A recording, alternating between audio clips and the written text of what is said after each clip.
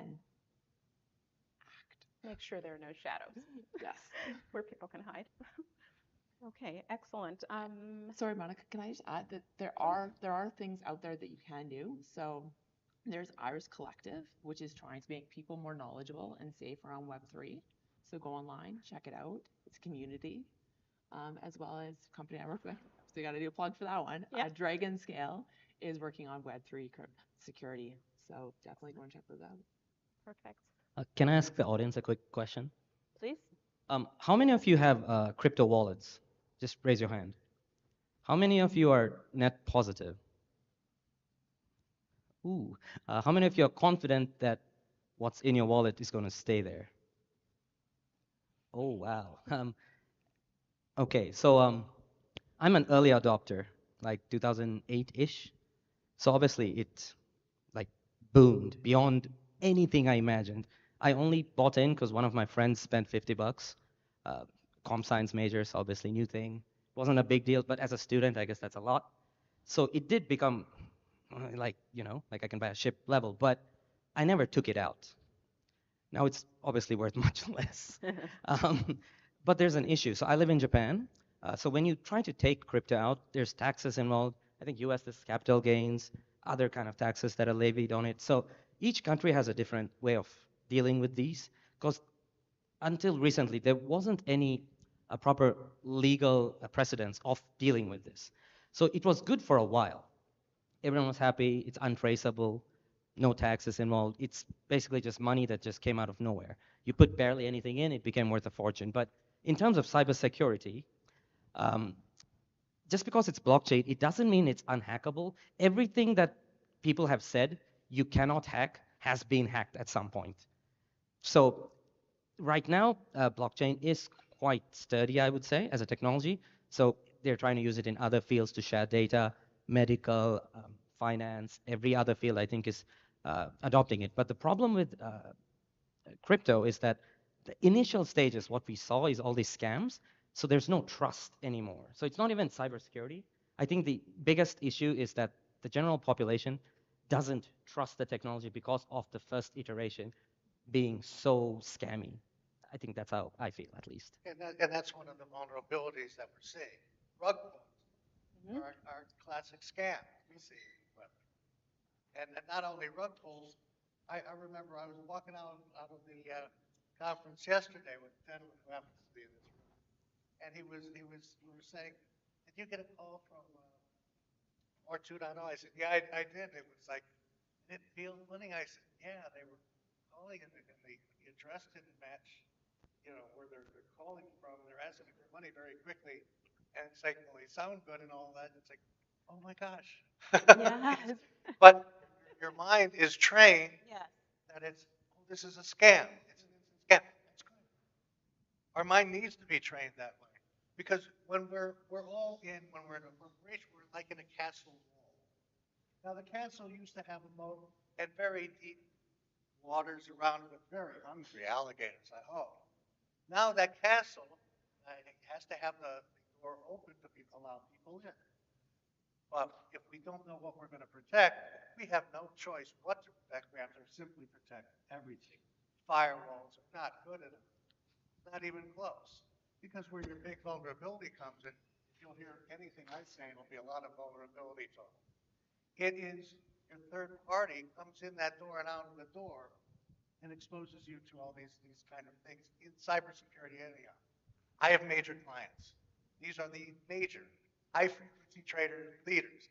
They deal with money, near money, and make up money all the time because they bundle things together, right? So what you have here is an instant target that's constantly changing, and you have to be able to protect that target. Is there any right way? No. Is there any way? No. We don't know enough about any of this, so that what we're tracing is depending on data that's out of date, periodicity is not there, and what you need to do is have something. I know we're going to go to talk about AI and algorithms and other again, human models. We're doing the best we can. What we need to do, what do we need to protect, plus everything else, because if we don't protect something, that becomes a target. then we move over to say, okay, how do we protect this reasonably? Fortunately, we can seize on a lot of AI tools. We can seize on a lot of models, and we can seize on a lot of things that we've done, even in the shadow banking, that, when there's money, there's motivation. When there's motivation, we get innovation. You don't want to block that, and there's that balance we talked about at the beginning, Mm-hmm. right? Absolutely. Those are excellent points. And I think also a really good segue to try and putting AI. We're all hearing about AI, this chat GBT that just exploded this past year. So as long as we're talking about financial technologies, regulatory risk and compliance, I'm going to toss this one to you, Prashant, because you have written books on the subject.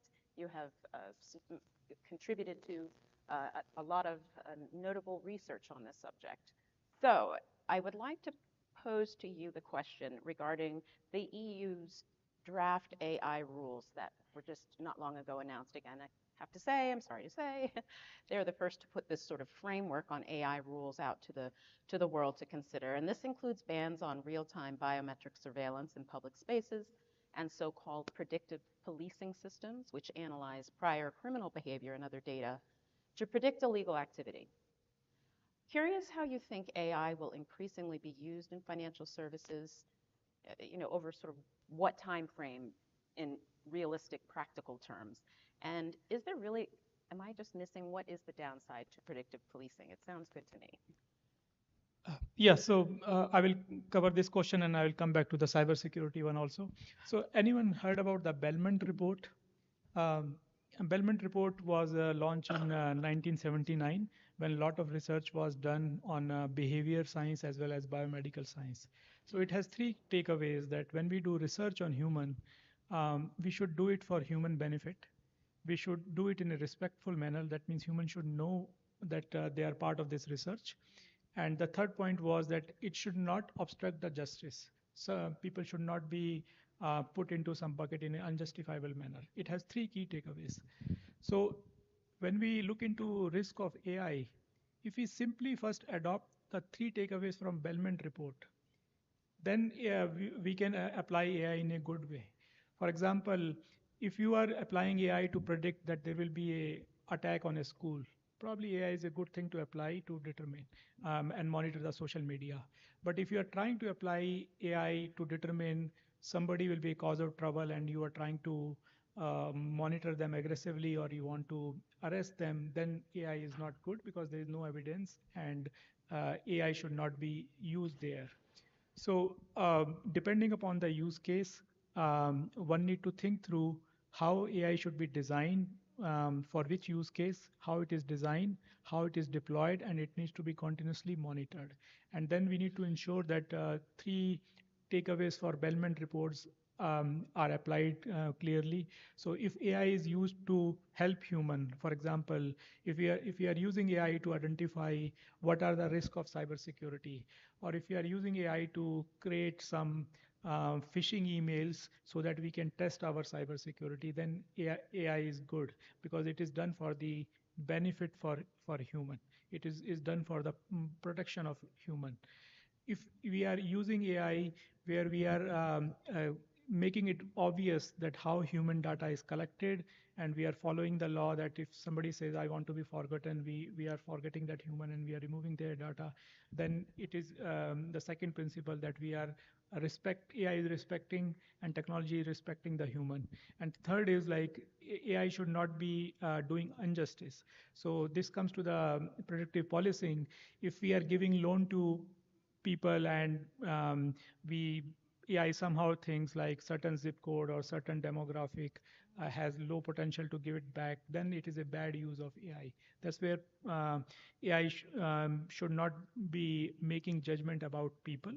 But at the same time, where we want to identify risk, where we want to identify like what kind of a personal product or investment can be made for people, that's where AI can be hugely successful. So we need to see the both side of the story. AI is powerful that human can't monitor so many variables together. AI can help us do that. So AI, it can help us handle the complexity. We should use it there. But because it handles the complexity, it can also, its decisions are based upon historical factors. So one should not be making decision um, which impact human life. So that's where the predictive policing should not happen. Is it almost wanting to avoid a sort of a profiling? Yeah. Is that Yeah, one should avoid profiling, and specifically in those scenarios where it impacts how people will pay the loan or who should be given the loan. So those are the areas one should avoid it, where it increase the um, discrepancies between how humans are treated. It should be avoided. understood? I love that nuance. Thank you so much. Well, we'll spend just a minute here on our second to last question to the panel on something important that's happening in the industry. One moment. Could I quickly play? I know that we're short on time, but kind of like a devil's advocate. Yep. So, how many of you have watched Minority Report? Oh, good, good, good. So, that's basically predictive. They would predict and arrest someone, right?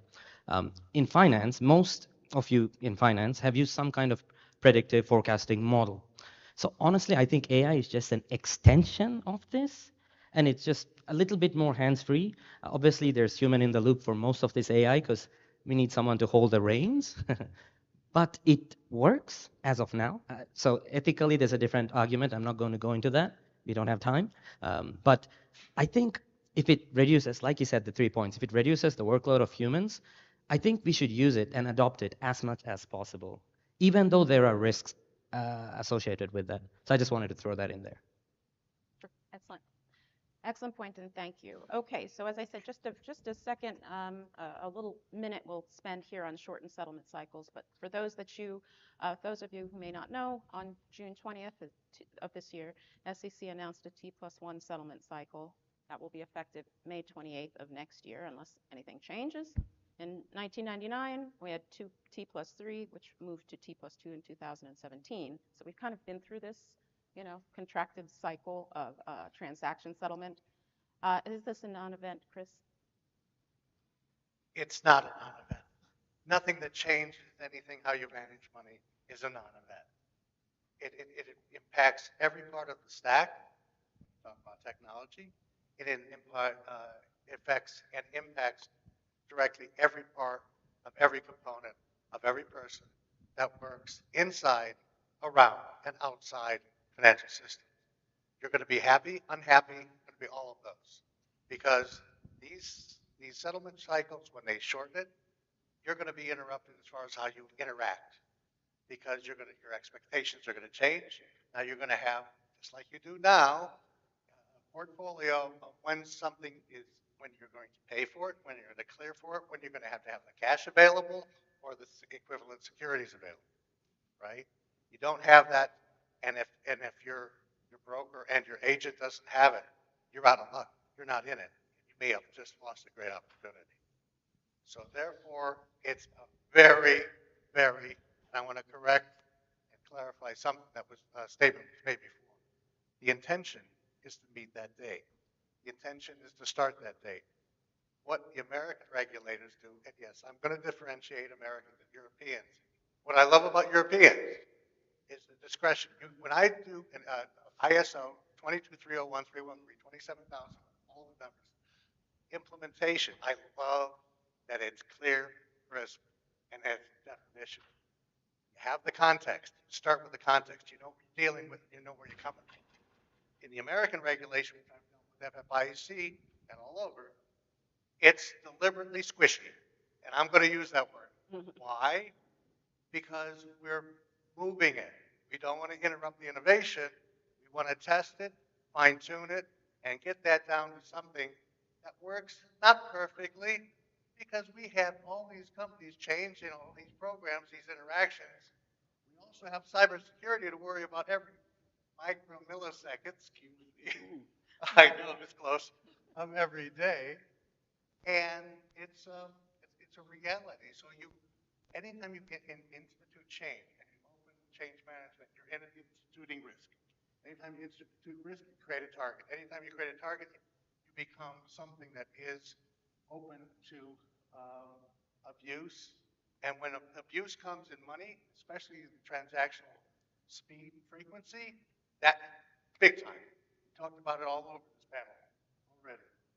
So when we talk about a non-event, no, no, no. We talk about trying to have things that are going to make our lives easily. Sorry, it's more complicated. AI is not going to solve anything because we can't test it yet. We need to create tools to test these things. That's why we need to be back to the humans. How do we think? How do we breathe? How do we want to interact? Is anyone asking these questions? I don't know about that. You need to get to the people and the processes. That happened before the technology. If you don't do that, you're not going to basically say, what do I want to really protect? Knowing that we have to protect everything else. Remember the fortress wall and the deep moat and the hungry sharks. And okay. But you need to correct to accomplish those things, to know where to start, because there's no good way to start. But you have to make sure that you're sustainable. Excellent. I was going to agree with that, the people aspect of it. And I think that when you look at a problem, it's more than one person's problem. It's more than a department. You know, you need to include everybody in that. How is it going to affect everyone? What role does each person play? And who is accountable? And their competency to Yeah, understand. definitely competency to understand. Hugely important. Excellent. Well, okay, so in the interest of staying on track, those were excellent observations, and thank you all. Last question here. Given these and other developments that we've talked about and the various tech trends we've touched on, compliance has gone from a nice to have to something that is just essential in business today. We all know that. But anyone, I guess we don't need to hear from all of us, but Prashant, maybe you want to offer what your view is on how companies can survive, even thrive, by leveraging some of the technology that we talked about today, and then we'll have closing comments. Yeah. So first of all, I agree that people and processes are very important. Technology is there to assist, and sometimes we build trust over a period of time. So I give this analogy like if you go on an airport, and if a dog sniffs that okay, whose bag should be checked, we do not question dog that okay, why did you pick my bag? But if the same camera or something, and people will question why my bag was picked for checking, etc. The reason being is that over a period of time, we have trusted that when dogs sniff, there is a reason, and then that bag should be checked. With AI also, as Chris mentioned, it's not fully tested.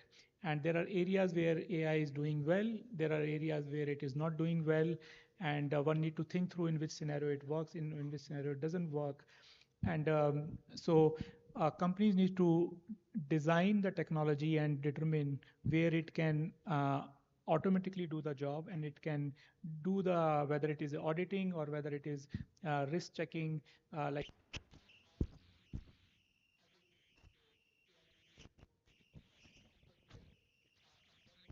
ensure that wherever it is deployed in a unbiased manner. And then after deployment also, we need to monitor it continuously, because at the end of the day, it is technology, people and processes need to be there around it to make effective use of it. Fantastic. Thank you. I was going to say, I think that's really good. And I think that the important thing is creating safe spaces in your workplace to test those things out. Yes. Because if people don't get to try it and test it in a safe environment where it's okay to fail, Yes. like you want to test it, you want them to fail, you want to know what those limitations are. I think it's hugely important. Yes. Yeah, absolutely. Like these things needs to be tested, and experimentation is key. And after experimentation, one can determine which set of condition lead to success, which set of condition doesn't lead to success. Right, and we don't want to test it merely to check the box, right? Yeah. We want to test to create a control. That's a control on all those people and all those machines that are doing all that learning and adjusting, so that we can say, is this real or is this not real? Right? Because otherwise we fall into not real that looks pretty real. Thank you, panelists. May I just say one more thing in closing? it isn't entirely off track, but it is important. I was very happy to see U.S. Treasury Secretary Janet Yellen's recent calls to resurrect the Marshall Plan to help countries in need transition out of poverty to clean energy. This could be the source of the next black swan. And it's understandable we've all been stressed given by all the geopolitical risks and tension. But please, let's not forget the incredible abundance we've managed to accumulate relative to others. And let's, keep an eye on this new potential Marshall Plan, where it leads. And I personally plan to support it. Oops, sorry about that. Thank you so much. We may have time for at least one more question. No time. Shoot. Well, please, you have our contact information, which we put on the slides. Feel free. We're all very, very approachable and impassioned about the topics we talked about today. Again, thank you.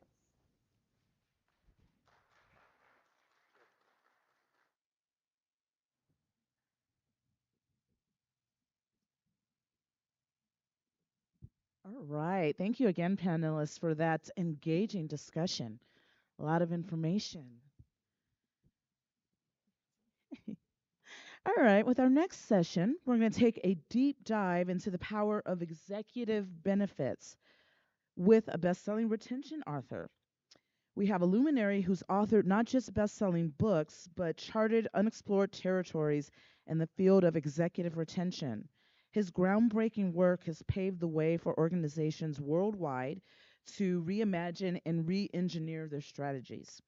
Without further ado, let's get ready to navigate the depths of this compelling subject with our distinguished keynote speaker, Mr. Bob Neonnaber, who is the CEO of Benefit RFP Inc. Welcome to the stage, Bob. Almost.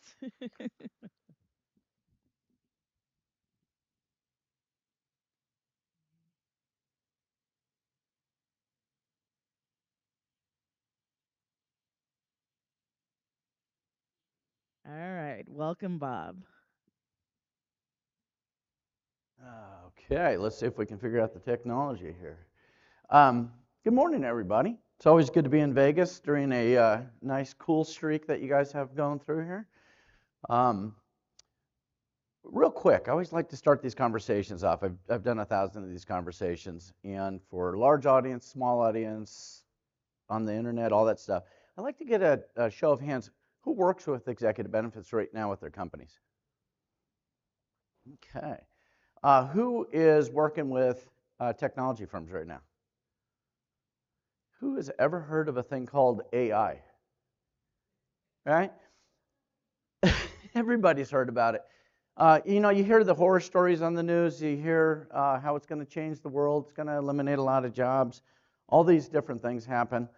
There's a lot of different types of AI. I'm going to talk about how AI works in the financial world.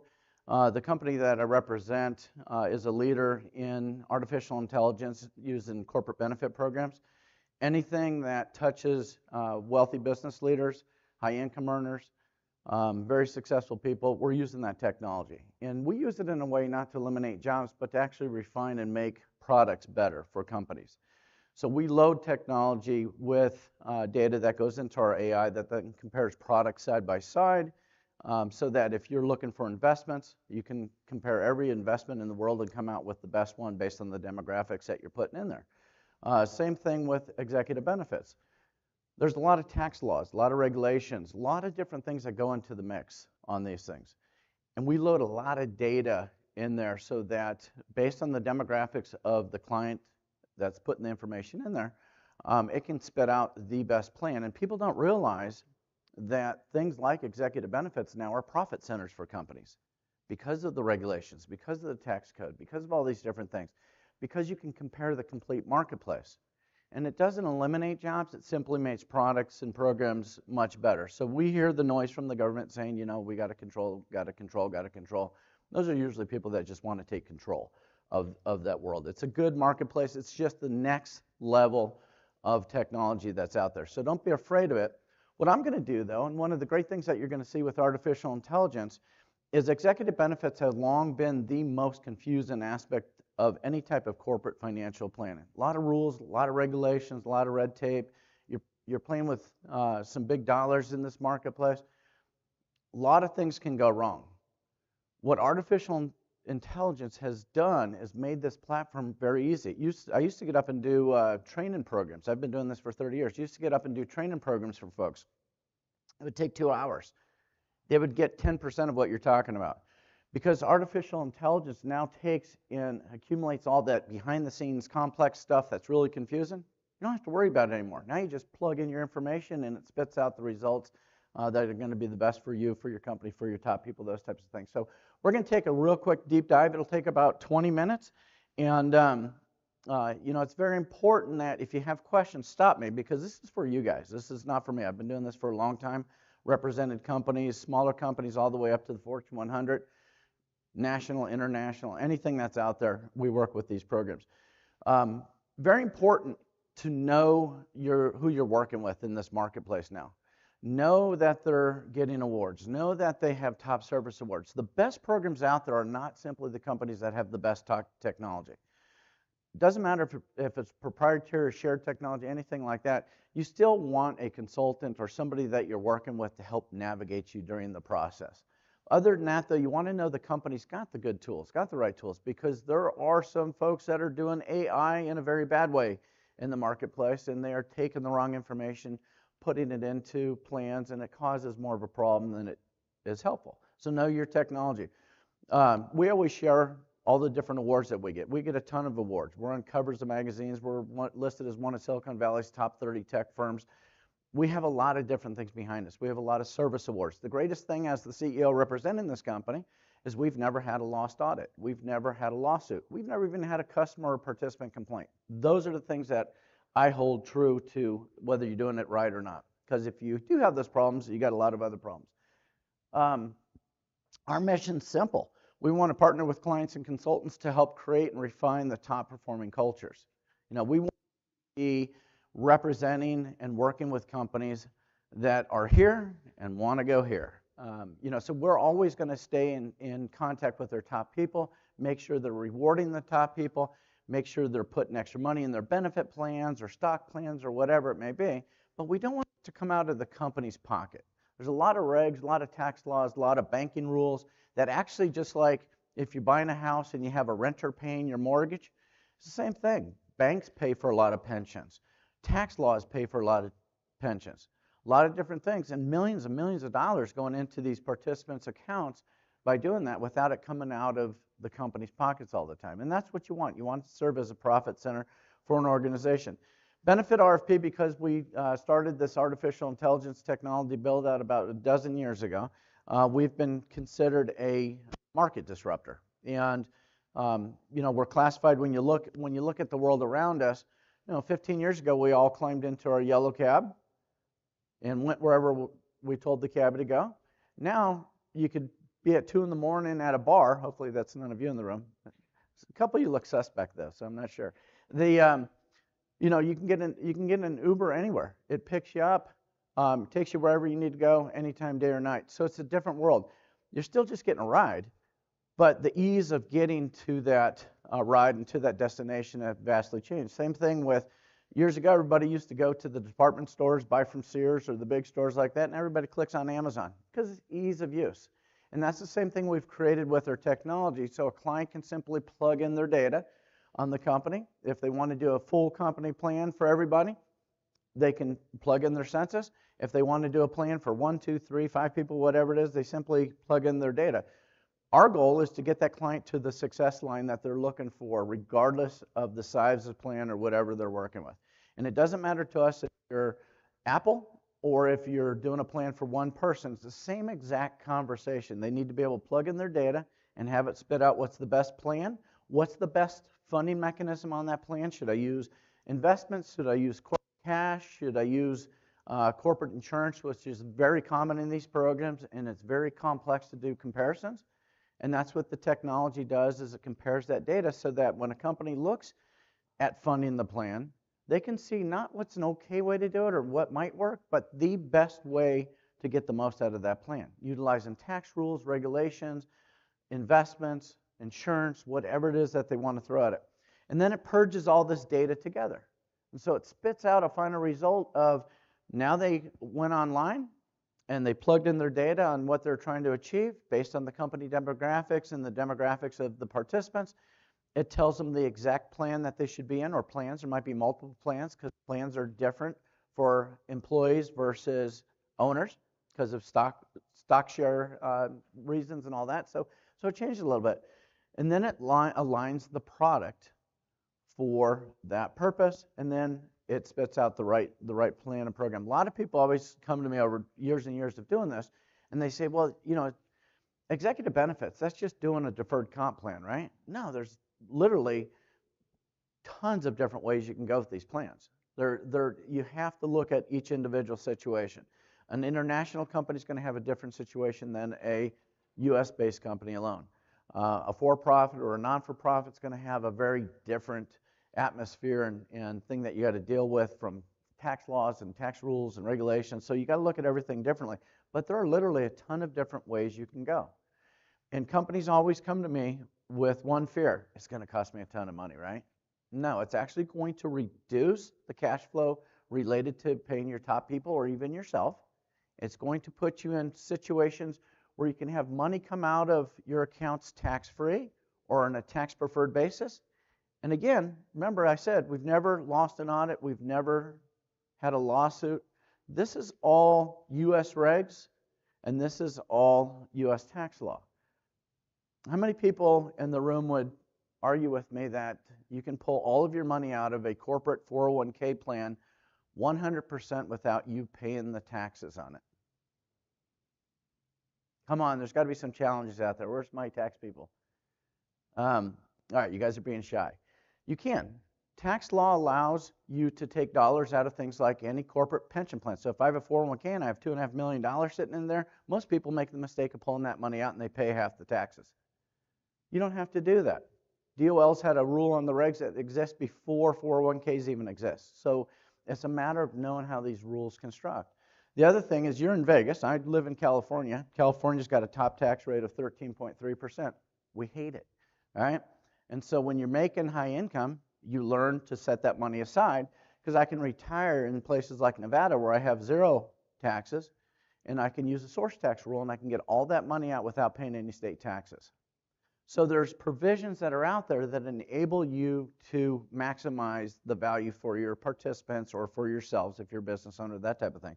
So we introduce people to a lot of these different regs. This is all part of what's inside of the technology, so that when people go to set aside money, they get the maximum results while it's growing. And then when they are getting ready to retire or make a significant financial distribution, they do the right things that enable them to transition those dollars so that they can get it out in a preferred way. Here's what drove this whole technology. Years ago, we were doing a presentation for the World at Work. World at Work is a HR organization. It's kind of the premier organization for larger companies, public companies, that type of thing. And we had 98% of the Fortune 1000 attended the call. They had an average of 3 people on the call. The IRS was on the call. 2 Fed offices were on the call. The NYSE and NASDAQ was on the call. My team was scared to death. They're like, we don't want to present this crap. And so we went through it, though.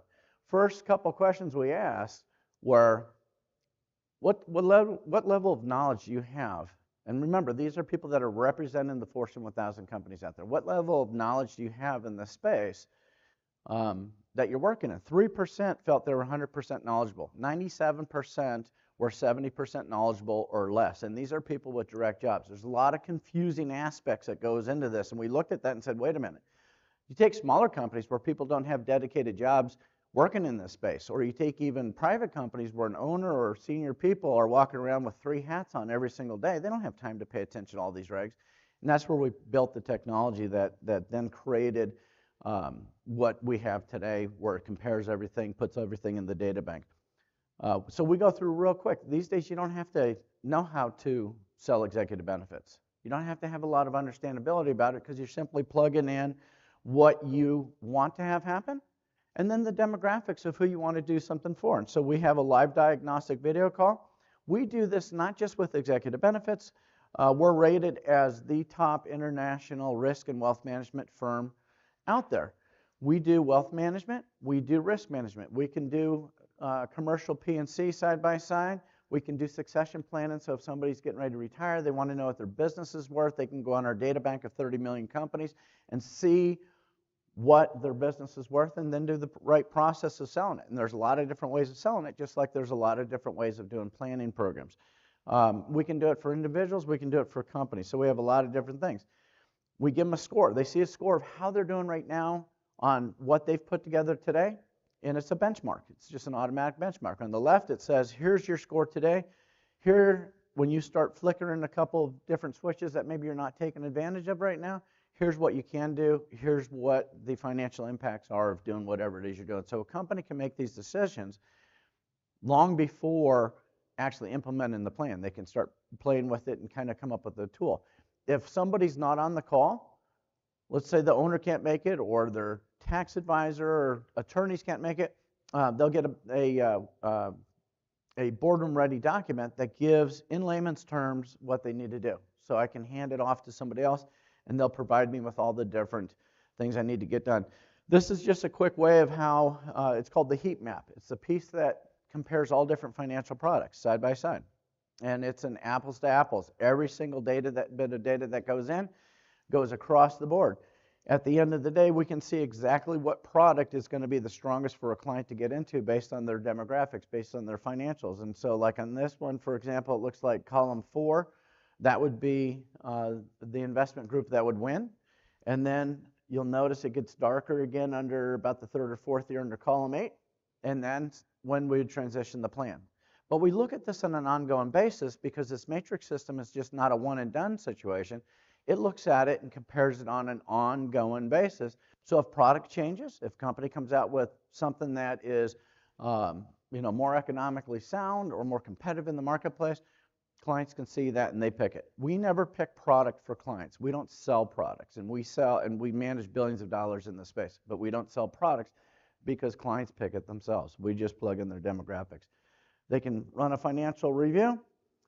Small plans. If your company has an executive benefit plan already, small plans, when we do an audit, generally finds $2 to $3 million bottom line as soon as we get done with it. It generally takes 24 hours to get the final results done from an audit.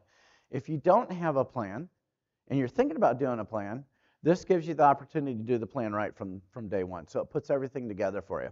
And you can run through. If it's a mid-sized company plan, it's generally $3 to $5 million that you find. This is simply by restructuring how the products are being used in the product. So it's not like you're selling something new. It's not you're not buying something new. And then what we do is, because this is confusing not only for companies, but all the participants. Think about the HR person that's in charge of putting together a corporate plan for their top senior executives, board members, all this kind of stuff, owner of the company. If they do something wrong, what happens to them? They cost somebody a lot of money, they get fired. Number one turnover in the executive staff is your HR team. So HR people look at this stuff and go, I don't want to touch this. This is the third rail. Don't want to mess with this. When you have the tools necessary, now they can be comfortable. They can share it with the team. They can say, this is what I'm bringing to the table. With that team, the team can then pick, this is how we want to fund it. This is what we want to do with it. So they are assisting the whole organization with the deal, getting the right financial results out. More importantly, though, is all the participants then have an automated piece. We call it a total reward system or a concierge system. They can go and they can plug in all the data and see what setting aside the money today is going to mean for them in the future, how to pull that money out in the best tax-preferred method or methodologies if they have a lot of different things going on.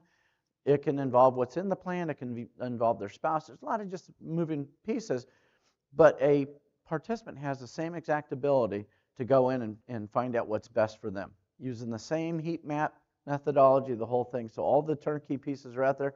I'm going to give you a quick example of what you normally see, and then I'm going to wrap this up. Tax facts. In America, you don't have to pay taxes yourself. Government doesn't care. Okay? And if you're in a high-tax state or a high-tax country, you're in one of the highest tax countries in the world. I, for whatever, I guess, unlucky card pulling, landed in the highest tax state in the highest tax country in the world. So, that doesn't make a lot of sense. So I utilize this stuff. But when you look at this, paying taxes is voluntary. it has to get paid. You don't have to pay it. You don't have to pay it. You can have a bank pay it. You can have your brother pay it. IRS doesn't care who's paying it. It just has to get paid. If I'm setting aside money in things like 401ks or deferred comp and um, and I'm doing it pre-tax, I'm okay. But if I'm trying to save money for the stock market or something like that, and I'm putting my own money in there, I have to take after-tax dollars and put it in. And if I'm in a 50% tax bracket between federal and state, I'm losing 50% before I even get that opportunity. Or I can go to a bank and I can borrow the same money, put into that plan, and pay 5%. Now I have a 45% arbitrage. This is what you do on these programs. And there's a lot of different moving parts and pieces when you're going through this. But you look at all these different things. And this is an actual case I'm going to take you through. An entrepreneur making $7.5 million a year. He's out in Sioux Falls. He pays $3 million in taxes each year. He's a younger guy, 43. He was going to lose $106 million by the time he was age 65. That's taking the amount of taxes every year. Because remember, when you lose taxes, it's not a one-time event. You no longer have the ability for the compound interest off those dollars. And so when you defer or when you recapture that $3 million, and now that money becomes working capital for you, now you're in good place. This person would have lost $106 million. That's based on him being able to set aside these dollars in a 4% investment return program. We put together a bank program for this individual. Individual put away $1 million into the plan for 5 years. So his investment into this plan was $5 million total. Bank contributed additional $17.9 million. That included everything they put in the plus interest. They paid into it for 10 years. Starting at age 58, because of tax laws in the U.S., the individual is able to pull out a fixed distribution of $1.79 million. Remember, he put in $5 million total. Pull out $1.79 million a year until age 90 is what was illustrated, because that's what his expected death age is. If he lives to 150, it'll still keep pumping that money out. Doesn't change anything, but we just want to monitor on what we think is going to be real. At age 91, he still has a $95 million cash value balance, $110 million tax-free death benefit. It's 30 times, not 30% return, 30 times what this individual put in. Remember, they were going to lose $106 million, so we recaptured more than the $106 million just by doing some simple programs. And these are all guaranteed programs when you're working with the banks on these, because banks have to follow under a reg called AG 49, which is a very, not to get into the details, very conservative look where the bank has to come out ahead. Well, the participants are on the same side as the bank in those cases. So again, AI is not your enemy. AI serves a great purpose in the financial world. AI takes real information, real data, real tax laws, real regs of all kinds, puts it all together. Takes the demographics that a company can throw into a plan and really blends everything out so that the clients know what they're getting, right? And they're recapturing dollars that would have been lost to taxes. If I'm a corporation and he's my senior executive and I give him $1 million in bonus, he's going to get $500,000. I'm not getting my money's worth. We recapture that $500,000, make that working capital. It's just a matter of working with this stuff. Our contact information is somewhere on here, I guess. There we go. Contact information is right there. If you need help with this stuff, if you want to go through everything we do from our audit stuff, all that is a free service to our clients. All concierge reporting, all that is a free service to every single client that we work with. And we just work with a ton of clients, and that's how we operate in this area. I'm getting the hook. Any questions or anything before I hop down?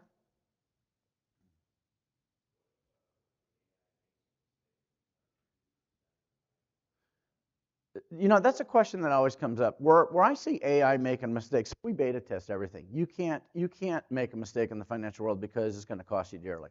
And you have insurance against big mistakes, that type of stuff. But when you control AI, I see AI making mistakes like in the marketing world, those type of areas.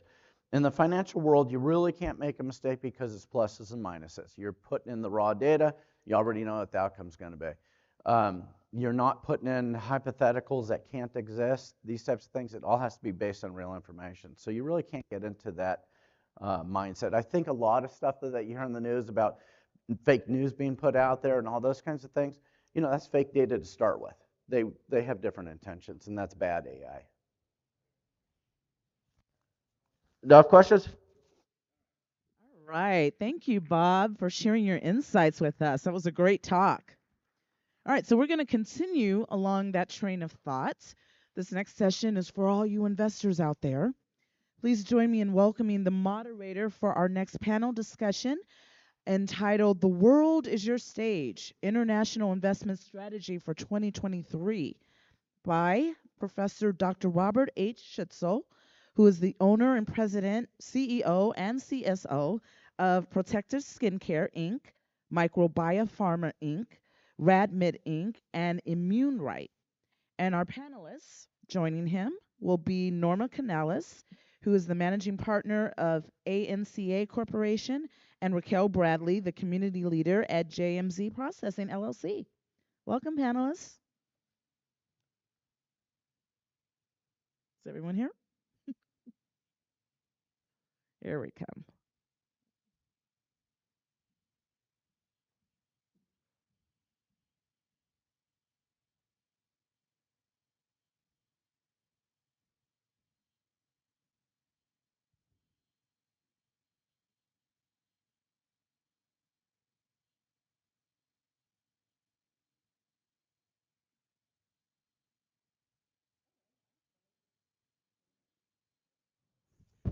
A loud mouth. Oh, there we go. Hi, everybody. I'm Raquel. I am the owner of JMZ Processing. It's a life restoration project for men where we provide resources for men nationwide. We do like mental health, substance abuse, a lot of stuff. Agricultural. We try to get men. We try to be the. How can I say this? We try to be the center of like how women have resources. We try to provide men with those same type of resources so that way they're not going from home to homeless or home to incarceration. Okay. Okay, my name is Robert Schistel. I'm Professor Emeritus of Pathology, Environmental Health Sciences, and Radiation Oncology at UCLA and at four huge public universities in China. I have 16 patents, and they're all in the space of health, beauty, and sanity. If anybody is interested in any particular disease, I have 2 to 3 ways to cure it. If anybody doesn't know what the disease is, it takes me 5 minutes to find out what it is. And I have something, so Protective Skincare Inc., for instance, makes everybody beautiful, and it cures all skin diseases up to 1.5 inches below the skin. Microbiome Pharma Inc. is a probiotic which is good for cancer, for cardiovascular disease, and for inflammation-caused diseases, and for diabetes, and it reduces your glycemic index, and for overweight people, it reduces your weight. And I have 3 pharmaceutical companies which take care of all the rest of the diseases. The reason why I'm here actually is because I'm getting 4 months ago, I received my Outstanding Leadership Award in Healthcare 2022. Yesterday, I received my Outstanding Visionary Award in Healthcare 2023, which is the next step. And later tonight in this panel, I'll receive my Outstanding Leadership Award in Money 2023, because nobody else in the entire world makes more money long term than my investors do. My investors make 100-fold return of investment after 10 years. And if anybody's interested what I do, I'm happy to send you information, business cards, information. Thank you. Well, I'm really happy to be here with you guys. Very nice to see you. So my name is Norma Canales. I'm a CEO and founder of Anca Corp. My background comes from finance. I used to work for Merrill Lynch, JP Morgan Chase, and Morgan Stanley a long time ago. But I'm originally from Mexico, so coming with a background in finance in New York, when I came back to my I found that there were a lot of opportunities there. But unfortunately, we didn't have access to the capital markets the same way that we do here in the US. So we started working together in an investment bank boutique in Mexico. We have been representing a lot of family offices in Latin America as well as in the US and Canada. We found several different opportunities in real estate, especially and particularly in different spaces in different countries. For instance, we have been working very hard and with a lot of projects in Belize, which has been really interested for U.S. Investors as well as Canada and Europe. And those type of investments that we do and we lead are with regards to real estate and hotels. And we are also working in Mexico really hard due to the nearshoring happening lately after COVID. And a lot of companies from all around the world are coming to Mexico to establish their operations, and we're seeing vacancy rates of 1% or 0% in industrial real estate. So we are also working in an investment fund that we put together to be able to help in that industry, especially in the industrial in Mexico. So we have been working together in different sectors within real estate in Latin America, and we're really excited to be working together with our investors, family offices, as well as other private equity funds. So that's basically what we're doing. We work internationally. Majority of our investors come from the U.S., and we found a way that we can work together with them within a U.S. platform to have a compliance in terms of their investments, and so that they feel also safe when they're doing business with us, because we want to be regulated in the US even though we have our assets in Latin America. Well, I'll speak more about what I do. When it comes down to, I don't really have that many like investors and what it is that I do, but I am looking for investors because I'm just, I've had it in my life, a lot of struggles growing up, and a lot of the things that I was able to overcome was through the resources. And I always try to look at the bigger picture. If I was able to get back on my feet, even be on this stage right now from what I went through, there's a lot of men out there that they're going through the same thing, but they don't have those same resources. I reside in Florida, and I travel around Florida all the time to provide food for the less fortunate. And I like what I do, but I don't at the same time because I feel like I'm allowing them to be comfortable where they're at. So I opened up my JMZ Life Restoration Project for men so that way we can get those men off of the streets and back into society. I came up with this project that I'm so proud of. That's why I'm smiling.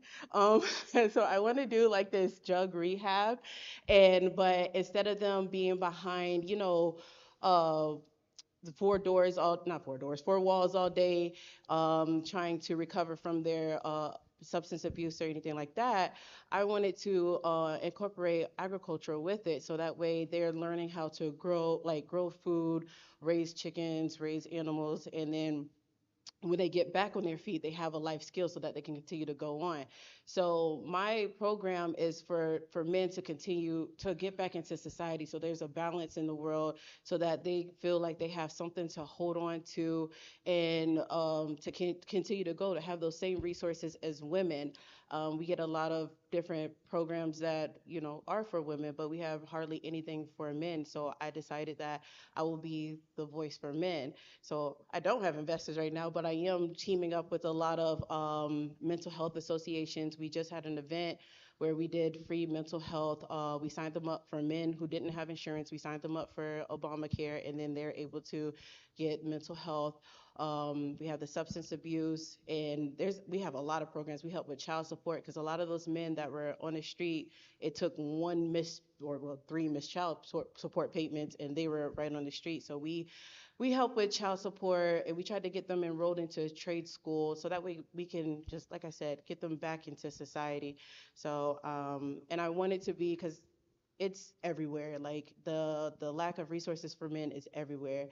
So hopefully I can make it nationally and internationally because that'll be awesome.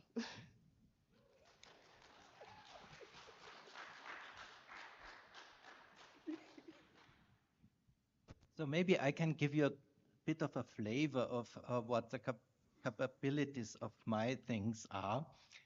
Just my 16th patent is about mental health.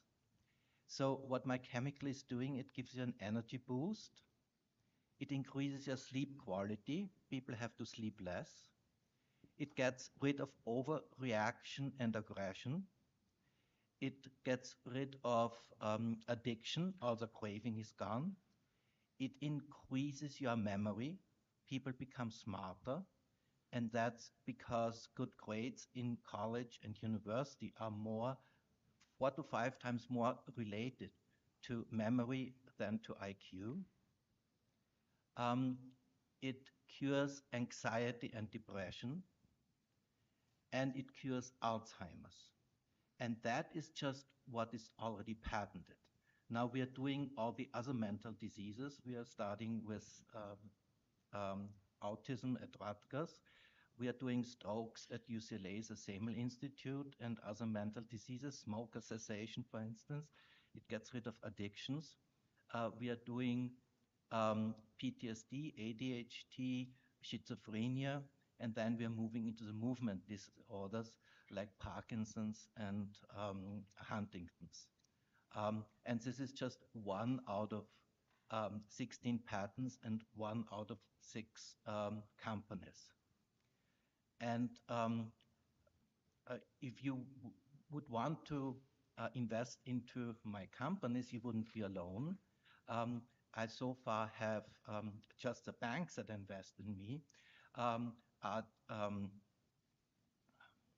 Donald Capital, US Capital Global, Pri Equity, Morgan Stanley, JP Morgan Chase, and Merrill Lynch. So you wouldn't be lonely and by yourself as an investor. And I have tons of other things. And if you want to know about other things, I can tell you all about it. I can basically cure most of the diseases which have been uncurable in the past. Okay, that includes diabetes, it includes COVID, it includes it. The chemical actually supports your immune system, and thereby it gets rid of all the problems with the immune system, which is allergies. So far I cured gluten allergy, garlic allergy, and coffee allergy. It gets rid of infections like COVID. And my cats actually got rid of a tapeworm. It does tons of other things. It makes your hair grow. I can cure alopecia and baldness. All of this on top of my head is new hair. I was bald for 30 years and now hair is growing. It makes you see better. I had eyeglasses for 55 years in my life. And 4 weeks after I started my own therapy, I couldn't see with my glasses anymore. So I went to my eye doctor and he unprescribed my eyeglasses. I can see now better than anybody my age. So it got rid of 2 diopters and 1 astigmatism within 4 weeks. And if it does that within 4 weeks, I can probably even make almost blind people see within a year. My brother has 6 diopters and he can also see better now. And he does tons of other things. So if there's, yeah, maybe we can, somebody else can talk because I can talk for 10 hours if you It's guys okay. want. I just want to add something to what you guys had mentioned before, and it is definitely about ESG. We always try to, with any project that we work on, we must have an impact, right?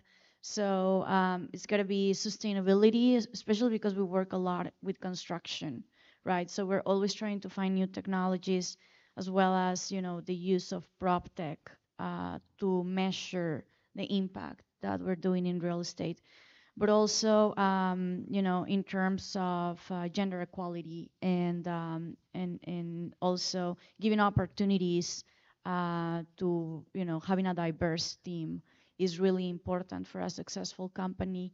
We work we work in the U.S. We also work in different countries like Mexico, Guatemala, Belize, El Salvador, Honduras, and every country has not only their own law but also their own culture. So we're able to adapt and understand what's needed to be done to give an impact. Even if it's only working on real estate projects, we're always trying to do it. We work together, for instance, in Guatemala. Now that you were mentioning about all the impact you're doing, and that's great. And with helping the indigenous communities, and that all the migration that is happening to the U.S. and trying to prevent that by helping people and providing them with a job, as well as to teaching them how to build sustainable housing, affordable living, and things like that have been really important to us. And all of the directors in our company are women, so we're really excited to work together from a diverse background, but also representing investors, that they understand that it's not only about the numbers, it's basically about the impact they're giving to the world. And in international framework, I think that it's really important to also adapt to the different countries where we're working, but also giving that certainty and safety with regards to their investments in different parts of the world. So, and also as you were also mentioning about mental health, I believe that's one of the most important things that we need to have in any type of business, because that's basic, right? If you don't have that in your community or in your company, then you have nothing. So that's probably number one. Health is number one thing that we have to care about, and we have to care about people that work with us, people that work to have a better quality of life with their families, and we need to take care of them. All of the employees that work with us, that's number one priority. That they know that they're working and they're growing their career, and we always try to empower them with all the tools that we can have, and have them being exposed to different cultures around the countries that we work on, so that they also grow together with the company. So And I want you to get your applause, girl. I do want to touch base on that as well, because one thing I noticed, being somebody that does go out into society and speak with a lot of people that are in low poverty, a lot of investors, a lot of big upper management CEOs, they tend to, and no disrespect to anybody, but they tend to overlook some aspects.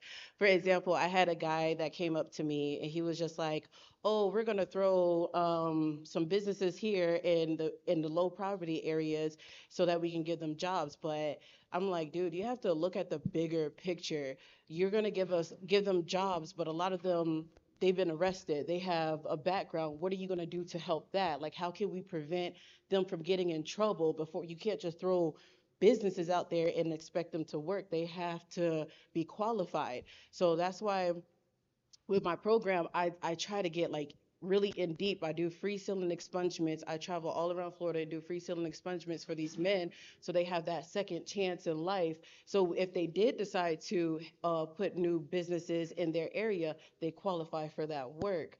So I feel like a lot of people like that are at the top, they may have to, speak to some of the people at the bottom a little bit to get a better understanding as to what is really going on. Because once you get to the top, you tend to forget what happened at the bottom, and you don't want to forget the people that are at the bottom. So that's why I don't care how big I get, which I hope I get big, by the way, y'all. But I don't care how big I get. Y'all will always see me at the bottom helping other people get back up. And I feel like a lot of people tend to forget that. And I know that's where I started. Like I may be up here with all the energy, but I've had it bad. I was homeless at one point. I was in a relationship that it was really abusive. I ended up losing my kids. My son was 5 months, and they took my children from me for 8 months. They said that I wasn't, if I couldn't protect myself, I couldn't protect my kids. And so I went through a lot. I was sleeping in my car. I was breaking into vacant houses to go to sleep. So I know what it is to be at the bottom. So that's why I'm gonna cry. Oh Lord, I'm sorry, y'all. I know what it is to be at the bottom, and like a lot of people tend to forget that once they get to the top. So that's why, like, when people speak on my business, they're like, "How did you come from that?" Because I don't want to forget where I came from. And like I said, I had the resources to get to be on this stage today, and I thank God for that. I had the resources to. Oh gosh, I'm gonna cry. I had the resources to be here, but there are men who don't have that. Like there are men who are victim of domestic violence. There are men who are like who can't see their kids, who have to put up a huge fight to see their kids, and they have nothing. They just give up because they don't have anybody to go to. So it's just like I feel like when it comes down to that, it has to be equal. Like the women should have the same thing as the men. It has to be equal. And I'm fighting for that, by the way, just so y'all know. I am gonna fight for that. And but that's why, like what you were saying, like just sometimes they just have to look at the bigger picture. They have to bring in everybody. The people at the bottom, I don't care if they're a janitor. There's janitors that can see that CEOs don't see. Everybody has to be included with whatever project it is, because there's going to be that one little thing you miss. For example, like I said, those people, they were talking to me about putting buildings. Everybody was at the top. Everybody had the same mindset, and it took me, somebody that was at the bottom, to make them realize, like, hey, you can't just throw more businesses in low poverty. Like everybody targets low poverty because there's low poverty, but at the end of the day, you have to help them. You have to help them help you to grow. And a lot of people seem to overlook that, but I'm trying to not do that with what I do. Thank you.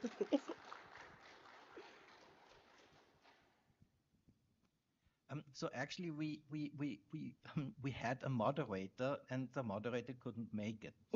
So this is actually not really planned what we are doing. No, it, not at it all. was planned, but the plan didn't make it. So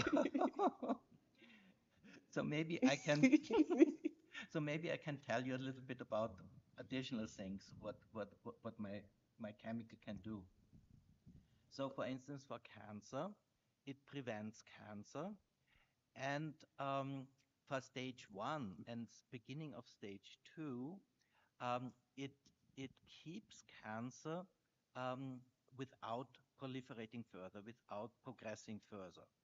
And then it supports your immune system, and at some point the immune system gets rid of the cancer. And then for stage three and four, I can get rid of the side effects of chemotherapy and radiation therapy. And finally, the cancer is smaller than expected because it doesn't progress anymore. And the second chemo, whatever it is, it's not a big deal. Uh, in addition, then it it treats a liver disease and anything. For diabetes, for instance, it gets rid of all um, the effects or the phenotypes of the disease. Um, and it also gets rid of peripheral arterial disease, which is some diabetic patients and some smokers actually have a circulation problems in their feet. So finally, they have to amputate their feet. So my chemical cures peripheral arterial disease, so nobody has to amputate their feet anymore. I have something for, yeah, for anything. But okay, what my chemical is doing, it induces in our body 244 different proteins. These are lots of anti-inflammatory proteins and DNA repair proteins, but also 9 neuroprotective proteins. So it's the first time that a chemical induces protection of your brain cells, of your neurons, and thereby it has all those psychological and psychiatric effects. And at the same time, it actually cures your body and your mind. And thereby, it has really fast effects on both, on diseases, on bodily diseases, as well as mental diseases. So what it does, it seems to quiet down your autonomic nervous system. And the autonomic nervous system is the flight and fight response, which basically stresses us out. Um, and we don't need that anymore because the saber-toothed tiger is not running after us anymore. But it generates all those stress-related diseases. And this is basically what I can cure. And if you look up this autonomic nervous system, it's involved in all the things I can address. It's involved in hair growth, it's involved in vision, it's involved in wound healing, it's involved in cancer, it's involved in digestive things. I can cure the most serious digestive disease, which is ulcerative colitis, where you have in your feces you have blood and feet um, and you pass out with cramps and pain, and you have to wear diapers, and that's cured after 2 weeks. It cures. Um, so the autonomic nervous system is also involved in in mental problems, in depression. So all the things I can actually cure, the autonomic nervous system is involved in. And as I said, it cures both the mind and the body at the same time. And at some point, we should probably start the question session because you guys might have some questions. Yes?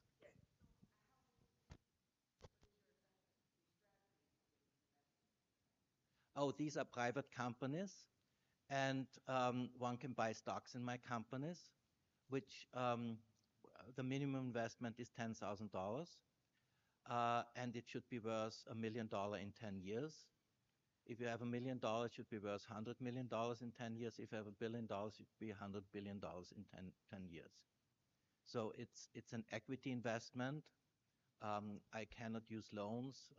It's an equity investment, and which should be worth a ton of money. And you would investing into my companies, you would contribute to all creatures in the world being healthy, beautiful, and sane.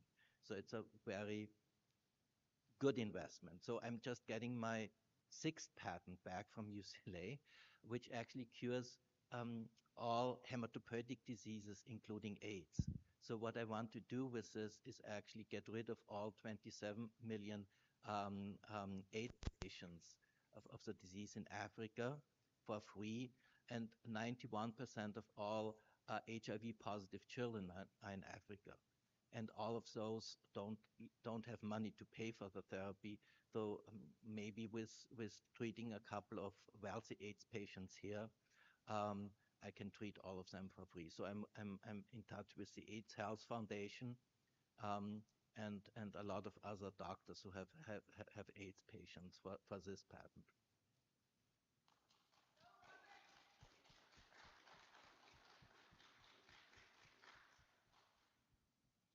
I think that also when you start working in the investment industry and try to, give certainty to investors, especially around not only in the U.S. but going outside their zip code, into different countries, it's really important that they see, what has been happening in other international companies coming into those countries, especially in different sectors. What we see, for instance, in Mexico, especially in the industrial real estate world, is that we have the top automotive industries and in any other type of manufacturing processes in Mexico growing really, really fast.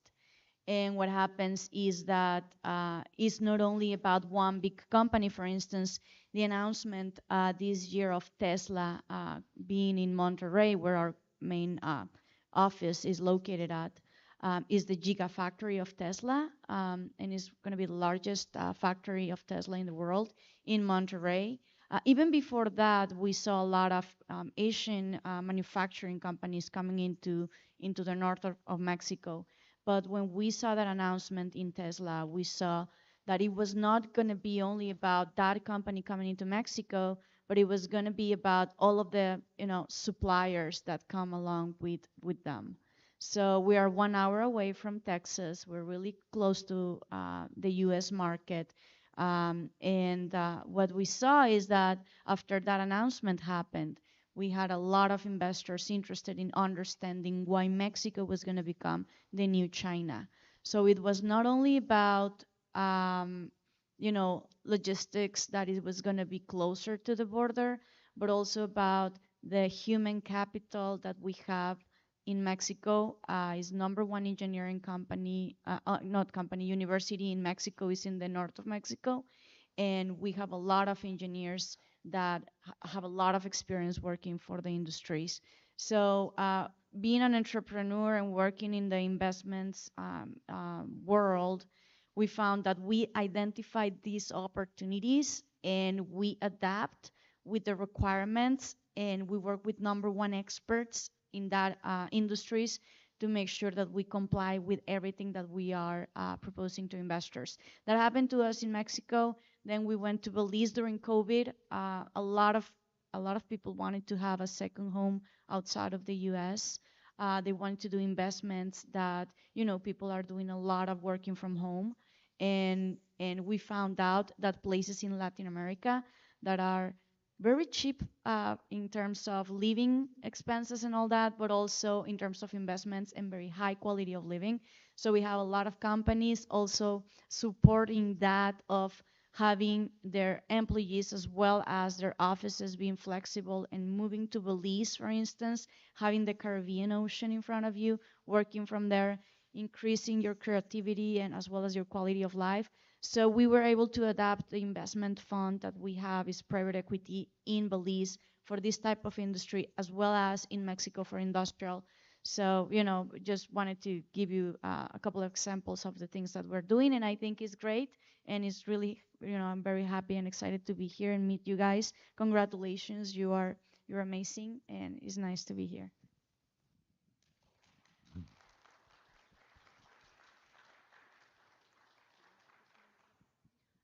Do you guys have questions? We have 5 minutes. Otherwise, we keep talking.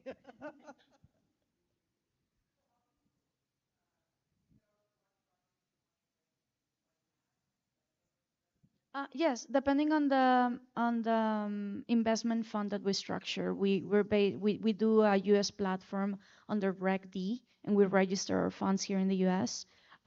We basically what we do is we have SPVs in Mexico, and one is only focused for industrial development. So that's one of the ones that we have. Another one is residential, because with industrial we have a lot of growth, right? So we partnered up we did a joint venture with the number one residential construction company in Mexico. And what we do is we buy land, we get all the permits and licenses, and that fund only holds the land. And what we do then is we flip the land and we sell it to this construction company after we got everything, all the permits, licenses, and utilities and everything ready and set. So that's for one of the funds. The other one is just an industrial, and what we do is we work with automotive suppliers and logistics so that we identified areas, we acquire the land, we get everything for permits and licenses, And we do buildings, industrial buildings. Depending on the type of client that we acquire, we get a long-term lease, more than 30 years in US dollars. So we don't have to worry about currency exchanges and anything like that. That's the second one we do. And the one in Belize is more for like leisure as well as hotels and everything like that. But we're seeing a lot of growth. Why? Because, for instance, in that country, they are based in, UK law. English is their number one language and is very clean and easy to understand their legal structure. Everything we do, we put in the SPVs into the investment funds in the US, and then we work regulated here, just to give a certainty to investors. Yes, depending on the fund. For instance, the residential opportunity fund that we have is a 2-year hold, and industrial, we do a close-end fund with a termination date of 7 years, and we provide rental income into that fund. The Belize fund is more like for hotels, so that's also a long term, with higher IRRs than what we get here in the US or in cap rates. For additional private investors, we are also working on a private placement, but we are also working on a private placement, which is a bit more regulated, but we actually don't need that for private investments. This is just for there's several funds in Florida and Texas which prefer a private placement, but we actually don't really need that for private investments. Is there any other question? Does anybody has any health question?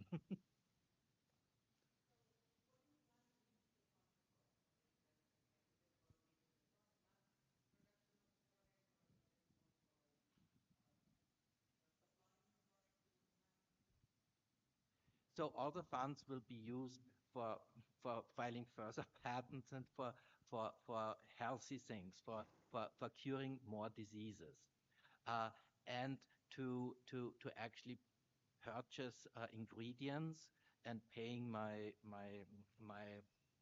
employees and everything. For instance, my cosmetic cream and my probiotic are both in Walmart Marketplace. They are in tons of different companies, but also in Walmart Marketplace, and they have 220 million views per week.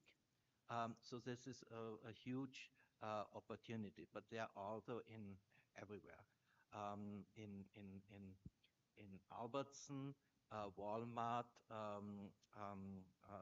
Kehe, Yunfei, Wakefern, Kroger's, in the California Trade Alliance, which has 1,000 different um, um, buyers of cosmetics.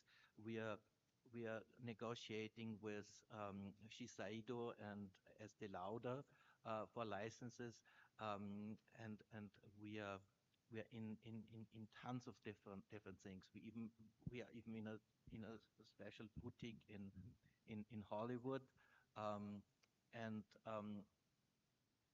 we have we have online sales. You can buy it from the internet, my cosmetic, and um, we are also in other different shops. Um, any other questions? Yes.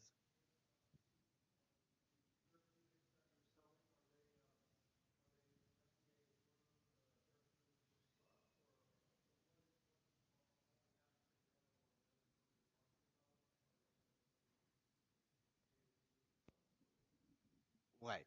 So none of them are yet FDA approved.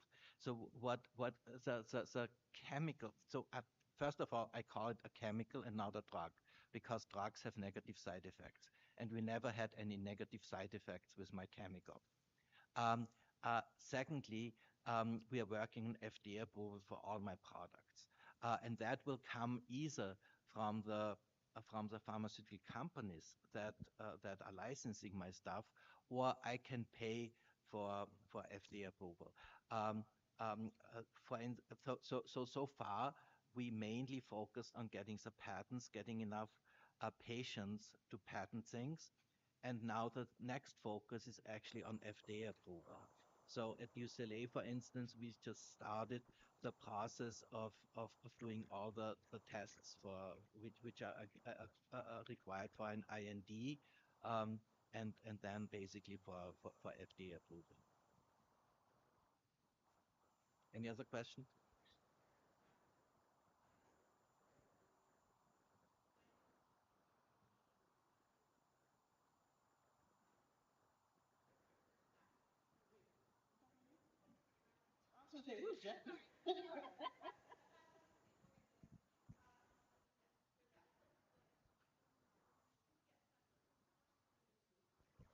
Oh man, I have a list of men that actually need help. So I'm gonna actually start helping them. But I honestly want to build a team because I want this to be something that's going to continue to grow. My 5-year plan. Because you know how our malls are like. Well, I don't know about over here, but in Florida, our malls are like they're dead.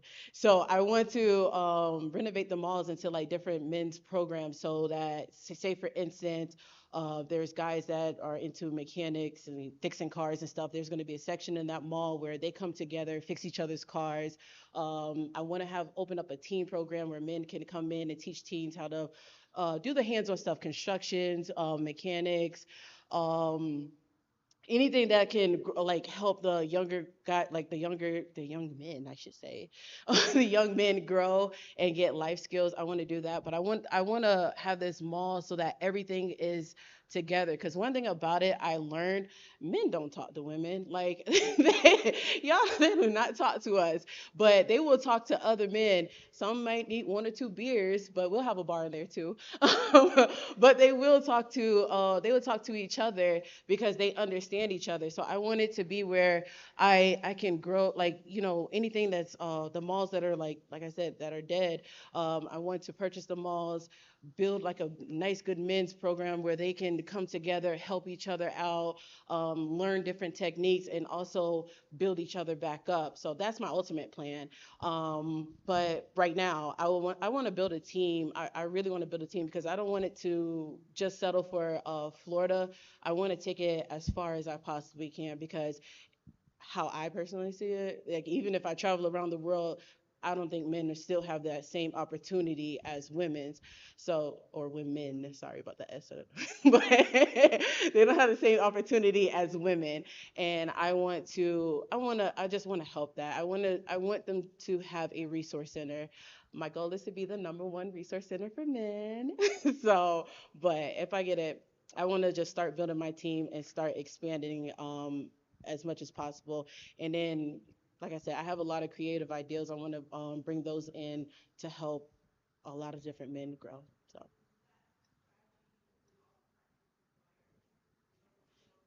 Yes, so I do. I've already partnered with a couple of companies. I have a few mental health companies. Like I said, I am new to this, so I have to get the whole money thing right. But I want to work with somebody. I would love to. Like I said, that's where the whole team thing comes in, where I can work with other people that could help me build this whole thing up, like build this whole dream, make it come true for me. And I want to work with them. I don't want to be like, oh, you do this, you do. That's not what I want. I want everybody's opinion so that we can grow and help our men around the world. That's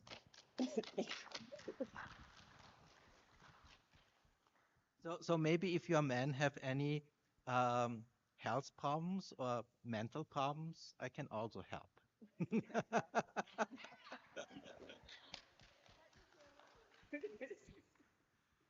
Sure. And I think we have, I think we're yeah. so one more minute. Any other question?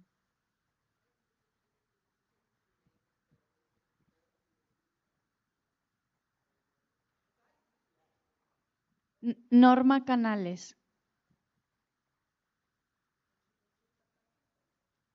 Robert Herman Schistel, Professor Emeritus of Pathology, Environmental Health Sciences, and Radiation Oncology at UCLA. Robert Schistel. And my name is Raquel Bradley, the owner of JMZ Life Restoration Project for Men. And according to her, Jacqueline. That's my new nickname. Thank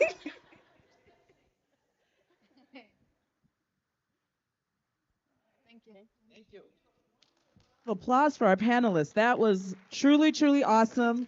I learned a lot. You all are experts in your field. Thank you for sharing your knowledge with us. That was a great talk, right, guys? Enjoyed that very, very much. Okay, so we're going to change veins a little bit, and we have another panel discussion. We're going to be talking about the youth. As we all know, our young generation holds the future of our society in their hands, which is a scary thought to me, but it's our responsibility to provide them with the guidance and resources needed to succeed in the legal field. So without wasting another second, let's welcome our moderator, Miss Lisa Anna Palmer, who is the founder and CEO of Light Your Leadership, Inc., along with our esteemed panelists, Dr. Joseph J. Lestrange, PhD and senior consultant of HSI Division. He's the chief, retired, and at Cardinal Point Strategies. Also, Mr. Philip Grant, Chief Legal Counsel at NYS Supreme Court, and Rhett T. Francisco Esquire, who's the lead trial attorney and litigator at Workplace Investigation Specialty, an employee justice legal group. They will speak on the subject, Nurturing the Leaders of Tomorrow in the Corridors of Law. And panelists, if you could please leave your cell phones away from the mic so we don't get any interference. Under the chair might be great. Thank you. Hello?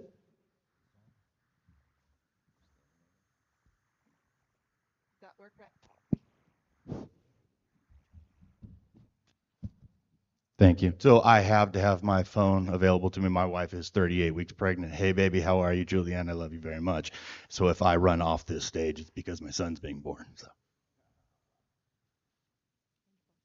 Well, welcome everyone. It's such an honor to be here today on this important topic. Imagine that we could have workplaces that nurture people in the legal field so that they can give their very best. They do such important work in our society. They fight for our rights, make sure everything's looked after so that we can have our freedoms. And they struggle a lot. It's a tough, tough profession. So I work in leadership development and HR, and for over 30 years now, and I've had opportunities to have many, many clients who worked in the legal profession. And it's an honor for me to be here today to moderate this panel with these fine gentlemen.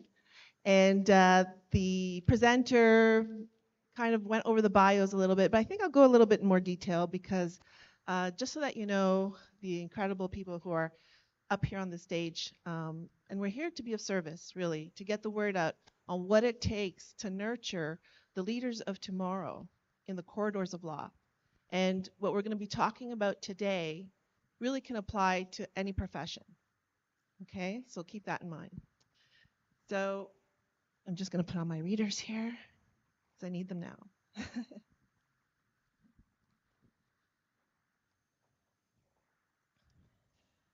So first up, we have Rhett Francisco. Attorney Rhett Francisco is an expert who focuses on employment practices and business operations. So important today. There's so many people suffering in workplaces that we need people to represent us.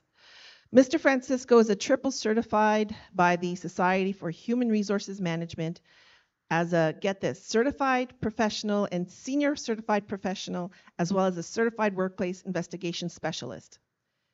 The American Institute of Legal Counsel has recognized Mr. Francisco as one of California's 10 best employment and labor law attorneys, and Thomson Reuters has honored Mr. Francisco in its Super Lawyers publications each year from 2012 through 2023. Help me welcome Mr. Francisco.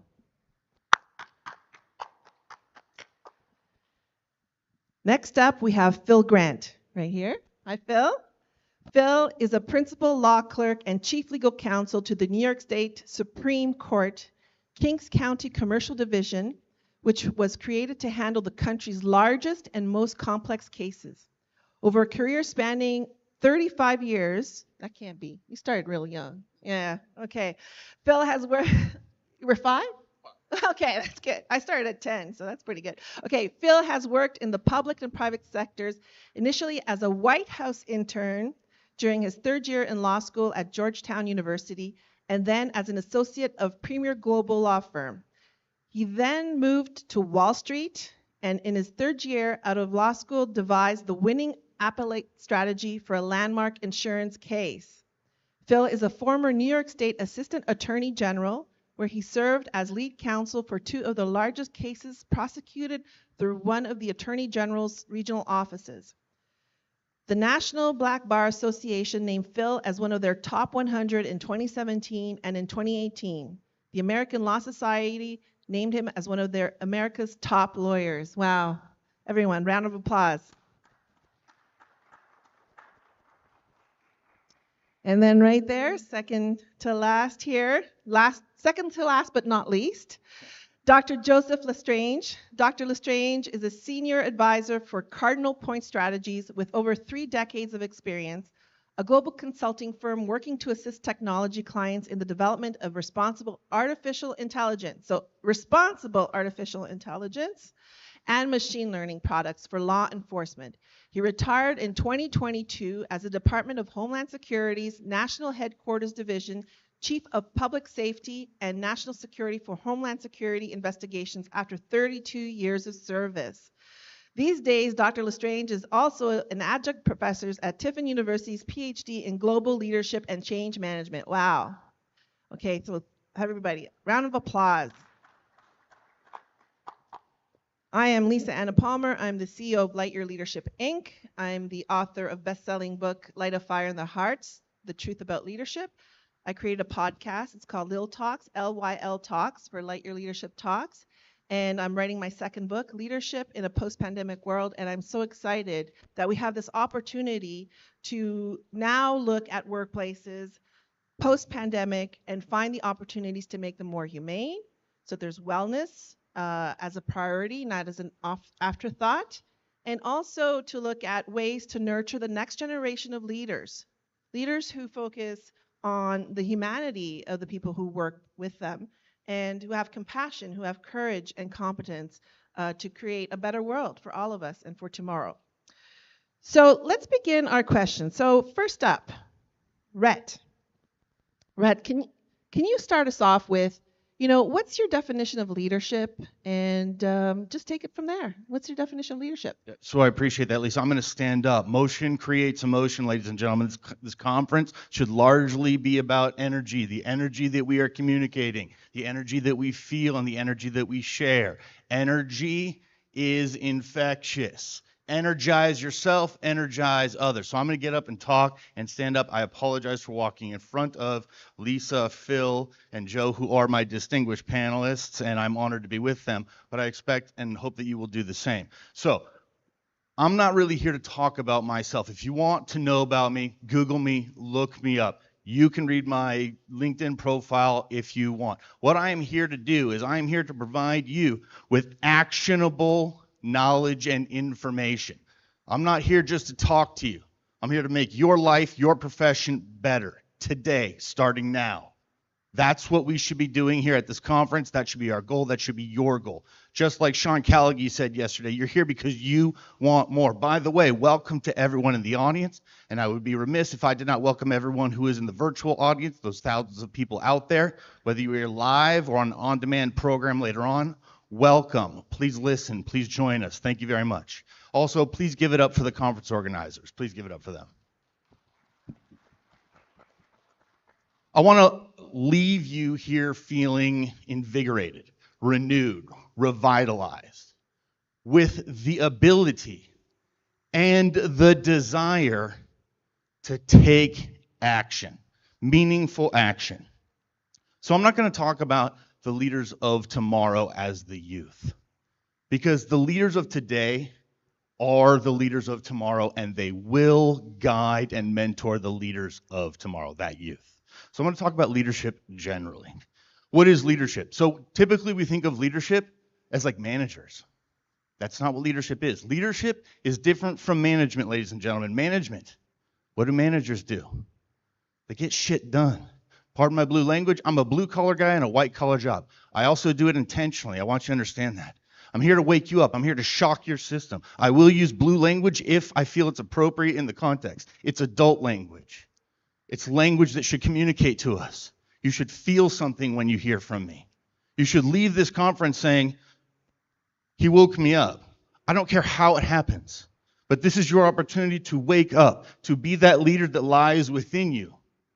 Because you all have it in you. That's why you are here. That's why you are listening, whether you're at home or otherwise. So, a manager's role is different from a leader. A leader's role is primarily as a visionary and an inspiration point, right? Vision and inspiration. And so, more simply, we're looking at what I like to call a chief inspiration officer. So we hear about C-suite, CEOs, COOs, CFOs. Be the CIO. Be your chief inspiration officer. Inspire yourself, inspire those around you, whether it's your family, your friends, your colleagues, your coworkers, or otherwise. Be the inspiration that you want others to be around you. So how do we do that? How do we become the CIO of our lives? Well, it's this broad thing that is kind of the buzzword today in the industry. It's emotional intelligence. You heard Lisa talk a little bit about wellness. That's part of it. Well, it's really about awareness of others, coworkers, friends, family. It's about thoughts, awareness of their thoughts, their feelings, and their beliefs, and having them be heard. So you heard Sean Callaghy say this yesterday in his keynote speech. If you were listening, you can replay it back if you're listening remotely. But what he talked about, and Paul Crisciolo, who's of the same firm, Callaghy Law, he mentioned this on at least one or two of the panels that he was on. They obviously think that Oprah's statement about listening to people is a big deal because they repeated what Oprah said, and they said the reason she was so successful and the reason she held that mic for so long is because she said, I hear you, I see you, and what you have to say is important. But what they left off, what Callaghy and Crisciolo left off, was the last part of what she said. And what she said is, because you matter, you matter, you matter, you matter, you all matter.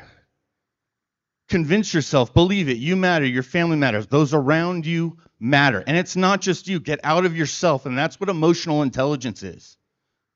Every day, life hits us fast. We all have bills to pay, we all have families to feed, we all have, things that we have to do. But we also have others around us, family, friends, coworkers, colleagues. You cannot forget them. So I'm going to give you 3 action items here, okay? I told you I want actionable items to give you. Action item number 1, active listening. Be an active listener. How many of you, when you are hearing a conversation, how many of you right now are thinking to yourself, well, this is what I would have said. Well, this is what I should say. This is what I want to hear. How many of you are doing that and working within your mind instead of really being present and listening to what someone is telling you in the moment? Be an active listener. Repeat it back. I'm a trial attorney. I do this at the beginning of every jury selection because communication is important and it's the fundamental to communication. What this is active listening is repeating back what you heard because people have difficulty communicating. Sometimes what people say is not what they mean. Sometimes what you hear is not what they meant to say. And so active listening is, this is what I heard. And Lisa is so good at this. In preparation for this, she displayed mastery of this. And I think you'll hear her do some of this today. But it's a matter of, what I heard you say is blank. Am I right about that? Did I get that right? And if you didn't, tell me. And be honest, be open. And be willing to accept change. Be willing to accept that you didn't hear it right or that they didn't communicate to you what they really meant. So action item number 1, active listening. We do active listening because if we don't, it can lead to arguments, misunderstandings. Action item number 2, argue to learn. Stop arguing to win. How many of us in here only argue to win? I'm an attorney. I argue to win for a living. That's the wrong system and setup outside the courtroom. Argue to learn. Argue to be a better person, to gain knowledge. So action item number 1, active listening. Be a fierce listener. Action item number 2, be a voracious learner. So learn. Argue to learn. Action item number 3. And this is, I think, where we'll get some spin off. It's check in with yourself. And I say this last because this is the foundation for action items 1 and 2. If you do not check in with yourself, if you are not taking care of yourself, if you are not asking yourself, what's my energy? How do I feel? If you're not asking yourself questions like, how am I feeling in this moment? Am I pissed? Am I angry? Am I frustrated? Am I tense? Because that will come out. People are smart. They see micro ticks. We learn these things from the time we're born. We learn how to read body language, facial expressions, tone, cadence, use of words. How is your energy when you are talking to somebody? And fundamentally, you need to ask yourself, am I in a position as I sit here in this moment to be inspiring, to be here, to be present, to convey energy, to give off energy, to allow those to feed off of me so that they can then take that energy and further communicate that energy down the road and be better themselves? Because energy is infectious. We are an open loop system as human beings.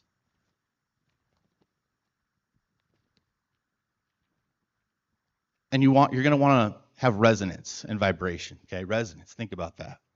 I'm going to close this with what Maya Angelou said. People, I'm going to paraphrase what she said. People will not remember exactly what you say. You will not remember exactly what I said here today. 6 months from now, a year from now, you will not remember these words. But they will remember exactly how you made them feel. You will remember exactly how you feel right now, 6 months, or a year from now. And that is what you should take away from this. How are you making people feel? Are you making people's lives better? Are you conveying energy that makes your life and their life better collectively, individually? Or are you a drain? And so Liz Weissman, the book Multipliers, check it out. She talks about this. Are you a multiplier or are you a diminisher? Because everyone around you has what Liz Weissman calls genius. I think she overuses the term, but it really means skills, traits, characteristics, abilities, talents. Everyone around you has talents different from you.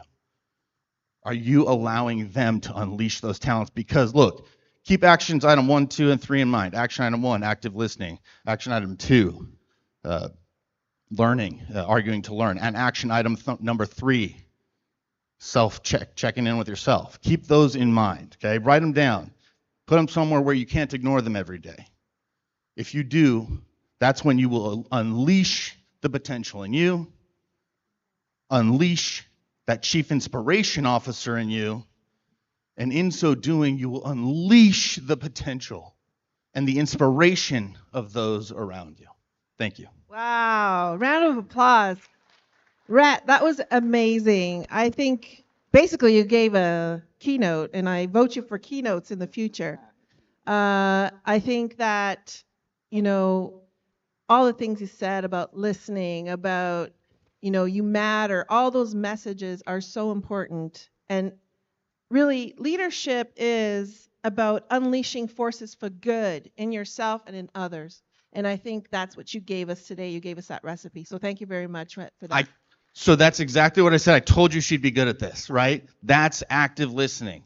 And you know what? Richard Branson would agree with you. I was at a conference. I asked him a question. I said, you know, what's your top leadership skill? And he said, listen, listen, listen. So there you go. Awesome. Thank you so much. Now, you can sit or stand or whatever. Use the podium, whatever you like. So Joe, you know, in your vast experience consulting with organizations, looking at formal leadership. So that means having a leadership position where you have the title to go with it. You know, can go from management all the way up to CEO, the top. You know, what advice do you have for organizations in terms of nurturing leadership? Sure, I guess I'll stand for this. So, how many of you in the audience have had folks come in and new organization? They come in, they have a new value proposition of what they're going to do for you, right? And do they pad their own careers and stuff for it? And that causes a lot of mistrust, right? And a lot of legitimacy problems in the organization, right? So, as a leader, you're there to work for the folks that report to you, not the other way around. I always start with that value, right? Because if you start with that value, and you understand in the pecking order, you might have more decision-making authority because you have a higher title or you're in a higher position in the organization. But at the end of the day, um, you're there to serve the needs of the folks under you so that they can get the job done, right? And what Rhett was talking about earlier with the vision, right? You know, your leader sets the vision, also sets the cultural environment, right? And that environment, people understand, right? The minute they come for an interview, right? You're setting a tone, you're creating a feeling, all right? A feeling of, do I want to work in this organization? Because remember, when you're bringing new people into your organization, they should technically be interviewing you as well, right? Is this a place I want to work? And some of my students in the PhD program that I teach, they're doing a lot of research right now, Generation Z, right? These are the young folks coming into the workforce today. Very different than what many of us in this room are used to, right? They've come in, their trust in the government, their trust in organizations and institutions to begin with is very, very low. They want to do good. They want to have a meaningful purpose in the job that they do, right? They've been, from the day they were born until now entering the workforce, the country that we live in has been at war, right? Until just recently, right? And now we're involved in a proxy war, right? So their trust, right? So to start out, you have to get to these folks young by setting the tone of what does your organization stand for? What is the why of what your organization exists for, right? What's the why? And then it's about finding a culture fit, finding individuals that share that why with you, right? One of the most engaging presentations I ever was at was about a year ago, and a gentleman from a police department it was a recruitment and retention summit that we were at in Las Vegas, actually, here a year ago. The gentleman gave a presentation. He was the chief of police up in New Jersey. And the reason he started out his presentation about recruitment and retention, talking about why. Why did he become a police officer, right? So he had a story that he shared with everybody to start his presentation. And basically, when he was a young child, he was just hanging out on the front steps of his place in a pretty rough neighborhood he grew up in. And his friends were coming down the street, and a couple of cops just randomly jumped out on them, threw them up against the squad car, searched them. They had nothing on them. They were just coming back from playing basketball, threw the basketball in the middle of the street. Obviously, these kids were shooken up. He was shooken up by it, and he ran inside to his father. And his father was inside, and he said, doing this to my friends, and this is what happened, this, that, and the other thing. And his father said to him, well, don't complain about it. Become part of the solution. And the kid actually grew up to be a police officer. He became a chief. He had great impact through the community he worked in for many years doing youth engagement. That was his why.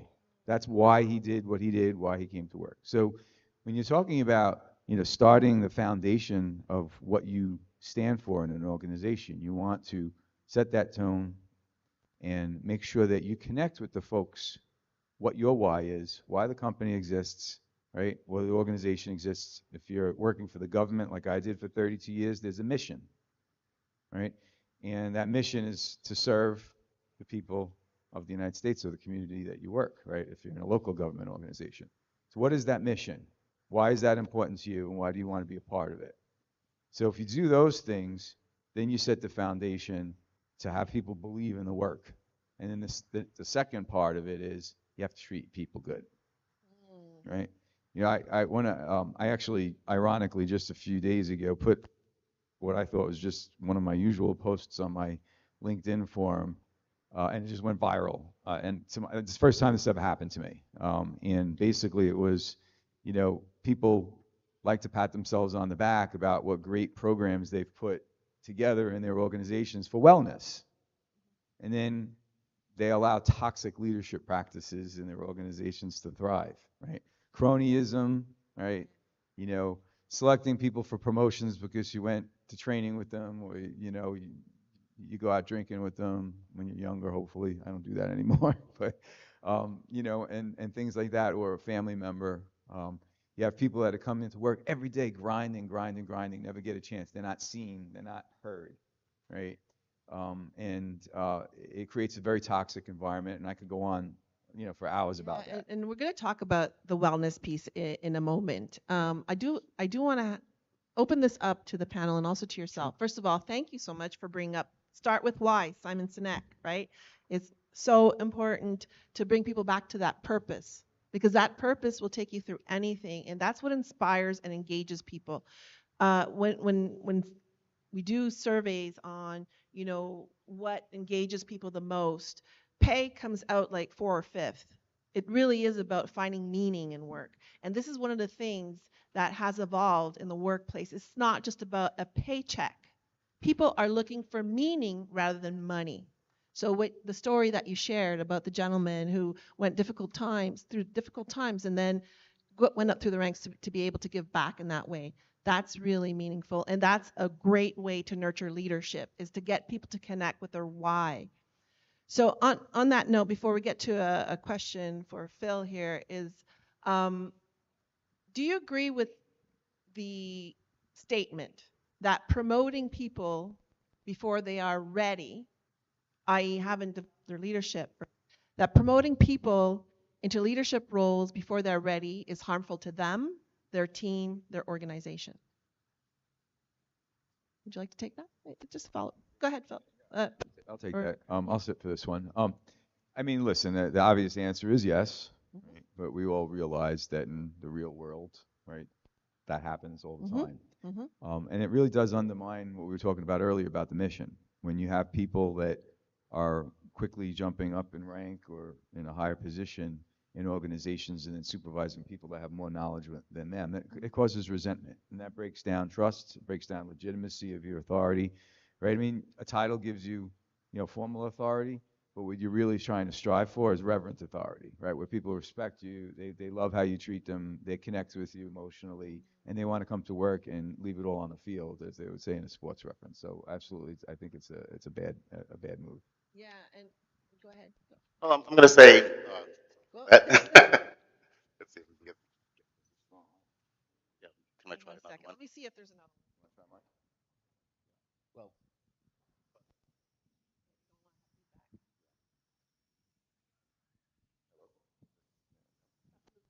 okay, we can pass back and forth. So I'm an attorney also. I'm just curious, before I respond to that, how many people here are attorneys and how many people are in other industries? And of course, I know we have a virtual audience also, but it's mostly people in non-attorneys. So, and I want to talk to both, but I'm going to say not necessarily. Do I agree with that? A lot of time, now there is, cronyism is bad, anyone will say that, but sometimes how we advance the legal profession in particular, maybe other professions, there's working hard, and then there's luck. And I think of the artists and how successful you are often has very little to do with how good you are. It's being in the right place at the right time, and all you can do is focus on being the best you can be. And we talked about finding something you love, as opposed to doing things just for money. That doesn't lead to satisfaction. Most people will say that doesn't lead to satisfaction. Doing something that you love, that leads to success, does. But doing something that you love that doesn't necessarily lead to success is still often preferable to doing something that you hate and just making a lot of money doing it. So all you can do is do the best you can do so that if the opportunity presents itself, you're ready. I'll share one anecdote. I have many anecdotes over the last 35 years of experience, yes. And I don't want to get too far ahead, but this was a fellow from Ireland who I met. I was in my 20s and he was in his 50s, working at a summer camp. He started out as a professional boxer, and then he went on to, when he was too old to box, he became a bouncer at a bar, and then he wound up owning the bar, and then he wound up owning a racehorse, and then he became a professional golfer, I think in his 40s. And when we met, he was in his 50s, and he had just learned he was just learning to play tennis. And within 2 months, he was beating the tennis coach. But he said something that I have several of the best advice that I ever heard over my 35 years. But he said something that was very interesting. It's not. He said there's nothing, no science behind this. It's just something I believe, which is that everyone is allotted the same amount of luck in their lifetime, whether you believe that or not. And the problem is that most people just don't recognize windows of opportunity when they're right in front of them. So that's a slightly different thing than active listening, which I wanted to talk about also, but I don't want to take too long. But I'm going to attribute the active listening to someone even earlier than Oprah, a young fellow by the name of Socrates, may have been the first person to talk about active listening. And in order to, you can't teach, that's the Socratic method, basically. You can't teach until you reach a point of agreement. So what do most people do when they're arguing? They think about what they're saying. They don't think about what the other person is saying. And the Socratic method is that you can't move forward until you've reached a point of agreement. So what you'd say is, you'd say your point, and if you don't agree, you'd say, well, what do you say? And active listening, repeating back what the other person says. If the person says, no, that's not what I said, most people just keep going. No, you don't keep going. You say, okay, well, if I got it wrong, repeat, is this what you said? And you have to keep doing that until you reach a point that you agree, and then you can move to the next step, and that's the Socratic method, active listening. But coming back to my, and then I'll pass the mic, but the advice was that most people don't see windows of opportunity when they're right in front of them, so it's active, keeping your eyes open as well. Yeah, no, that's such a great point. It is opportunity and also preparing. And I think that's where we can prepare, prepare so that not only do we notice opportunities, but are ready when they come. And it doesn't mean knowing the whole recipe and exactly what you're going to do. It's just, I believe it's mindset. It's having a mind that's, leaning towards growth and being open. And one of the biggest thing is getting the heck out of your comfort zone when those opportunities come, because I think we often maybe notice them and we see them and they're kind of looking at us, and then we go, oh my God, there's an opportunity and I'm not ready for it. I'm afraid of it. I'm going to run the other way. I'm going to go hide until we build up the courage. So seizing opportunities is leadership.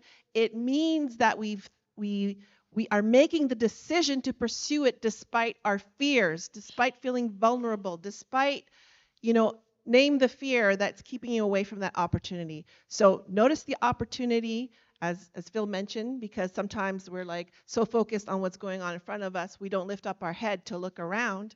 And secondly is seize that opportunity, run towards it. If you're afraid, that's good. Get over yourself. Do what you need to do to get there. So thank you for that, Phil, for bringing that up. Not being afraid to take a job that you may think you're not qualified for. Exactly. Not being afraid. Imposter Sometimes syndrome, you have to right? fake it until you make it. Fake it. And so tell us a little bit more, Phil, because you have such an illustrious career and you worked in private sector, public sector, et cetera. So tell us a little bit more about that journey and seizing that opportunity, even when you maybe didn't feel like you were ready for it. Okay, well, I came out of law school in the 1980s, which was a vastly different time than now. Since the 1980s was a period of extreme growth in the legal profession and in mergers and acquisitions. We had two major shifts in that since then. So there was Black Friday, 1989, when the largest crash of the stock market since the Depression. And then in 2009, we had, again, the revamping of the entire legal industry and the business world. Everything shifted in 2009. That could be a 2-hour talk right there. Another time. another time. We'll put a pin in that one. Put a pin in that one, but we'll just say that when I came out of law school, I wound up getting my first job. Well, first of all, when I came out of law school in the 1980s, no one didn't get a job. you may not have gotten to Yeah, but the you got one ideal at the job. White House. I mean, Well, come on, well, like, you know. well, I got one right out of law school, working for, so during my 3 years in law school, the salaries doubled in 3 years, and the industry was just growing, growing, growing. And then my senior year, my third year, one law firm said, "We're tired of competing with everyone else. We're going to pay twice what they're paying." And another firm joined them, and I got a job with that that highest paying law firm in the country. But the point that I want to make is that, so I did very well in law school. I was an editor of Georgetown's Tax Law Journal. It was the second largest tax journal in the world. And it was I did pretty well. But I don't think any of that would have been enough for that job at the highest paying law firm in the country without the White House background. And that's the point that I want to get to. Sometimes the path to growth is not linear.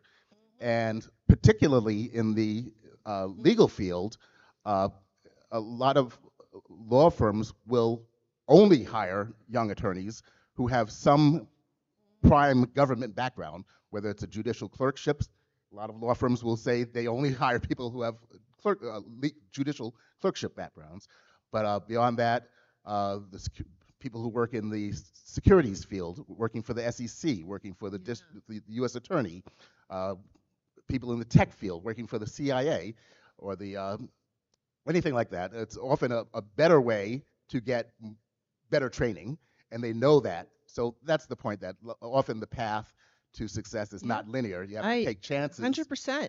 Particularly when you're young. Yeah. And you don't have a mortgage. Yeah. When you have a mortgage and you have 3 kids, you can't take chances. Sometimes. Taking chances and doing things out of your comfort zone. Yeah, So no, that's really great. Super advice. And that's for any profession. I've coached people, thousands of people, and it's interesting. I maybe can name 20 who said, "Oh, I wanted to be a doctor or a lawyer at 8," and then they became it. Most people end up going on this career path. That is a journey, and sometimes it's lateral, sometimes it's from industry to the other and whatnot, because really what employers are looking for is well-rounded people that have a broad perspective, and they can bring all that to the table when you hire them. So that is really great advice on how to nurture leadership and also your personal and professional brand. So we have about 5 minutes left, and I'd be remiss if I didn't bring up the topic that was already brought up about wellness, okay, and health and wellness, not just in the court of law, but also, or in the corridors of law, but also in other professions.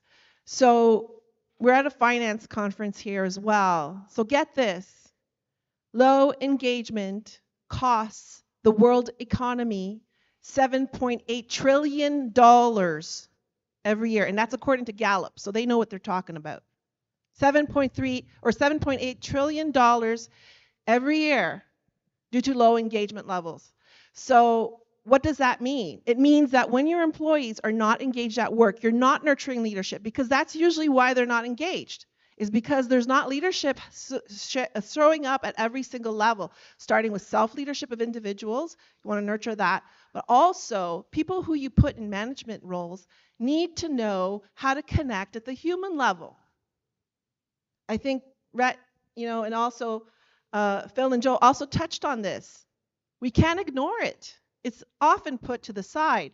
So I'm going to share just a little story, and it's a very profound one, about one of my clients who had been a superb lawyer. We worked in corporate. He was involved in $40 billion deals. And I saw him because I started my business in 2011. So he came to me a few years later, and he said, "I need help for coaching. I'm looking for another job." He had burnt out, completely burnt out. And by the way, lawyers report, according to Bloomberg's law, that there's about 44 to 47% burnout rate. Okay? And he had gone through a very difficult time. His son had a brain tumor. His own health suffered. He eventually got a brain tumor as well. And the organization turned their back on him after he had done such amazing work and was working day and night for them. And, he passed away at 42 years old. last year. His name was Marc-André. So I'm honoring him here today. And he wanted me to share this message. You got to take care of your people. They're not consumable goods. So given all that, there are people suffering in professions, and these are best and brightest, in law, in finance, in health, education, you name it, any industry. What can we do to nurture leaders who will pay attention to their people, put them first, and realize profits doing it, right? Because that's the question we always get the pushback on, is what about the shareholder? Well, do the math. Your shareholder's happy when your client's happy, and your client's happy when your people are happy and well taken care of. So knowing we know that math, what are some pieces of advice that you have in your experience where we can create wellness, health, and put priority on creating leaders who will pay attention to that? Right, would you like to go ahead? Lots said. Really good panel.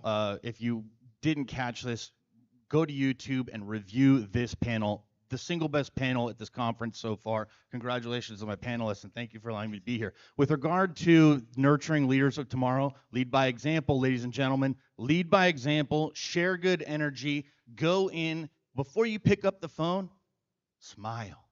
It'll change your tone. Before you have a meeting, you know what Anthony Robbins does? Move around, make yourself big. Create energy.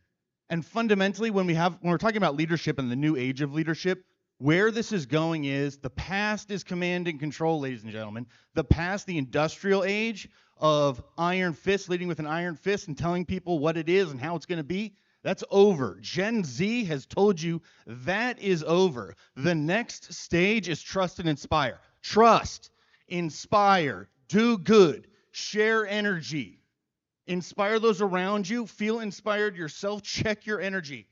3 actionable items, ladies and gentlemen. Take it away with you. Active listening, arguing to learn, and self-check-in. That will make you tomorrow's Chief Inspiration Officer, and that will lead you to mentor the future Chief Inspiration Officers. Yeah. Red for Chief Inspiration Officer. That's awesome. No, really great. Thank you for that. Get your energy I'm a up. trial player. That's great. No, and you know what? Imagine being in an office and you're being like inspired in the way that lift the energy of your offices. You know, I go into different buildings or even on Zoom calls and I'm like, this is the place where fun forgot. You know? And it's like the first thing that I want to do is like get the heck out of there. So, and your employees are experiencing the same thing, or maybe you're an employee who's experienced that. But it's get that energy up, connect with purpose, you know, and just quickly before we wrap up, do you have any comments on that piece of wellness? I think really it's just about knowing your people, right? And take the time to know your people. Some of the most effective leaders that I worked for were people that remembered, you know, when your dad was sick, or remember when your kid was sick, and asked how they were the next morning. You know, it's the human factor. We keep saying it, and we keep thinking we have to teach it. Sometimes it's just that it's kind of like, you know, it's right in front of our faces, really. I think we need to remember it. You have to remember to make that part of your active leadership practice, right? And I always viewed leadership as a practice, kind of like martial arts. You know, just you get your black belt, you don't just put it in the trash after. That's the ticket that now you're going to start your studies, right? And you're going to make that part of your practice. And leadership's the same way. We always should be growing. We should be learning more. We should be self-reflecting to see, you know, maybe the way I think I'm leading is not how people are perceiving me, right? And having that self-reflection time, and then, you know, continuously to build on it and build on it. And when you make mistakes, you know, it's okay to admit you make a mistake, right? I mean, you're not expected to get everything right all the time. It's not, you know, if you are creating an environment where people trust you and you trust them to do their job, right? You're empowering them. I don't even like to use the word empowering anymore. The newer words that are out there, you know, especially in adaptive leadership and some of the newer leadership studies now, are you're entrusting them to do their job. Entrusting. You've trained them, you've nurtured them, you've developed them. You've then created an environment for them to be successful.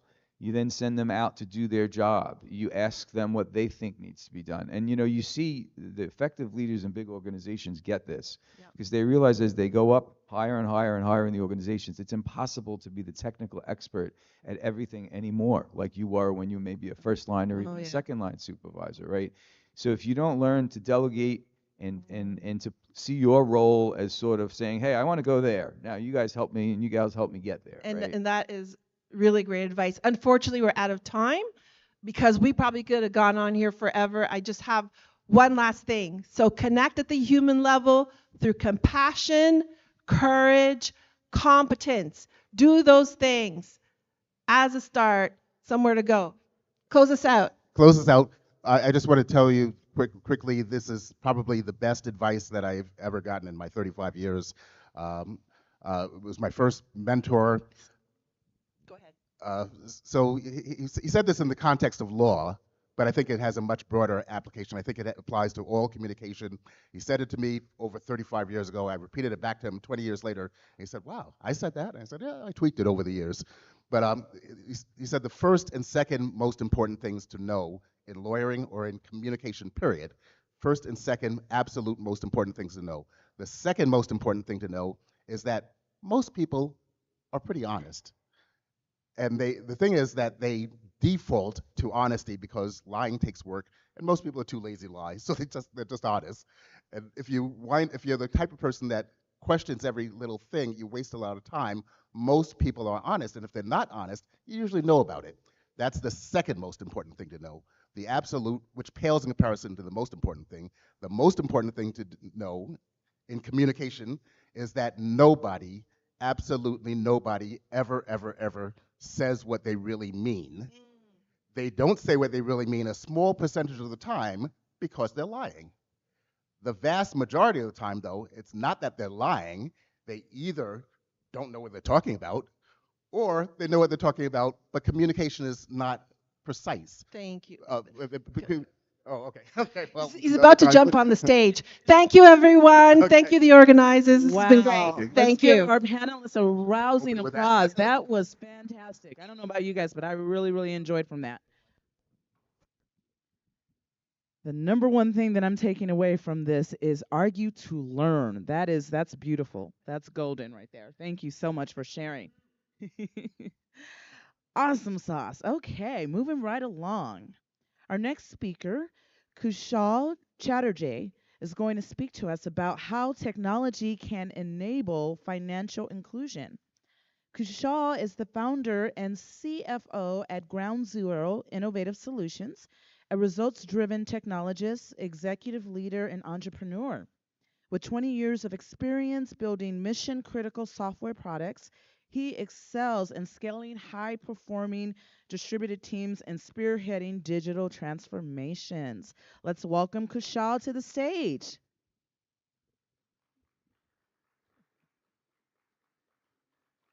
Still wrapping it up, still getting all together. Are you guys enjoying? I think we're really stepping it up for day 2.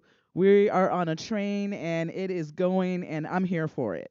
Everybody's looking nice and good in the audience. After Kushal's presentation, we will be moving to the internet room for a special keynote. So that'll be 20 minutes, and then I'll lead us right into lunch. So we're doing really good here. Everybody's looking good. I don't think anybody got too crazy in the casinos last night. We're looking awake. All right. Keep enjoying, and we'll be on our way.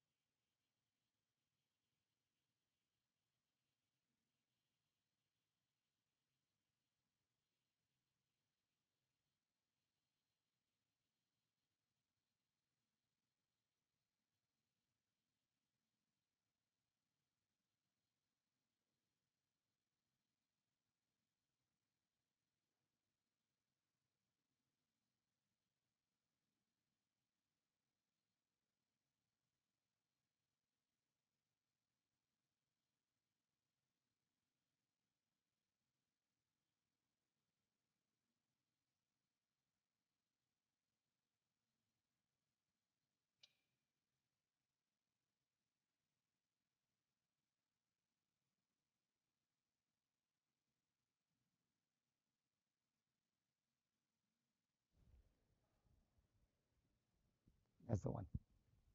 Yeah.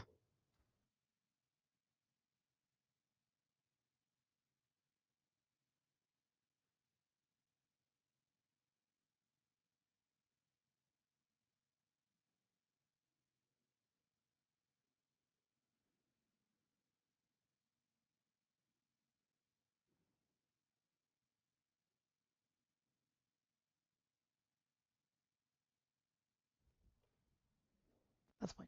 Keep it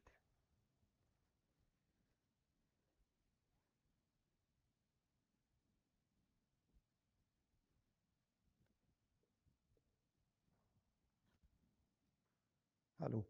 Hello.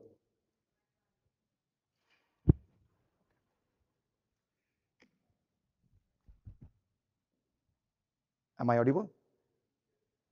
Well, good afternoon, ladies and gentlemen. Sorry for the initial hiccup. I think our friends over there in AV team was struggling to get my deck, and I was trying to recover it from the laptop. So it took a couple of minutes to do that. As you can see in the slide, my name is Kushal Chatterjee. I am a software professional to begin with, and then have done multiple different gigs in bigger companies, and now I am a founder of a own enterprise. I call that a Ground Zero Innovative Solutions, where I work as a CTO. And I'm here to talk about financial inclusion and how technology can influence financial inclusion or enable financial inclusion. Can I go to the next slide? So that's a small bio about myself, and just to give you a picture of why I'm interested about financial inclusion, and I'll talk about financial inclusion in a second. So my role has been as a software engineering leader, where I've worked in different technology company, working for finances and financial technologies, and that's where I found my passion. Later on, I found my own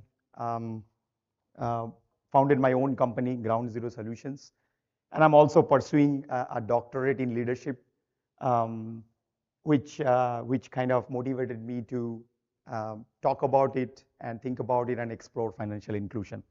So I'm going to quickly go over to the next slide. So that's about some of the companies that I've worked in and kind of my profile. Moving on to the next one. Whoops. So there is a terminology that's getting very popular in the business world as well as in the academics, which is called grand societal challenge. Anybody heard about it? Sounding mumbo jumbo? That's fine, no worries. It always does. So basically what it means is we have few problems that is quite complex, that is multi-level, that has got multi-dimension and requires everybody to come up to solve it. And when I say everybody, I mean people like you and me, the government, the community, the world, everybody, right? And that is called grand societal challenge. And you can Google it up in the internet, you'll find, people are talking about it. Now, quick Q&A. Any example that comes to your mind? Anybody can talk about it? I'm sure you know many of them, but it's just that doesn't ring a bell right now. Any wild guess? There's a problem. Yeah. Sorry? Yeah, homelessness. There you go. There you go. Anybody else? No? There you go. There you go. Access to technology. Yeah, there you go. And I think the access to technology has a lot to do with the financial inclusion. That'll come to that. And I think that is what the topic that I want to bring in. But you guys are bang on. Yes, sir. Not being intimidated by technology. Yeah, I mean, that's creative. But yeah, I mean, I think that could be. I think there are a few more, which is very prominent in current age. And I've got a couple of examples here. So global warming. It's not just me and you, it's everybody needs to, because it has got a lot of different implications and things like that. Poverty. Like a huge population of the world today, even with all the richness, lives under the poverty line, right? climate change, quite complex, multidimensional, requires everybody to chime in, pitch in to, solve it. So that's a good segue. So financial inclusion is actually a grand societal challenge. Me and you can contribute to it, but it takes a village to solve a problem. There is a saying, right? And I think, financial inclusion is one of those grand societal challenge which will require everybody to come and join hands. What is it really? Like, okay, grand societal challenge and all these big terminologies are great, but what exactly it is, right? So it's basically a problem where people do not have access or tools in their hand to do payments, transactions, savings, credit, and insurance. And as you can see that, if you cannot do payments or transactions, like think about a world where Amazon does not exist today. Think about a world where Stripe or Venmo or PayPal does not exist. Think about a world when you don't have access to basic healthcare. Think about a world where you don't have a credit card or a car insurance or any type of insurance. That is a financial inclusion, right? Now you can tell, why are we speaking about it? I have all of these. Well, there is more than half of the population of entire world does not have all of these or some of these. So that's why it's a grand societal challenge, is because it is so common these days that people like us who live in the modern world and advanced world cannot even think about it, but a significant population is suffering from it. Either they do not have payments, or there is way where they cannot have saved their fund, or there is no way to invest somewhere. They do not have an access to the bank account. They do not have access to the credit card and insurance. I'll show some numbers on how many people suffer today for some of these things, but that is what is called a financial inclusion. It takes a village to do it. I don't think you and me or the people here can solve the problem, but we can surely contribute it through our work, through our research, through our influence in the industry and all. Right? Let's move on to the next slide. Oh, it's here. Sorry, I keep saying I have got this. So let's talk about how technology is changing the equation, right? I mean, financial inclusion, okay, everybody understood the problem. Now we know what is financial inclusion. How technology can help there. Mobile money. I mean, many of you have used probably Lyft and Uber to come here. And you use your credit card or PayPal or something like that to pay right there, right? You can do Venmo or Stripe or PayPal and things like that. So it's changing the way how people transact and giving the access whenever it is needed. There's a lot of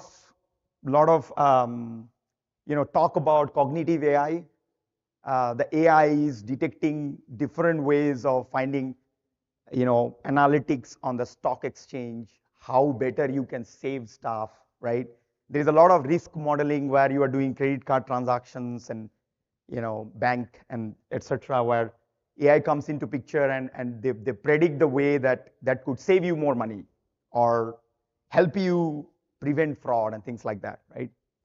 Cybersecurity, like anything with the technology you do today, forget about financial inclusion, anything for that matter, cybersecurity becomes very important. There is a disruptive technology which is very common in these days, which is called blockchain. And by blockchain, I just don't mean Bitcoin. So Bitcoin is just one aspect of the blockchain. There is a whole lot of research and development that's happening. Many startups are coming in front and working on Web 3.0 technology. They're working on security through blockchain. The health networks have the blockchains imprint. They're doing bio-identification through blockchain. So that's another disruption that's happening across the technology world, and financial inclusion is definitely getting help there. Digital banking, I think every one of us uses it. Credit, saving, any type of account digitally, right? Bio-authentication. your retina authentications, your finger swipe, right? I don't know if anybody has an Indian origin here. I could see some ladies over there, right? Now the Aadhaar card in India, people are doing bio-authentication. And once you do that, it becomes easy for people to get a bank account or a savings account or a credit card, right? So this is where the technology is coming to directly impact financial inclusion. And it's a good thing. I think UN and World Bank are saying that they have seen a lot of awareness in last 5 to 10 years compared to the previous decade, where people are becoming more aware. And one of the prominent factors is technology, right? So, okay, great. I mean, is it really enough? Like the age that we live in, is it really enough? I mean, technology is doing great. We have so many applications and so many technologies that are changing the world and impacting financial inclusion. But just to motivate you on how big the problem statement we're talking about. So World Bank has 17 sustainable development goals. And I'm not going to talk about the sustainable development goals here, but you can look it up. Some of them, the examples I talked about. A majority of them can be solved if we can enable financial inclusion. And you'll say how? Like let's take good health. How are you going to have good health if you cannot pay for the money, or if you do not have a medical insurance, right? How are you going to have a quality education if you can't pay for your students' loan? How are you going to have zero poverty if people live in hunger and they do not have monies to save and pay for the food?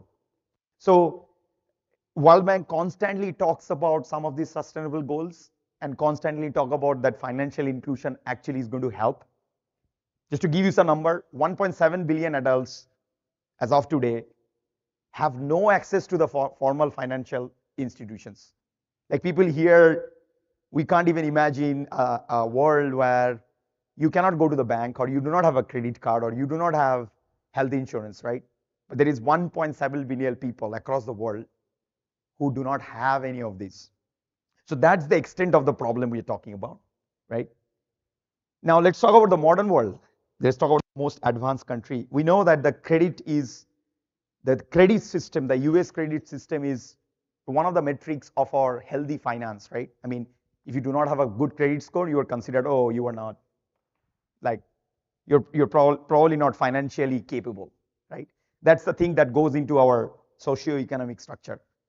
You'd be surprised that 100 million of people of this country suffer from bad credit or no credit at all. And 100 million is about 1/3 of US's population. So they cannot get a mortgage, they cannot get a credit card, they cannot get an auto loan, they cannot get anything to do with credit because they do not have credit score or have a bad credit score. 131 million small businesses in emerging markets. And by emerging markets, I mean Africa, Asia Pacific, Latin America, do not have access to finance or financial institutions. So even with the technological thing that it's revolution that's going on and whatever disruption is going on, this problem is still there. And that is the magnitude of the problem, and we can talk about it in the numbers, etc., more and more. But I'm gonna just give the motivation to the people here that we all have a responsibility to help out, and you don't need to be technologists to solve financial inclusion. And the place here is, you might be already doing it. I mean, people here might be coming from finances, banks, marketing. You might be helping in an indirect way, so just know your presence and know your contribution to it. And if you do your work well, you might be solving somebody else's life, right? And let's try to innovate. Let's try to think different ways. There are many startups that are coming in, and I hope that I could meet some of the entrepreneurs here where we can talk about ideas and innovate more. And lastly, from the monetary perspective, it's a huge business opportunity.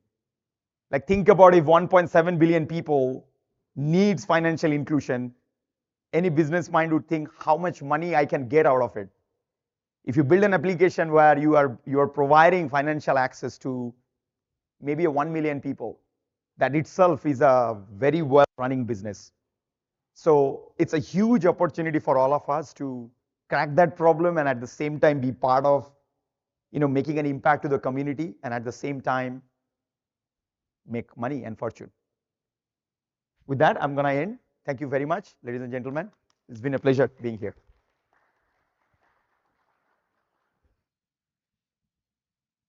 Thank you, Kushal. We appreciate that. Okay, everyone. So we've got a showstopper session coming up. It's going to be in the internet room, which is room 316 to 319. The topic is going to be how to gain an edge in the financial market, being presented by Jeff Tomasulo. So it'll be a 30-minute presentation, and from there we will go to lunch. All right, we'll see you back in this room at 1:30. Don't forget to network and get some relaxation, and we'll report back here at 1:30. Okay. You can just go out to these doors, take a right, and take another right, and that is where the internet room will be found. Thank you.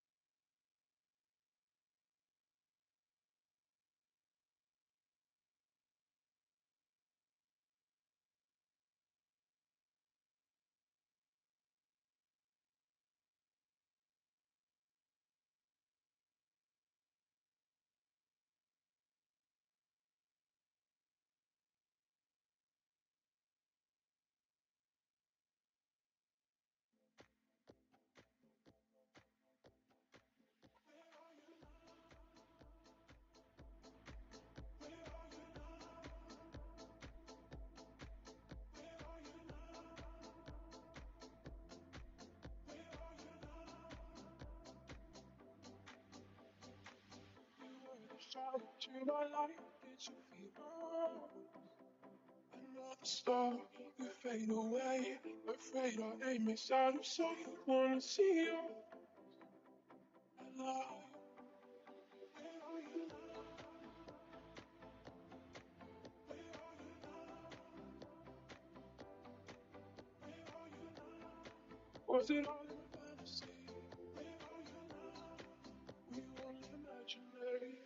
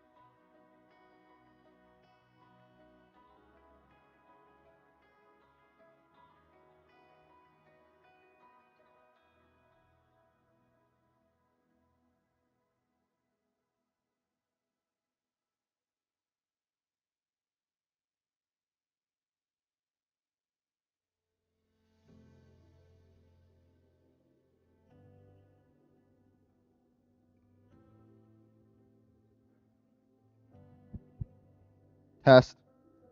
It works. Testing.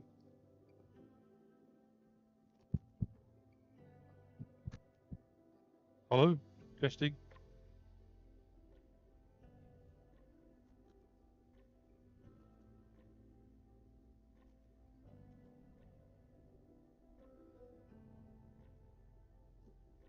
All right, everyone. I know we're kind of light and everybody's coming back for lunch, but we want to keep on track, so we'll go ahead and get started. Hopefully, everybody's refreshed, and we're about to kick it in high gear and roll out into the rest of this afternoon. Okay.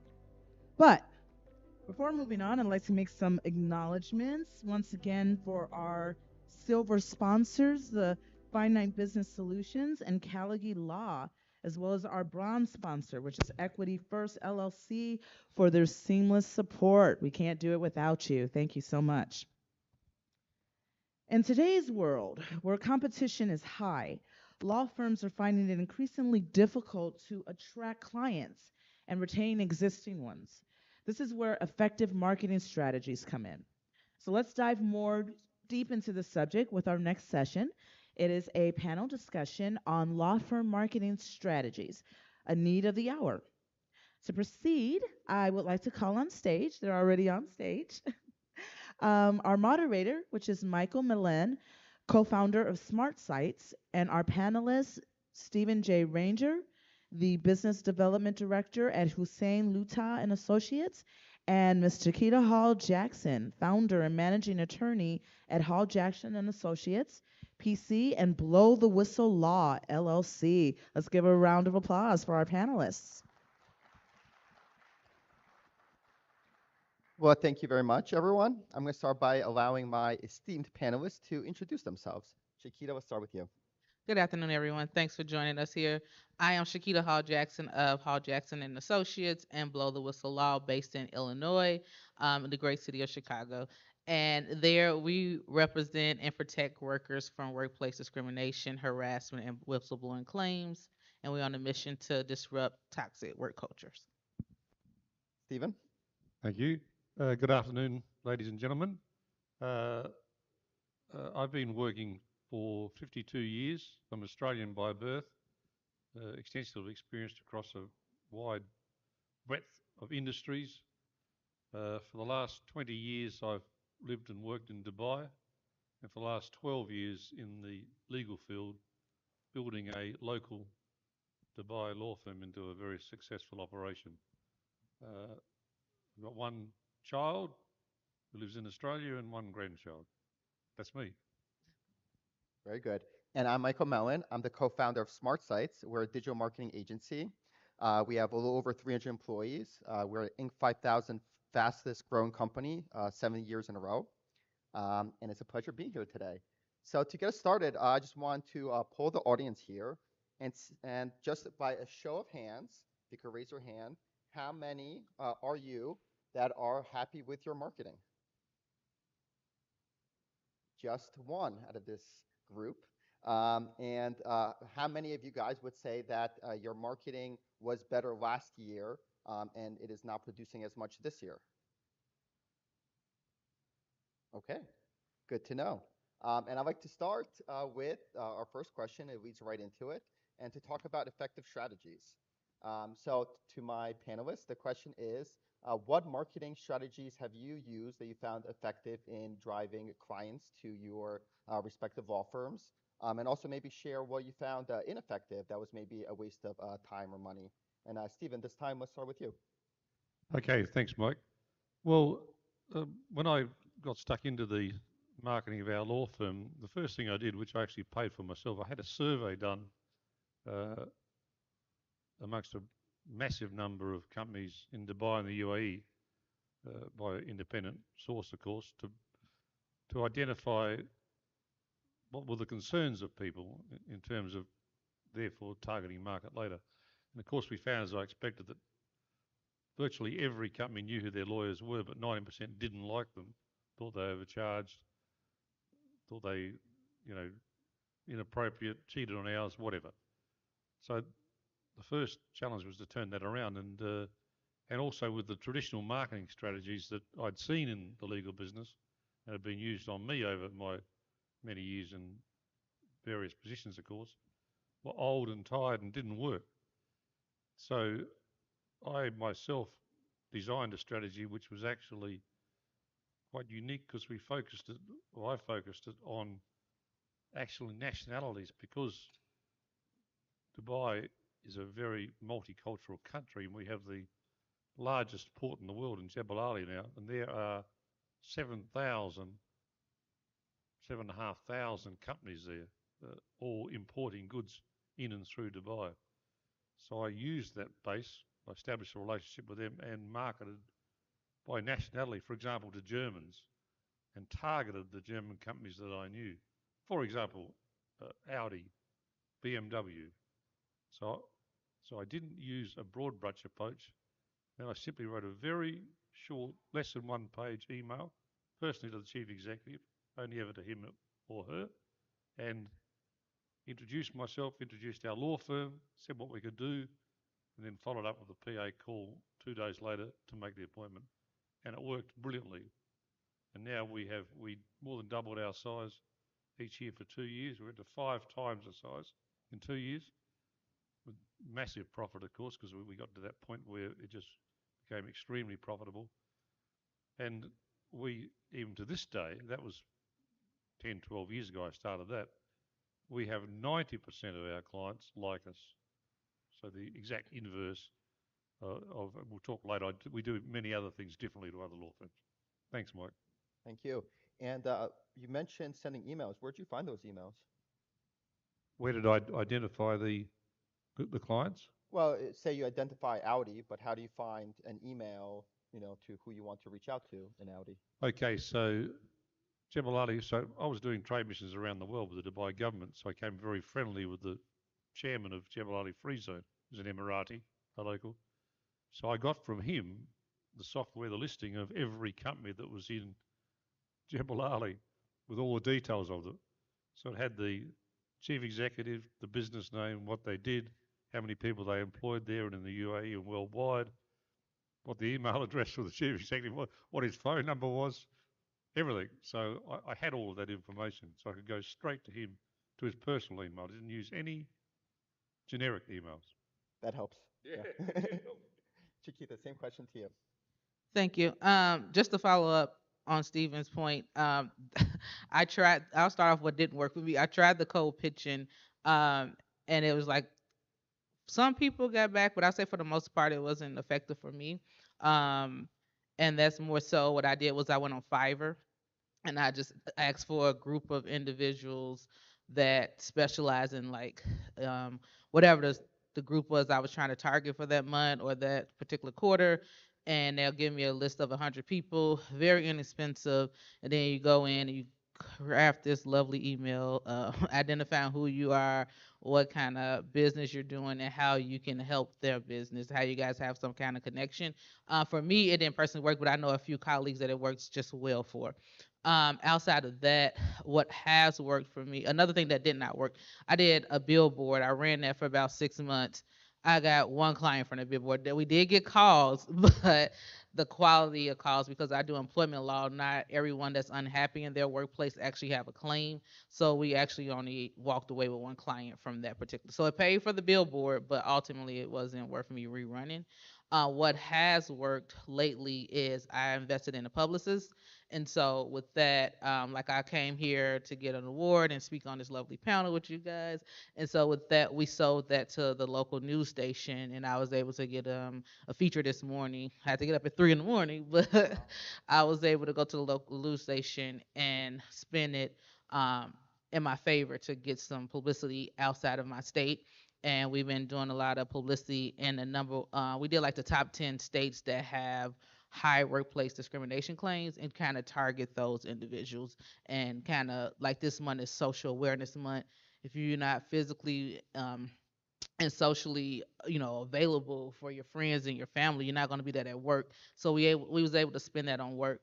Another thing that we have been doing is content.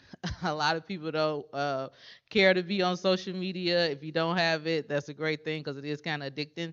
But if you can get someone to outsource it as a content team to actually go in and give you strategies on what you should be doing, like I got some great pointers on what to be doing up here, and just different things like that so that it can be sold in the marketplace. Because unfortunately, as much as we love to educate as lawyers and give people our lovely tips as an attorney, a lot of people want to get your social life. Like, oh, you're in Vegas this week, and oh, you wore this nice loud color suit. So they want to see all the glitz and glams of what it takes to become an attorney. So kind of use that to sell it in the marketplace. Very good. And you mentioned having like PR appearances, like the local TV broadcast. How do you get those appearances? Is it something that you have a in-house PR person, or you have a third-party PR agency, or how do you get those positions? So there's two ways. Originally, before I was able to officially afford to get a publicist, what I was doing is, again, cold pitching, but it is this one website, and I think everybody should write it down. It's called Help a Reporter Out, HARO, Help a Reporter Out. They're based out of Chicago, but they have Forbes, USA News, all type of top publicists, and what it is just different editors putting I think it's 3 times a day saying, hey, here's a topic I would love to talk about, any experts on this, and then they put in the description what exactly they want the article to talk about.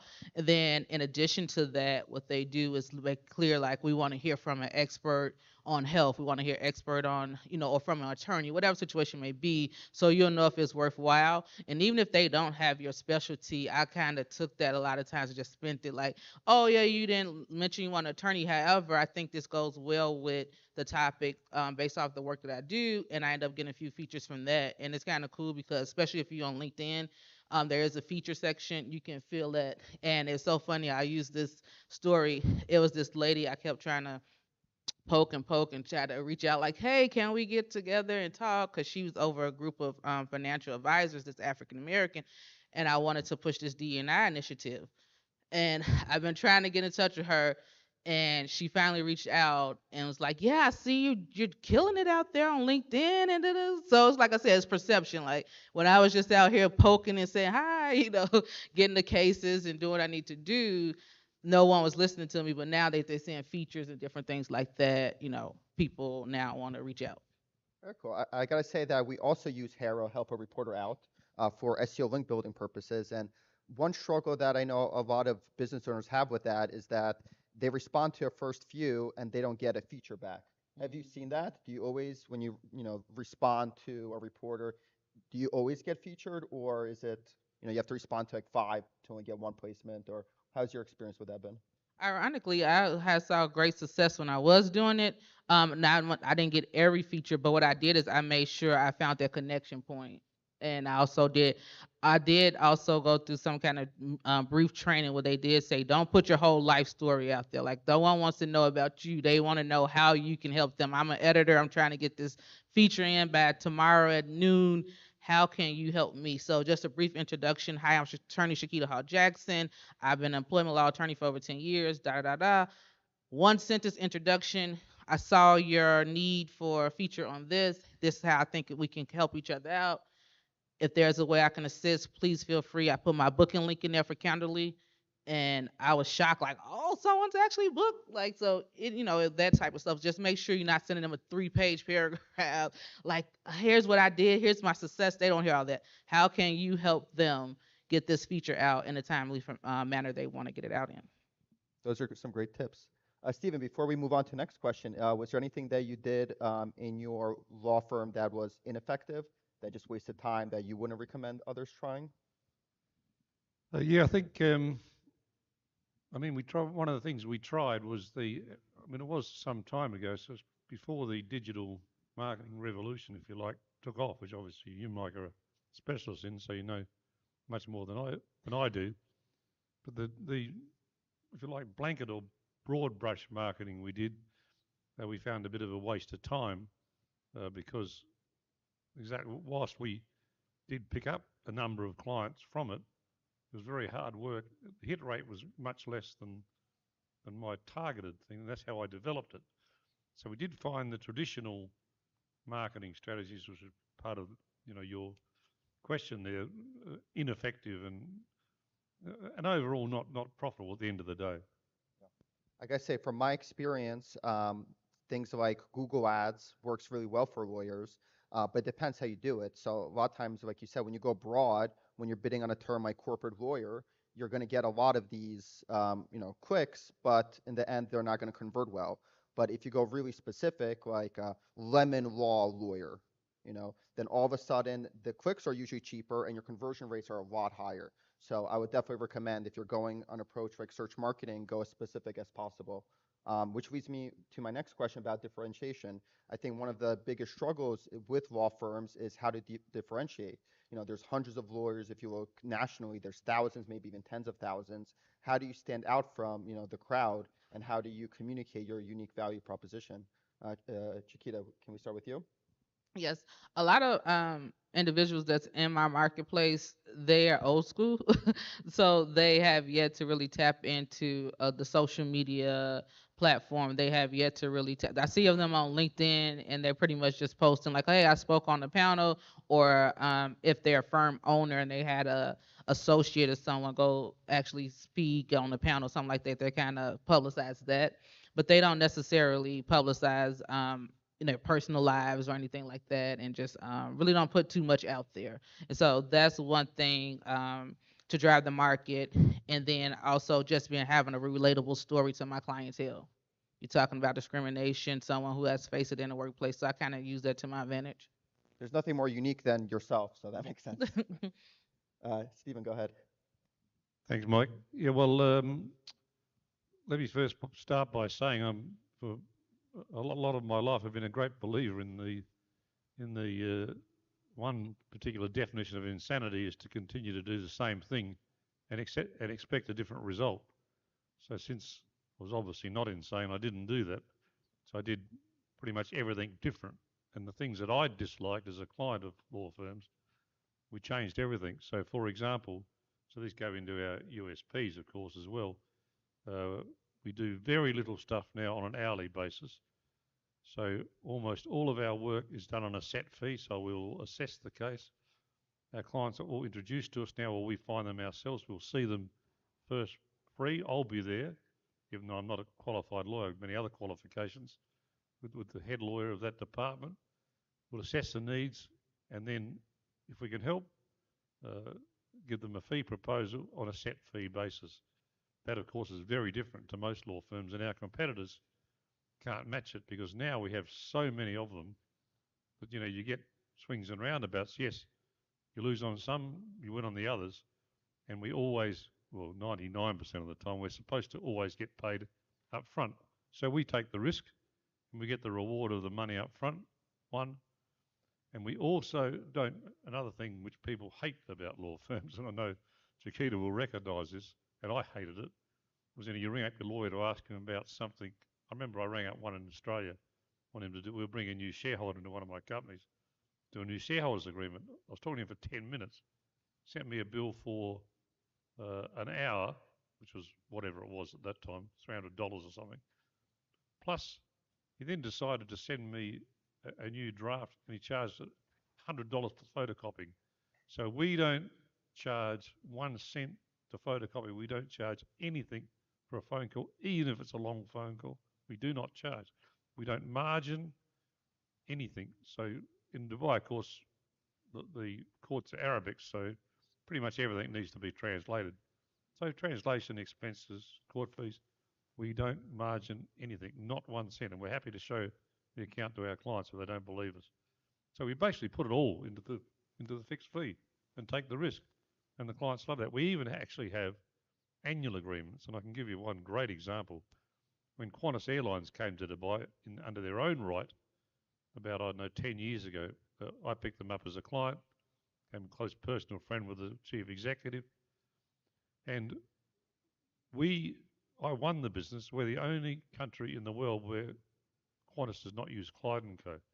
because we gave them an annual fee without litigation. We do them with or without. And initially, the first year, of course, we lost a fortune on paper. But after they'd been there for 8 years, we'd made a fortune because we had addressed, when I personally negotiated flyover rights over Iran, over Iraq, all those sorts of things for them. And they didn't have to pay all the hours. I mean, if they're paying for my time, they wouldn't have been able to afford it, obviously. So they didn't have to pay anything. They just paid the annual fee, and that's it. And picks up all their paperwork in the first couple of years, or even invoices, even everything, to avoid legal action. So we're very different from other. It's very difficult for them to copy us now because we have so many of them that we can win. And they try and they keep losing on it. I have to say, for my agency, reputation was also, the main unique value proposition, and it's something that actually changed because when we were new, we didn't have a reputation, and we started out local, so it's very much maybe we didn't even need a reputation because hey, we are one of maybe two choices in this Bergen County, New Jersey, but then all of a sudden, when we looked at national, we had to have that reputation. Now we have over 1,000 five-star reviews, and there's only a small number of agencies, that have that caliber. So now we could go national and say, hey, we have the best reputation, but it changed. We couldn't start with that. And Chiquita, I think you have something to add to that? Yeah, I just wanted to piggyback off Stephen. Ironically, it looked like Stephen strategically went in and said we were just going to charge, not charge for paper and all this stuff, through negligence. I'll admit that I just got lazy and I couldn't keep up. Like I've been on a call with you for 0.3, I couldn't keep up with that. So what I did was I came up with a flat fee structure as well and just said, look, all your calls are going to be included, any in person or via Zoom conferences, things like that. Now we do advertise in our fee agreement that, fax copies are this much, and, if we make any other copies and things like that, we kind of advertise that, but again, through negligence and just the flow of being an attorney, and not having a big team, a whole department that focuses on billable stuff. So with that, we end up not charging that, but it sells in a marketplace, because that's one thing that I notice that people ask all the time. Well, if I give you this flat fee, are you going to charge me every time I call you? Are you going to charge me for this? Now we do charge kick back the deposition fees and things like that. Sometimes the carrier fees if we are you guys want a personal service, so like stuff like that. So other than that, we do a flat fee structure, and that has helped versus when I was doing family law and I was trying to keep up with every little task that I did. And it has helped tremendously with the growth of the firm as far as revenue. Very insightful. Thank you. So let's change gears just a little bit and talk about online presence. How important is it to have a website, to be on social media, to be on Google?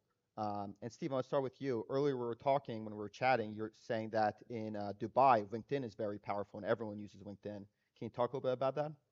Sure, Mike.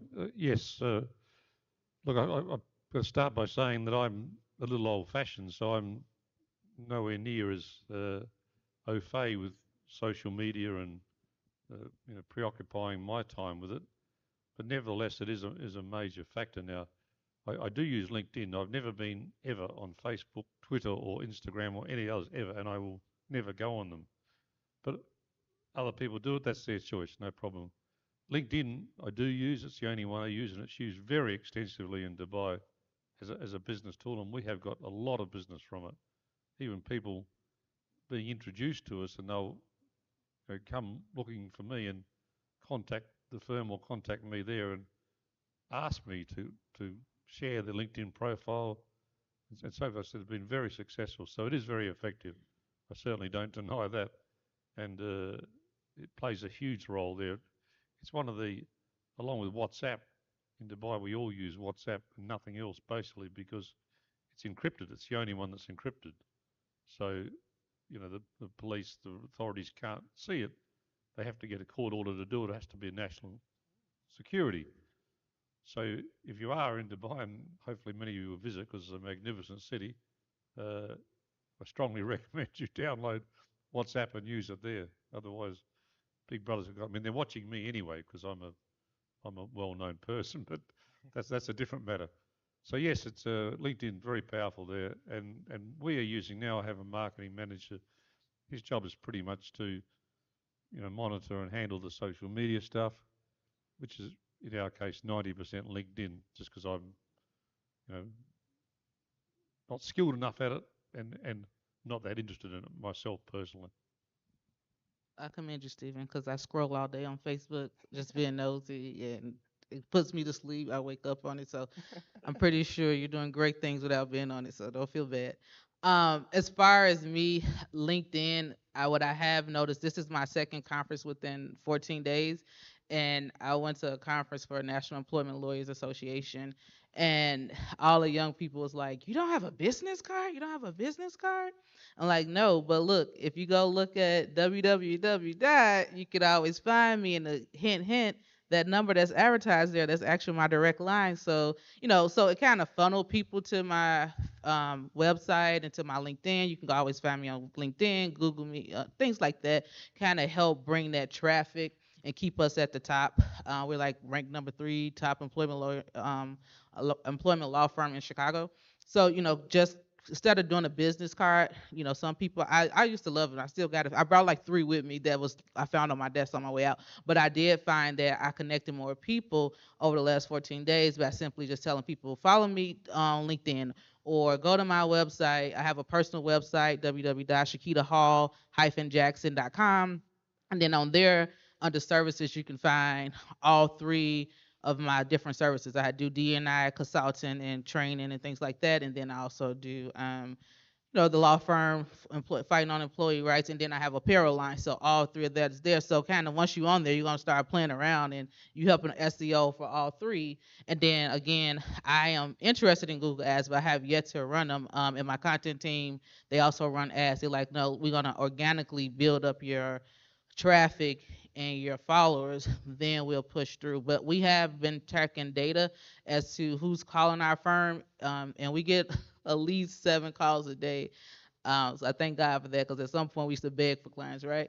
And so with that, what I have noticed that most of the calls are saying we just Google employment law in Chicago, employment law attorney, top employment law, something like that, and they have found us versus, and let's not forget the old school referrals, rubbing elbows when we're in these spaces. Like, I don't do car accidents or PI and limit law and things like that, but I know this great guy that I met, I can, refer you out type thing. So that always worked as well.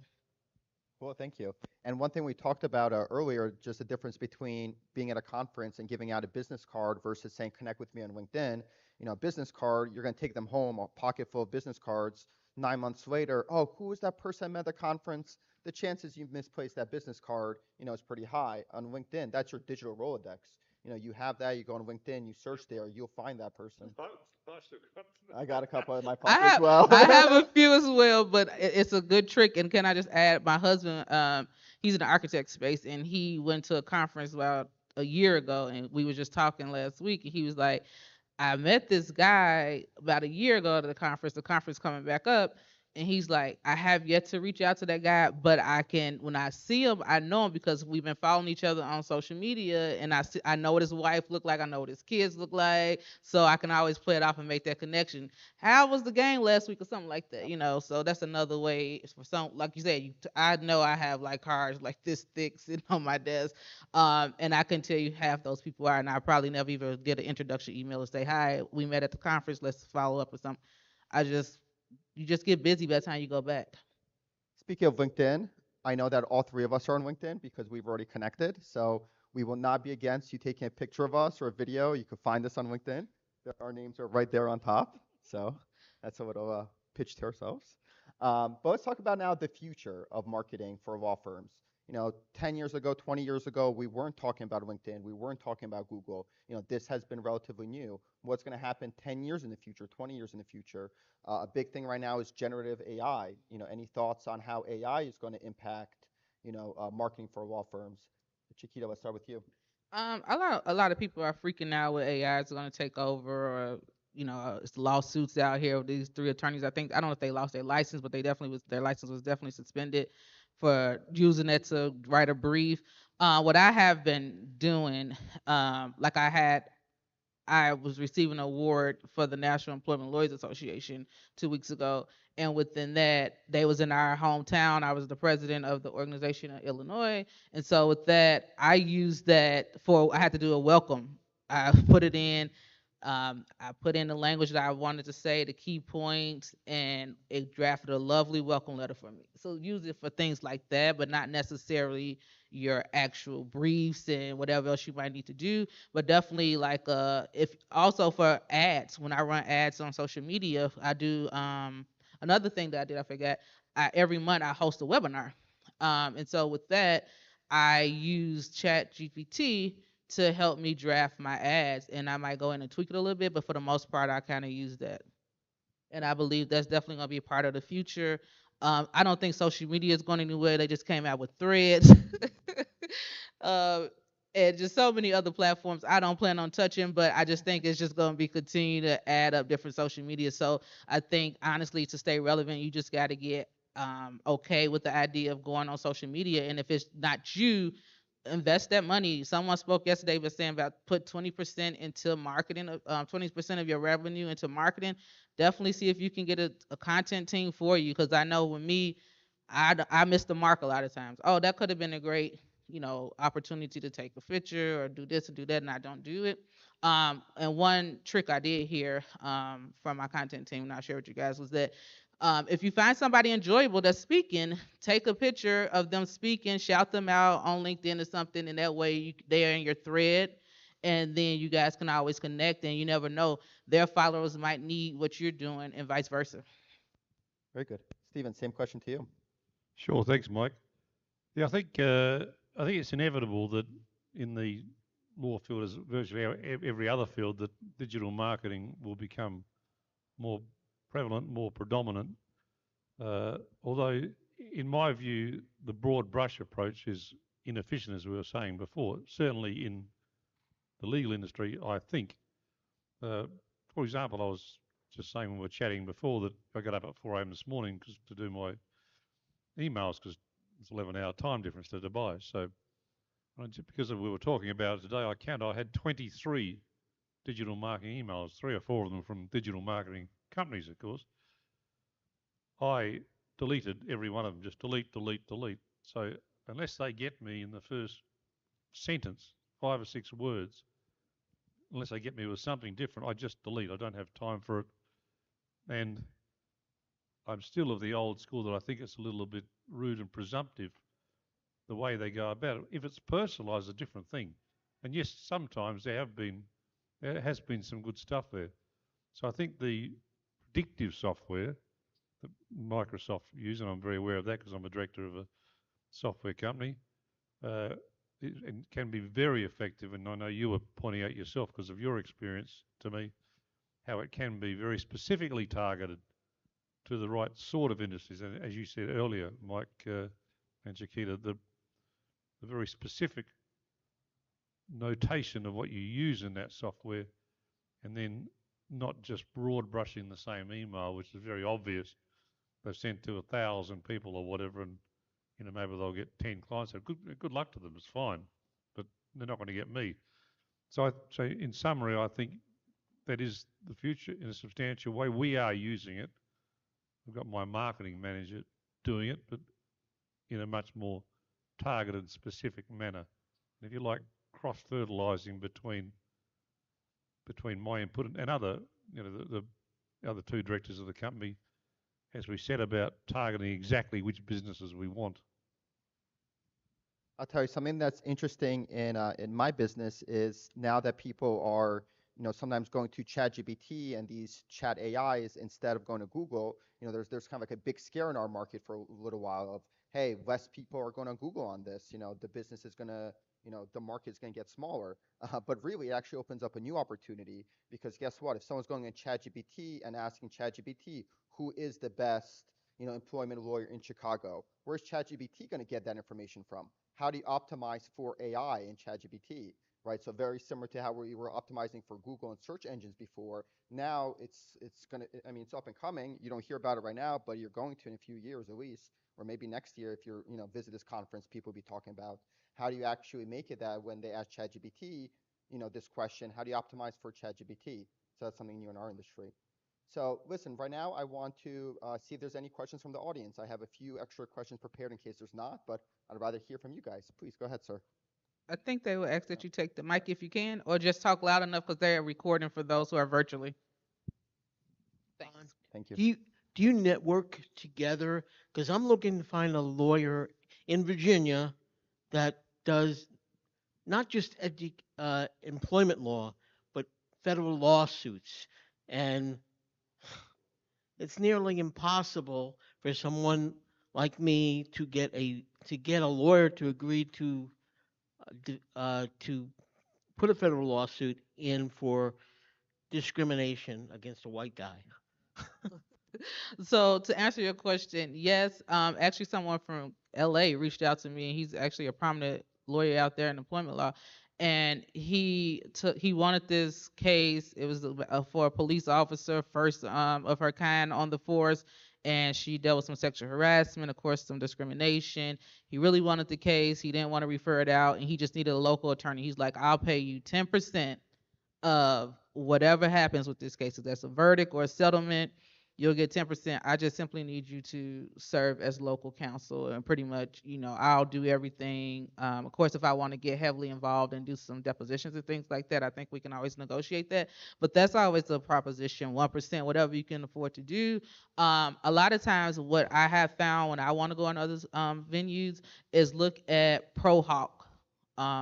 I think it's called ProHawk Vichy or something like that, where you can go in federal court, and long as it's like a nominal fee, $200 or $300 in those counties, and you can find, without being fully licensed in that state, they give you a temporary license just for that particular case. So for each case you do, you have to now go in and do it.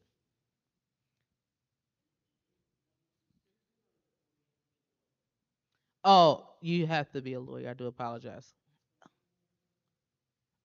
It's ProHawk, PR, then HAVO. PROHAVOC. Yes.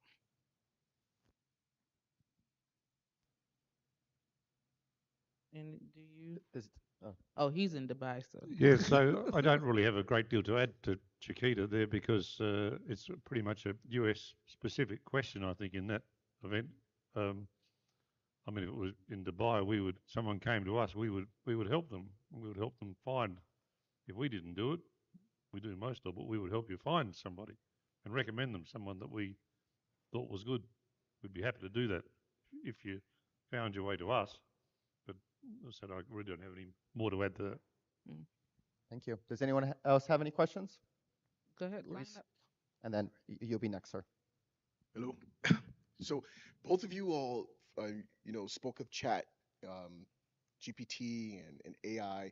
Being business owners, how did you specifically hone in on how to best maximize AI? I know from within our mortgage lending firm, it's new to us. We're not really aware of how to hone in on it. So how would you say, being business owners, that you were able to best find it useful for your business? I think the answer to that question would be if you're looking for some data, like if you just want some quick like reels or something. Did you know right now the average interest rate is 7.5%? Just different things like that. So you can ask AI. So what is the national mortgage rate? How's the market looking in Utah? Or things like that. And kind of repurpose that and put it on your social media. You can also put it in whatever else you're doing as far as email, if that's how you target it, or flyers, if you're using flyers. Did you know that the market crashed, but we're looking good? There's the upside now. Things like that, trying to use them for that data point. So you're taking the data and utilizing it within your platforms. Yes. Okay. Like for my webinars, every blue moon, I'll go put in, like the next one I have is this upcoming Sunday, and we're talking about the top 5 ways to identify discrimination in the workplace. So what are, things, and then I'll go in and kind of course, double fact checked it, and then go in and fluff it with some case law and client stories. Perfect. Awesome. Thank you. No problem. I'm not a law firm, but maybe, just to add a little bit to it, in our agency, basically everyone uses ChatGPT. Designers use it, or some AI. Designers use it, developers use it. If you're writing emails, you could use it. If you're stuck writing an email or it doesn't sound good, you put that email to ChatGPT and you say, make that email better, summarize that email, make it shorter. And one thing, I gave actually a whole speech on AI and digital marketing a couple weeks ago, and one thing I found pretty ridiculous when I saw it is there was a company that was hiring an AI prompt engineer. So, the idea was one person that would, specialize it at their company. And I thought it was ridiculous because to me, it's kind of like hiring a Google searcher, right? Like, no, it's not one person should be the Google searcher. Everyone should have this tool, across the agency, across the firm. Good, thank you. Thanks for your question. We have one more. Okay. Okay, my own question is, you're talking about social media, how to attract clients online. But when you come to conferences or seminar like this, you share your cards and people follow you on LinkedIn. How is your experience? How do you reply to messages? Do you reply to every message that is being sent to you? Because most of the times you get the contact, you send messages, but no response. So in your own experience, how do you go about it? I've been taught, and what I do is find a connection point. So I remember I just met somebody yesterday, and she looked me up to put my name in, and she go, "Oh, we're second connection. Let's see who is our connection point." Oh, okay. I can possibly connect you to, we kind of pretty much introduced that. So I also see when people come in my inbox, they like, "Oh, I noticed that we both went to North Illinois University. We both work at DePaul," or something like that, some kind of commonality. And so if you don't find that there's a commonality and there's no need, then no, you don't need to respond. But a lot of times I just kind of entertaining, like, is there a fee associated with this? If no, I'm not interested at the time. I just be honest. But a lot of times, it depends on what I'm looking for. If I see their title, I'm also looking at titles. Because like I said, I want to go in and consult and train and talk to your team, be a speaker. So if it's a D&I opportunity, I see that you're in that space, you're a leader over in that space, then yeah, I'll take that connection and see what we can do. Thank you. Thank you. Not a problem. And don't feel afraid to, don't connect if you don't feel the need to connect. Any more questions from the audience? Yes, please. We have one more. Thanks for the questions. Yeah, so I'm an attorney. I'm a trial lawyer. I don't do marketing, okay?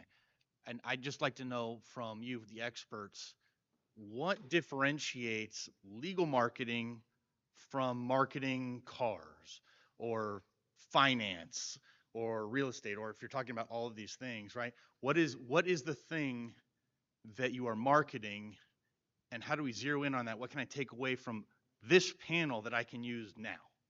As a trial lawyer, for everybody, great question. So the issue is, for me, I didn't mark you for a long time because I felt like if you had a discrimination case, you're not times ain't gonna find us, and yada yada yada. That was my mindset. But ultimately, regardless of what industry you're in, you have to market and you have to get comfortable. So whether that is a billboard on the bus or in certain southern states, they have the bench for the buses.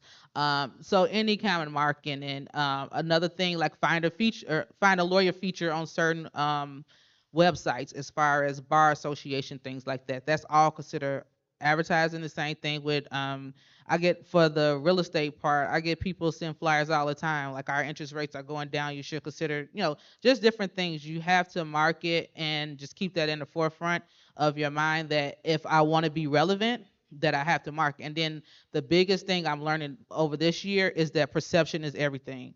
And so as long as I was that little attorney walking down the street or on social media just doing little things, it wasn't until I now got a glam team doing makeup and doing, like, just all that is considered marketing. Because now people feel like, oh, she might have some money, and so that means she's winning cases, and so that means I need to hire her.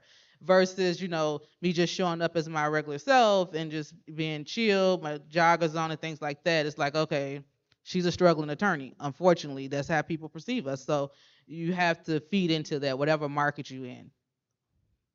Go ahead. Yeah, thank you, Mike. Thanks for the question. Good question. Yeah, I actually see it because I've had a long career across a number of industries. I do see it very differently, and I think the major difference and the point of difference is the ability and the necessity in a law firm to target exactly where you want to go. So let's say, for example, specifically, if I can say it, we did this ourselves, as I was saying earlier. So, admittedly, I had to business base of 7,500 companies, all the leading companies in the world. So we did a joint venture of an international law firm, which we still own, who were German based. So we targeted German companies and we targeted industries like German car manufacturing, various industries. I won't go on because we don't have much time to go. And very specifically then looked at the companies that were doing that in our marketplace and then specifically targeted them. So we didn't use digital marketing at that time. I was talking 10, 12 years ago. We're still doing it, and I still do it myself, but we now do use more digital marketing in this using this predictive software to identify. So I see that as a very specific differentiation in the legal field from other fields, and I hope that helps. I'll say from my industry, there's a lot of similarities, and I could say that because we do digital marketing for lawyers, which may be 10% of our clientele, also dealerships, which is probably 20%, and also doctors, which is another 10 to 20%. And while the communication and messaging is different, there are a lot of similarities. For example, say you're marketing a dentist, right? And they're trying to get cosmetic, dental procedures, right?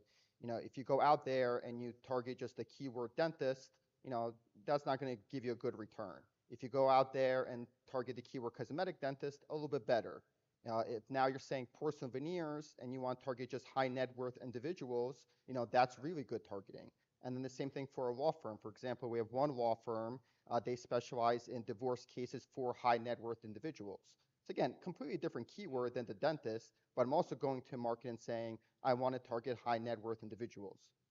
And I'll say, don't be afraid to niche and know. For a long time, I felt bad if I say, I want to help workers, but I want to help high level executives. I felt bad for wanting to do that, right? Everyone needs to help the little guy, but there is a market in high level executives. So keep that in mind. Don't be afraid to kind of niche and zone into somewhere where you know will actually feed your marketplace and can afford your prices. I think that's all the time we have. Thank you. Yes. Thank you so much, panelists, for that thought-provoking conversation. Let's give them a round of applause. I don't know if, hopefully most of you got a chance to hear our next speaker. He did the keynote just prior to lunch, and we are grateful to have him with us this afternoon as well.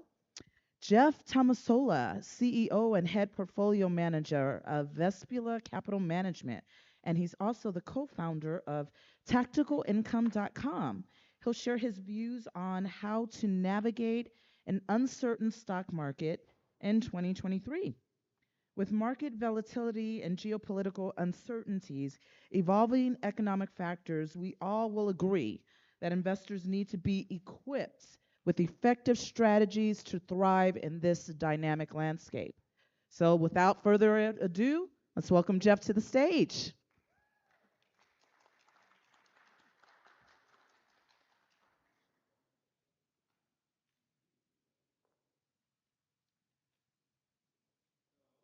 This is going to be interesting because they don't have my slides. I don't know how that happened, but we're going to talk a little bit. I don't know how many of you guys heard me speak in the last one. Can you raise your hand?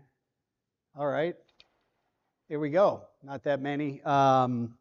So my name is Jeff Tomasulo. I am a hedge fund manager from Greenwich, Connecticut. I also, for the name of the company is Vespula Capital Management. And I'm also the CEO and co-founder of Tactical Income, which is a financial education company that helps people take control of their own finances using my strategies in my hedge fund, right? Because the way we kind of developed it was that I went to Wall Street and learned a specific way. And I wanted to develop an education program that my mom and my sister could implement and make money the way I did. So, and I'm going to give you a little background on the education company because the reason financial education became so important to me came down to really two stories. One was about myself, which I told in the last talk, and then the other one happened to do with my mother-in-law. And I'm going to give you that talk a little bit about my mother-in-law because a lot of you guys already heard my story um, about myself. But I'll give you a little background about myself so you guys get, the people who didn't hear me speak can understand. So I came from nothing. My father was a corrections officer at Rikers Island for 25 years. My mom was a stay-at-home mom. My brother and sister and I are the first generation to go to college. I'm dyslexic, and I had no interest in ever being a hedge fund manager. You know why? Because no one ever made me feel like I could be, because I was horrible at math. And the only thing that I was really good at was I had an interest in politics and history. So I was pushed that way, like we are in so much of our education process. And it really bothers me when you really think about how our education system is set up. I have 3 daughters and a son, and my 3 daughters are in high school, and they don't even know how to balance a checkbook, right? They're going to my senior is going to graduate, and she doesn't even know how to do her own taxes, right? She doesn't know about interest rates. She doesn't know any of the basic needs of being, to support herself when it comes to finance. And what really bothers me too is I got very lucky, and if I had the slides, I would show you. I got very fortunate after I went to college, and here's one of them at least. I went to college and studied political science, but I got a job on Wall Street because of a friend. And when I got to Wall Street, I was very fortunate. I went to Wall Street during the mid-90s. So being on Wall Street from 1995 to 2000 was quite amazing, right? Because what happened during that time period? Anybody tell me? We had the dot-com, run up. And I was able to make millions of dollars during that time period with absolutely zero knowledge when I started on Wall Street. And that was the biggest thing. When I went to Wall Street, I got around people that had a certain skill. And they were able to show me that skill, and then they were able to support me along the way for me to be able to learn that skill and be able to make millions of dollars. And when I went on my own and I wanted to start an education company, I wanted to be able to allow people to learn exactly like I did. And how did we do that? Well, one, I sat behind a trader and investor for 30 days. I saw everything that he did. He got into a stock, he got out of a stock, he bought a currency, he sold the currency, and then he explained it. So at Tactical Income, I said to my partner, how can we give that to people, right, to get the knowledge from me? So the way we did it with technology today, we actually, every time I place a trade in my hedge fund, I send it to my student's cell phone. And then, so that's actually showing them what I'm doing, right? Getting in and out of a stock or an asset class. And then what we do is, that's me showing. So how do we teach them and support them? Well, then we do coaching calls. Just like I learned after every day on Wall Street, we would go into a room, a lot smaller than this, say half the size, and we'd be a guy on a chalkboard showing us and going over all of his trades, explaining everything. And that's exactly what we did for our students. Monday night, Wednesday afternoon, and Thursday afternoon, to have these coaching calls, because you need support. If you really think about, any of you, does any of you invest in the stock market here? That's one of the questions. Oh, that's awesome. How many of you are successful at investing in the stock market? Oh, I got one here. Define success, right? Are you consistent? That's how I look at success. I don't want, you're consistent.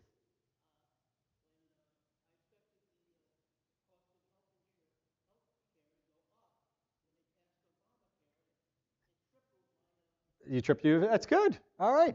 So anyway, what I wanted to bring up is that I wanted people to be able to be consistent and learn the process. I want to get into the headlines in a second. I just wanted to make sure we had the right thing. But the whole thing about our tactical income and our education program is to show, teach, and support, right? So you get the trade alerts, you get the coaching calls, and on top of that, you need to have the tools. So we give all of our students the exact same tools that I use with my hedge fund to make money. So those students now have the trade alerts, they have the coaching calls, they have all the tools, and especially the one tool that I am very proud of, which we came up with, which was an algorithm. And this algorithm is just algorithm means it's a fancy word for math that allows us to gain an edge in the market. right? And we're going to talk about an edge in a second. And with that, this algorithm helps us pinpoint what stocks and asset classes give us a higher probability of profit and a higher probability of success. So when you have a combination of this, you become much more successful in the market. And it's so different than what a lot of other people talk about and what we learned in the market, right? I know what we are and we're not, right? Warren Buffett, you know, he has a certain process. He has an edge. But Warren Buffett's process is so hard to learn and it's so hard to repeat. Even for a guy like myself who went on and got a master's in finance. I wanted to be able to create a system that I can teach my mother and my sister and that they can use and have the same returns that I can. So that's our education company, Tactical Income. If you have interest in learning about this and getting educated on what I do and how we do it and how we teach our students, we have a booth out there. I want you guys to visit it. I have my staff that will talk to you. I will be there also. But now that I got the slides, I'm going to show you about how to put some context around what's going to happen in the market over the next 6 months.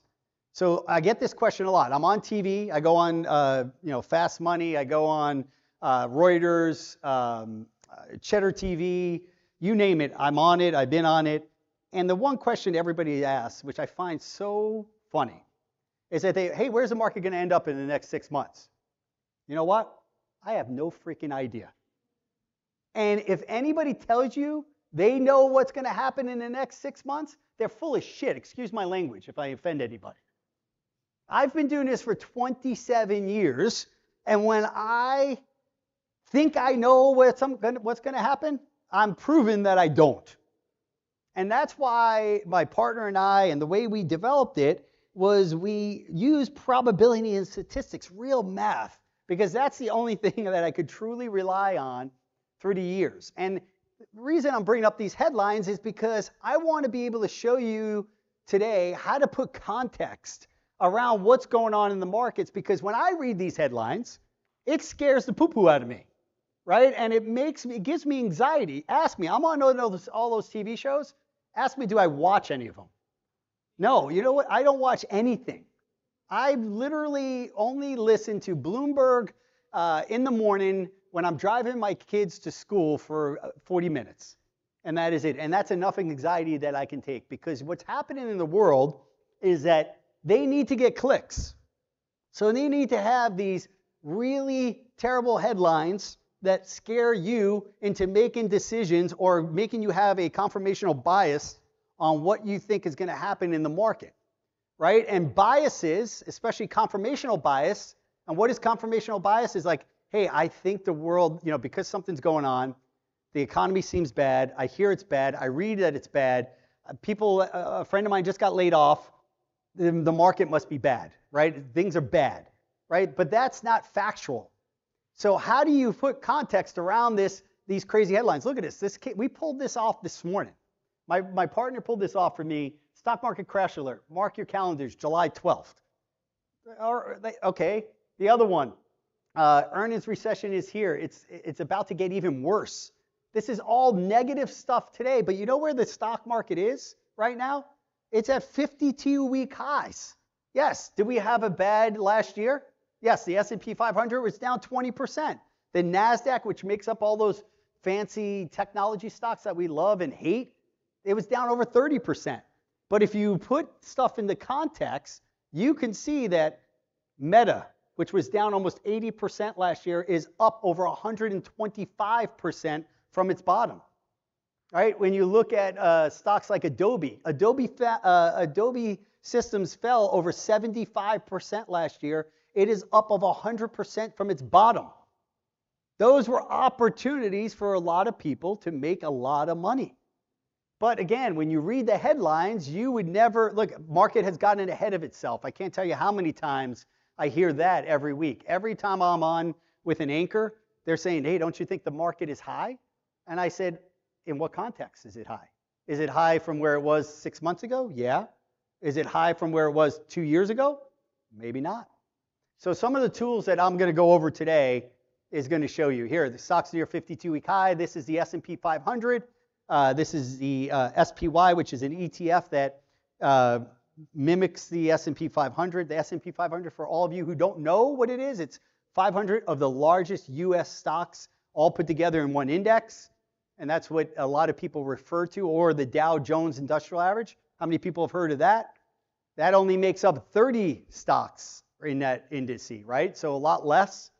But the S&P is at. So where will stocks end up? You heard what I said. I have no idea, and I want you to be so darn skeptical of anybody who says these two things. I know where it's going to go, and oh, I've seen this before, right? Because let me tell you something. I've been doing this for 27 years, and every time I think I've seen it all, I've been proven wrong. Who has ever thought that a commodity like oil can go negative? Right? I bet you can go and ask the commodity brokers on the floor of the Chicago Commodities Exchange, and I bet you before 2020, if you would ask all those guys, can a commodity go negative? I bet you 99% of them would have said no. I thought zero was the low until 2020, the pandemic, where I think it was the February or the March contract went negative to negative $21, where they were actually paying you to take oil and store it. Never in my life did I ever think that was possible. So when you hear people talking in definitives, you have to question those people. So I don't know where the market is. We're going to try to show you. I want you to be able to put context around everything you do, because that is how I make my money. That is what I created our system in our hedge fund. Now, to give you a perspective for the people who don't know, whenever people it's like, well, how do you know your system works? I know my system works because proof is in the pudding. Over the last 10 years, our annualized average return is 25%. Last year, when the NASDAQ market, the NASDAQ went down 30% and the S&P went down 20%, we made 29%. So when people question me about, hey, well, I heard options, because we do use a lot of options. If anybody that doesn't know options in here, it's just another vehicle to make money in stocks and futures. We use options. Everybody comes up to me, they say, it's so risky. I know so many people that use options. It's so hard to understand. And I always give the example, which you guys heard when I spoke, about me going into Starbucks and ordering coffee in Starbucks. How confusing is the Starbucks menu? Does anybody else get confused by it like me? I mean, I've never heard of such things before, but my daughters give me a list and I have to go in there and order all this stuff. But after you do it 3, 4, 5 times, you figure it out. And it's the same thing when you hear anything I'm talking about today. If it's confusing, of course it's confusing, because you guys never heard of it. But it's a way that all of us in this room can use, not only to grow our wealth, but if you want income or you want a side hustle. It's a to me, it's probably the best way to be able to make extra capital or extra cash for people. So context is everything. I asked this question. A lot of you people do invest in here. The next question I have is, how many people invest in options? Does anybody use options to make money? I got one person over here, 2 people. Anybody else? Has anybody tried to invest with options or trade with options? Did you make money? Exactly. Right? The reason when I hear people, the reason why people don't make money in options is because they're not educated properly. I was working on Wall Street from 1995 to 2001, made millions of dollars, and never used an option. But as soon as and then I realized when I was starting to get educated about options, I was like, wow, I can make a lot of money. But at the beginning, I lost, and I lost, and I lost because I wasn't getting properly educated by the right people with the right strategies. So, and then what happens is what goes on a lot, I see this with a lot of our students, is they try options.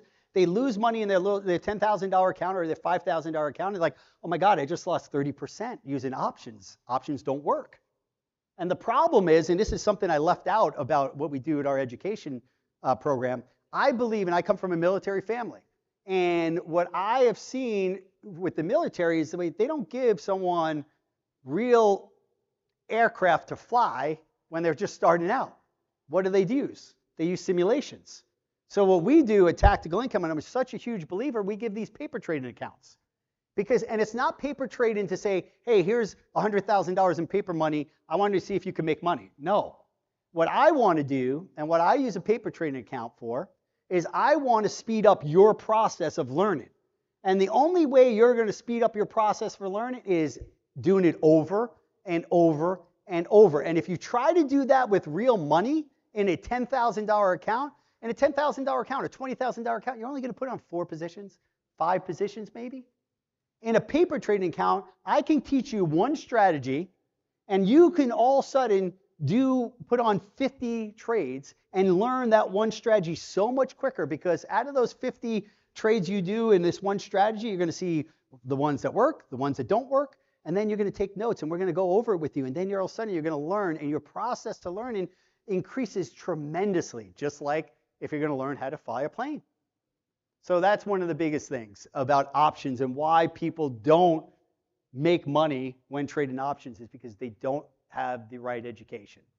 So here's me. I was co-founder of Tactical Income, our education company. 27 years of managing money. We manage over about $100 million, because my attitude is I want to teach everybody. I want them to get educated, right? But there's a lot of times people are like, I love the education. I want to be a do-it-yourself kind of person, but I have this 401k and I need someone to manage it. So we obviously have a hedge fund that I've been managing for the last 10 years, and we obviously manage other people's money. I have a lot of family offices in Greenwich, Connecticut, and a lot of high net worth clients. So here I talk to you what happened with my clients over the last 10 years. We have an annual 25% annualized return. That's what it looks like if you would have put money with us 10 years ago. And here is me. I've been very fortunate to be able to travel around, and this is where financial education has gotten really important when I started to travel with the sharks. And I traveled with Barbara Corcoran, Robert Hershovic, Kevin O'Leary, but the biggest thing that I got from people was when I started to talk to a lot of people like you, they always asked me the same questions over and over, right? I got the same question. I lost money. I don't know. I'm not doing this, am I? And then the same questions I got was, what stock should I buy? And how and when do I buy it? Right? So what stock should I buy, and when do I buy it, and when do I sell it? And the crazy part about that is, again, that comes back to my theory about putting context around everything. Because when you have context, you can make better decisions. I have no idea what's going on here, but here, we're going to go. So what do you need to know? Well, first of all, you want to make money when the market goes up, down, or sideways. Right? We talked about this earlier in my early speech. You do not want to be a one-hit wonder. So you need a proven, repeatable process. And the only way that you can make money when the market goes up and down is, we're going to talk a little bit about this, is non-correlation.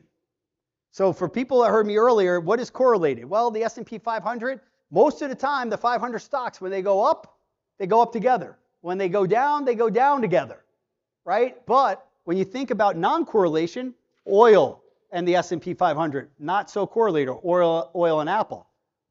The S&P 500 and wheat, non-correlated.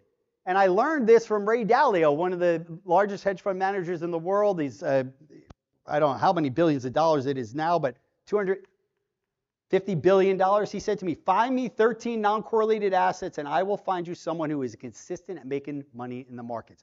Our goal is to make money when the market goes up, down, or sideways.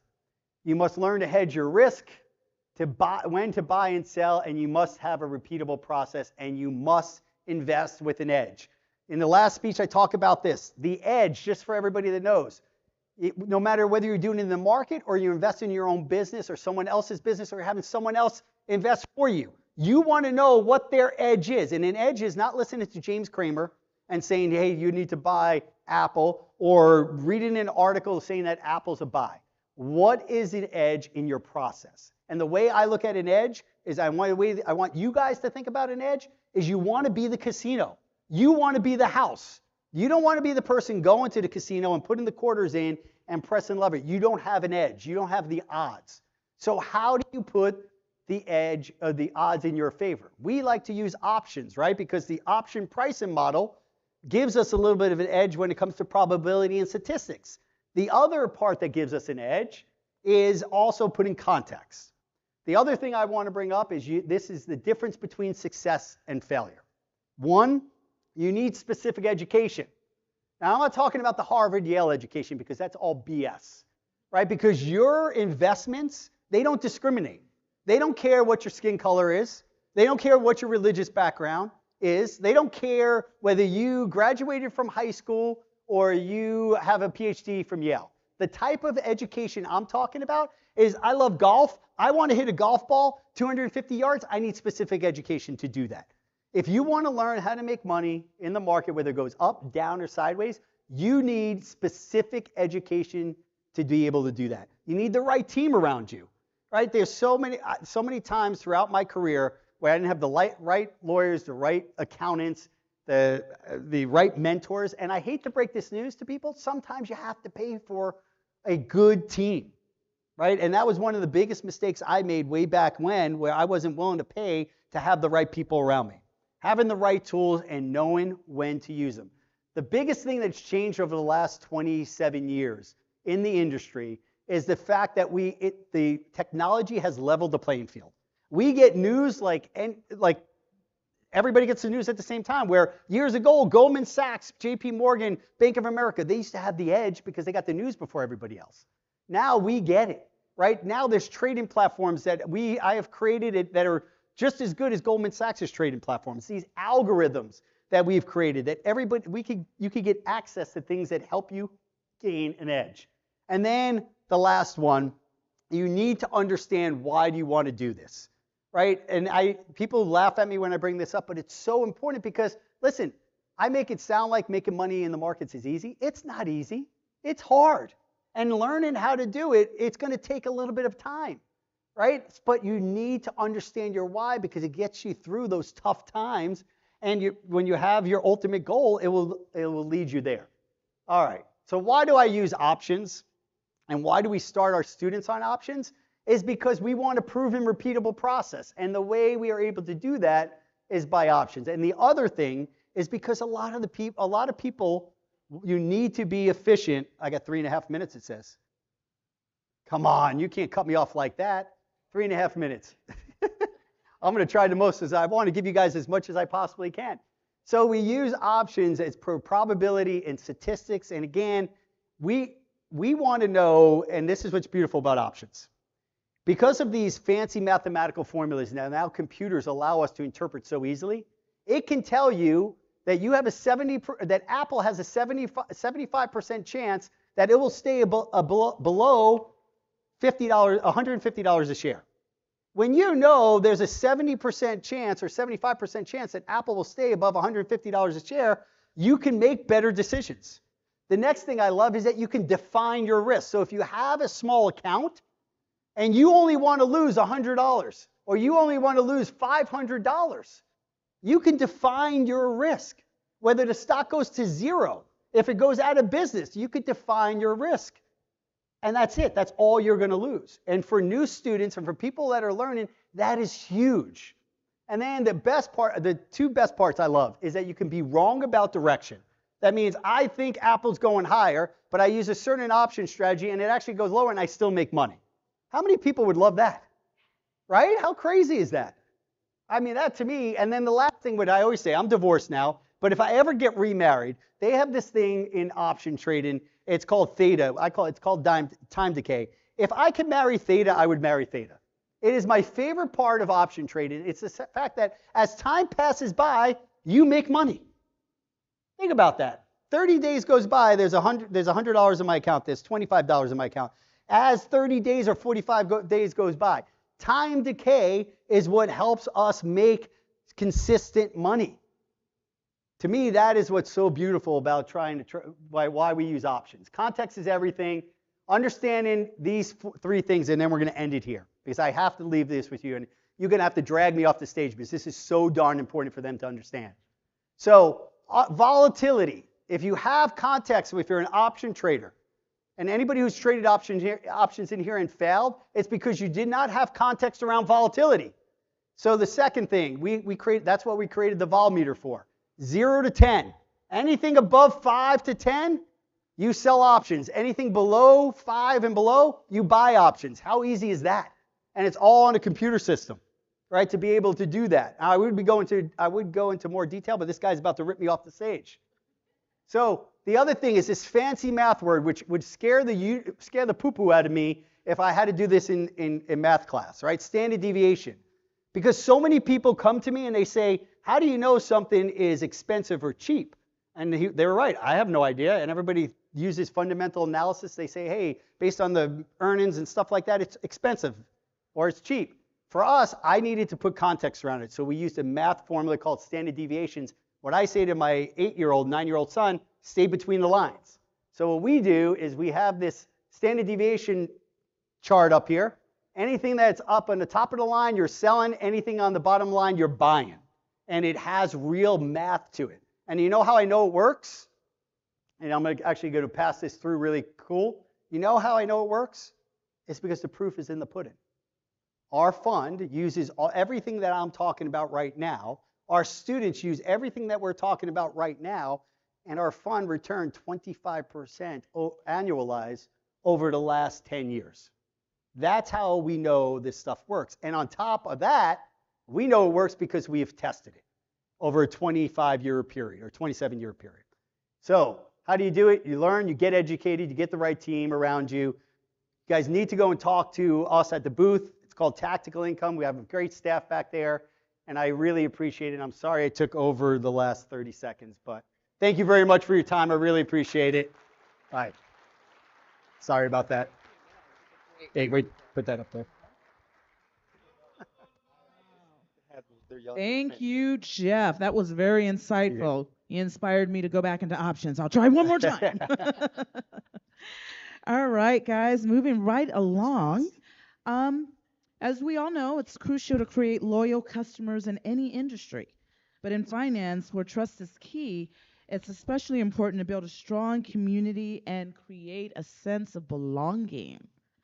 Get ready for yet another exciting and enriching speaker session exploring the topic of creating community, not consumers, and fiercely loyal customers.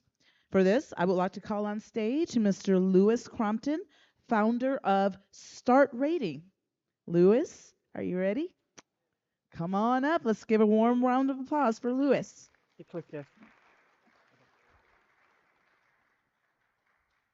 Thank you very much, everyone. I'll be 2 seconds. It's a longer walk to the stage than I thought it was going to be. Everyone ran out as soon as I got up. Right, let's grab the clicker. Oh, so the one I've got at home. You may have noticed by my accent, I'm not from here. Where do you think I'm from? Australia? I am offended. London. Thank you very much. Yeah, was that you? There you go. You win a prize. I'll give a prize out later on. Thank you very much for having me here today. It's an absolute privilege. I have got, is this timer? This timer's, I don't think, up to date, is it?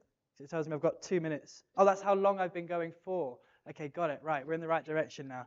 Oh, there we go. It's come back. Brilliant. So yes, I'm Lewis Crompton. If you are on LinkedIn, please do connect with me. I've only got a very limited time today to share with you what it is I'm going to share with you about building loyalty in your customers, creating a community, not just consumers as well. So who has customers, who has clients in the room? Brilliant, every single person. Maybe you've just got friends or family members or significant others you wish were a little bit more loyal than they may be. There was a joke in there, please feel free to laugh. Then I won't feel quite so alone in this room. So yes, we're going to be talking about how you can create community, not consumers, and fiercely loyal customers. Can you spot the difference between these two pictures? On the left-hand side, we've got a group of people who are on their phones. I live in London. When I go into the centre of London, I have to get on the underground, and all I see is people disconnected from one another. What I'm trying to do within my business, which teaches people, funnily enough, similar to the gentleman we just had before, teach them how to invest in financial markets in less than 30 minutes a day. If you're based in the UK, I can teach you how to do it tax-free. Who likes the idea of tax-free? Yeah, unfortunately, if you're based in the US, it's not going to be tax-free. But if you do want to move over, then I'll sponsor you to move over to the UK, if that's what you would like. Oh, the lights have gone dimmed. We're creating a nice sort of romantic vibe in here. You want to move over? Brilliant, fantastic. So, I know the problem is the weather, it's true, it is miserable. I'm loving it here. So yeah, on the left-hand side, we have got people who are disconnected. On the right-hand side, we've got people who are connected. This doesn't seem to be... Where do I need to point this to make it work? So on the right-hand side, that's some of my community in my house. Not in my house, we're clearly in the garden. I don't live outside, I do have a home. Sat around the fire pit. We like to have conversations, deep and meaningful conversations, beyond just the fact that we are trading financial markets. When you trade financial markets, it's you and the market, which is an incredible blessing, but also can be, thank you, it's working now, can also be very disconnecting. It's a very lonely experience. So what we try and do is we create a community where people can interact with other people who are pursuing the same things that they're pursuing, and therefore it's not quite such a lonely experience. They all have other jobs, because the way that I teach people to invest, it takes them less than 30 minutes a day. Who'd like to make a full-time income off of less than 30 minutes a day? Yeah? And this is what allows them to create the lifestyle that they want, or leave their jobs, or go part-time. Who actually quite enjoys what they do for work? Yeah, but who wishes they could do it purely for the love, not for the money? Yeah, who likes the idea of having both incomes coming in? Yeah, exactly. Why not have both? You can have it all. So what we're doing in Star Trading through different techniques that I'll talk to you about is creating a community and creating fiercely loyal customers as well. So traditional business models are top-down, one-way traffic, bringing people in to your lead system, bringing people into your sales funnel. First question, would you put your mother into a funnel? You would. I'm not talking about sales funnel, that's conceptual. But think about the language we're using here, right? Where are we putting people? We're putting these people that we want to become customers into a funnel. That's not necessarily nice language. Would you put your family members into a funnel? It feels quite disconnected, right? It feels quite cold language. So even just on a level like that, let's think slightly differently. What businesses do in general is very much top down. What we're trying to do, and what I'm trying to encourage other people to do, is think more centric. So business in the middle, community around them. It's the difference between top-down leadership. I grew up in church. That's a different story for another day, but we talked about servant leadership. The problem with servant leadership is sometimes people think that's then bottom up. Again, that's not servant leadership. Servant leadership is leader in the center, community around, and you serve. Everyone on an equal playing field. Thank you. Can I get an amen? Thank you. So these are the things that we're wanting to do in business as well. Now, when you grow businesses to a certain size, it may become more difficult to think about how that happens, but it's worth the energy. We like to talk about, is the juice worth the squeeze? Is the lemon worth squeezing? Is it going to get enough juice out of it? If it's not worth the squeeze, it's not worth doing. But believe me, when you create brand loyalty, fiercely loyal customers, and you create a community around that, the juice is worth the squeeze. But it does take a little bit of squeezing. So successful brands that do this, Apple, they're more than just a business. They are a community. They've got advocates for them in their customer base. You've got Tesla. People absolutely love Tesla. They will order it years in advance before it even comes out. I personally don't really like Teslas. I don't think they're particularly nice. I'm not going to be fiercely loyal, but guess what? Creating a community also means you exclude people at the same time. That is okay. You cannot please every single person. Then you've got Harley Davidson. There's a whole dress code around driving a Harley Davidson. There's all gangs around being a Harley Davidson. In Star Trading, we actually call ourselves a gang. We don't talk about community. It's just the vernacular that we use. Yes, to some people it has negative connotations. For us, it has the connotations of fierce loyalty, never leaving someone behind. Now, another successful brand. I wonder if you've heard of this person. They're relatively small fry, so you maybe not have heard of them. Taylor Swift. Has she not created a fiercely loyal customer base and community? She has, hasn't she? What does she call her community? Swifties. Thank you that you know that, because I don't. But if you think about the Eras Tour, that has massive implications for every single city that it goes to. I was reading an article the other day, and by the way, I know nowadays we say we're reading an article, and what we actually mean is we saw a video on Instagram or LinkedIn or YouTube. That's what we really say. But we still say we read an article because we want people to think that we're cultured, don't we? So when I was reading this article, it was talking about how Taylor Swift is boosting the US economy by about 400 million, it might have even been billion, I can't remember, but that much money because the amount of people, community, go to her events and spend money in those local communities. If in your local community you're a business owner with a hotel, restaurants, bars, whatever it is, anything that caters to tourists, and you hear that Taylor Swift is coming to town, you are incredibly happy. And by the way, Taylor Swift is a massive brand. She will still, as will many, many influencers online, she's more than just an influencer, yes, But a lot of the big name influencers on social media, they will still be the ones personally responding to messages that they get. So I don't care how big your business is, make some time to be personally interacting with your client base. That is how you build relationship. Relationship leads to loyalty. Loyalty leads to community. Community leads to, if we want to take it there, sales. That's what it leads to. You don't want to only create loyalty and community amongst your customers. You also want to create loyalty and community within your staff and your team as well. Very, very important you do that. How do you do that? You treat them better than they would be treated anywhere else. You make them like family. I think it's Southwest Airlines, they put their staff first and their customers second. And they have phenomenal customer service as a result. Thank you very much. Right, next one. So how can we do the same? How can we do this? I've got a few ideas of what you can do to do this. I'm going to share some of the examples that I use as well. So loyalty is bought. This is me at a social a couple of weeks ago. Like I said, I personally bring to my own home in London my students. There is no other education company within the sector that I work in that I know who do that. Not one. I was trained by a man named Robert Kiyosaki. Anyone heard of Robert Kiyosaki? Yeah? Rich Dad Poor Dad, exactly. So before I launched my own community, I actually was a mentor for him as well after he taught me. So I started my life on the shop floor of a retail store, and then I worked my way up through there to head offices whilst I was doing my master's in theology, and then I was asked to come and teach for Robert after a few years of traveling around the world and trading. That's my beginning, humble beginnings. Do not despise the day of small beginnings. Now, I invite my community to my house for social events. This is me after a conversation we had around the fire pit after one or too many whiskeys, talking about how fantastic hot and spicy Chinese chips are. So while they were all having a conversation, what did I do? I went and I bought about 10 portions of Chinese chips and had them delivered to the house. Why? Because that simple gesture shows that I'm paying attention as the leader of the company. It's something that they liked and they needed to sober up. Ticked all those boxes. Do you think they go home and they remember the conversations?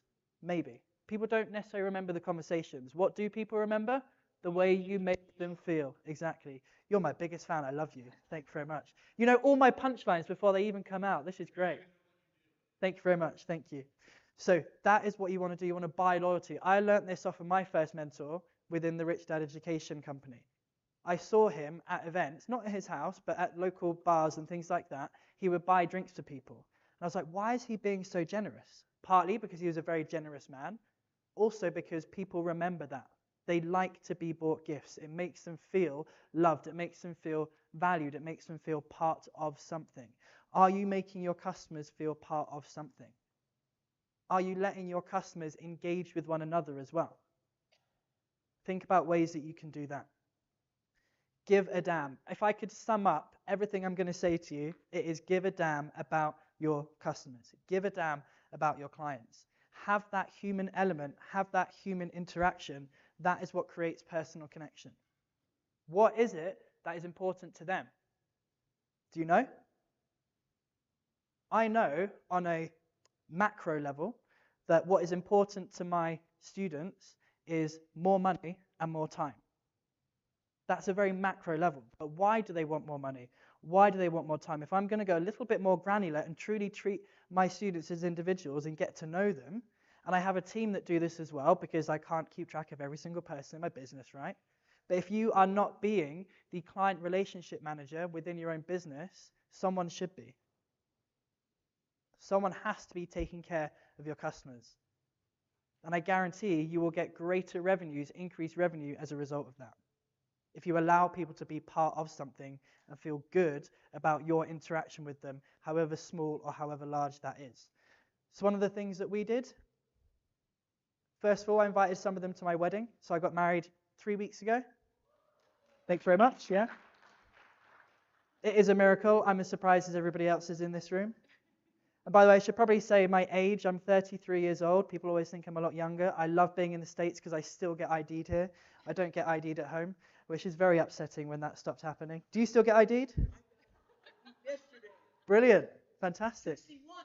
61. I wouldn't have said a day over 59. That was another joke. I wasn't. This is English humor. Apologies. No, that was brilliant. I love it. It feels good though, right? Do you remember where it was? What was it? What was the place?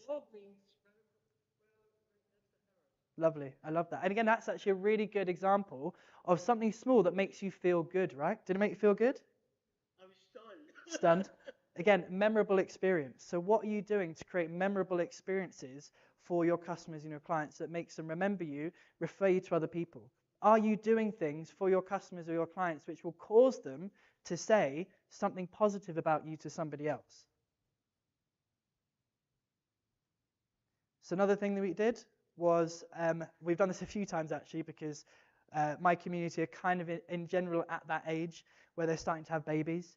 So we sent baby grows literally all around the world, because we've got students all over the world, and so we've sent baby grows all over the world branded with our thing. So this one says, Ava Rose Lunn joined the Star Trading Gang on 24th of May 2023. Do you think they appreciated that? Do you think they'll remember that for a long time? Do you think any other business that they interact with sent them a baby grow personalized to the name of their baby and their date of birth? No? Do you think that builds loyalty? Do you think when they post that on their social media, I get recognition? Do you think when they post that in our private community group, other people within the community go, oh wow, isn't that amazing? Do you think other people then comment into the community group, and guess what that does? Stimulates interaction. What are you doing to stimulate interaction to build your community and allow them to interact with each other, not just you? Again, if you're only allowing them to interact with you, what is that? Top down. If you allow them to interact with each other, we are an education company. One of the things we do, which flies in the face of a lot of reason, is we do not have a frequently asked questions section. There's been a few times where students have asked for the frequently asked questions so they can get an answer to a very simple question that they may have. And I say, no, we don't have one. Is that because I'm lazy and I can't be bothered to create the frequently asked questions? Yeah, maybe a little bit. But the actual reason is because I want to create situations and scenarios where the community can interact with one another. So by not having a frequently asked questions section, but within our private app, where we have a chat thread called Still Learning, people can post into there any questions that they've got. What does that do? Causes interaction. What does it also do? Allows people who are maybe just 3 months ahead of the journey to answer questions and demonstrate their knowledge. What does that do for them? Boosts their confidence, gives them a positive experience, allows them to feed back into the community that fed into them. What does that do? That sows seeds for the person who's just had their question answered to want to feed back into the community later on.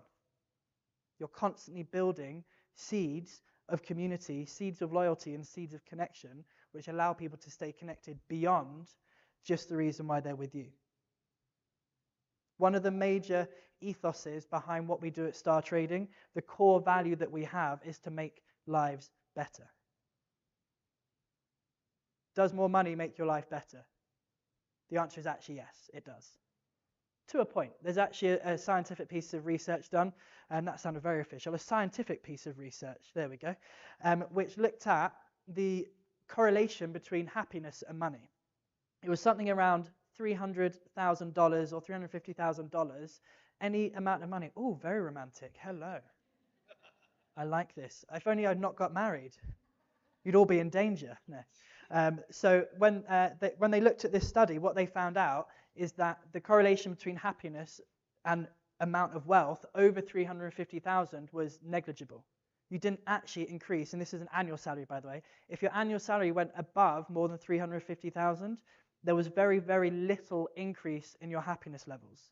Over a certain amount, it actually became detrimental to your happiness, because you then had to stress about how to manage your money and how to look after your money and how to protect your money. So yes, more money does make you happier because it gives you more choices. But I personally believe, and we were talking about this before, and you were saying this yesterday, that one of the problems in society is people are getting a lot more angry, a lot more stressed, and I personally believe that is because there's an absence of love. I'm not going to go into a full preaching mode here, but people are not good at being tolerant. What's a lack of tolerance? It's a lack of love. What's a lack of love? It's a lack of connection. It's a lack of intimacy. So building community for me is about building opportunities for people to interact and build intimacy. So actively encourage community agreement. So you can see this in here. Every time someone joins our community, all the other members will welcome them. They'll make them feel welcomed. The amount of comments I've had from people who say, it was so lovely to be welcomed into the community, rather than they just pay their money, pay their fee for their education, and then they're churned through a system. One of the things that we did when we got married is we went looking for, I didn't marry everyone in my community, when I was looking for venues, looking for wedding venues, we did the usual thing. We went and checked hotels out, we checked all those types of things out, but we very much felt at every single place we went that we would have just been another wedding at another venue, and we didn't want that. People nowadays are craving something which is more intimate, something which is more unique, something which is more connected than it used to be. I'm seeing lots of nods. It's not just about the product or the service that you offer. It's about how you deliver it. It's about the experience that you create for other people. One thing I want you to think about in your own business is ways in which you can create meaningful moments.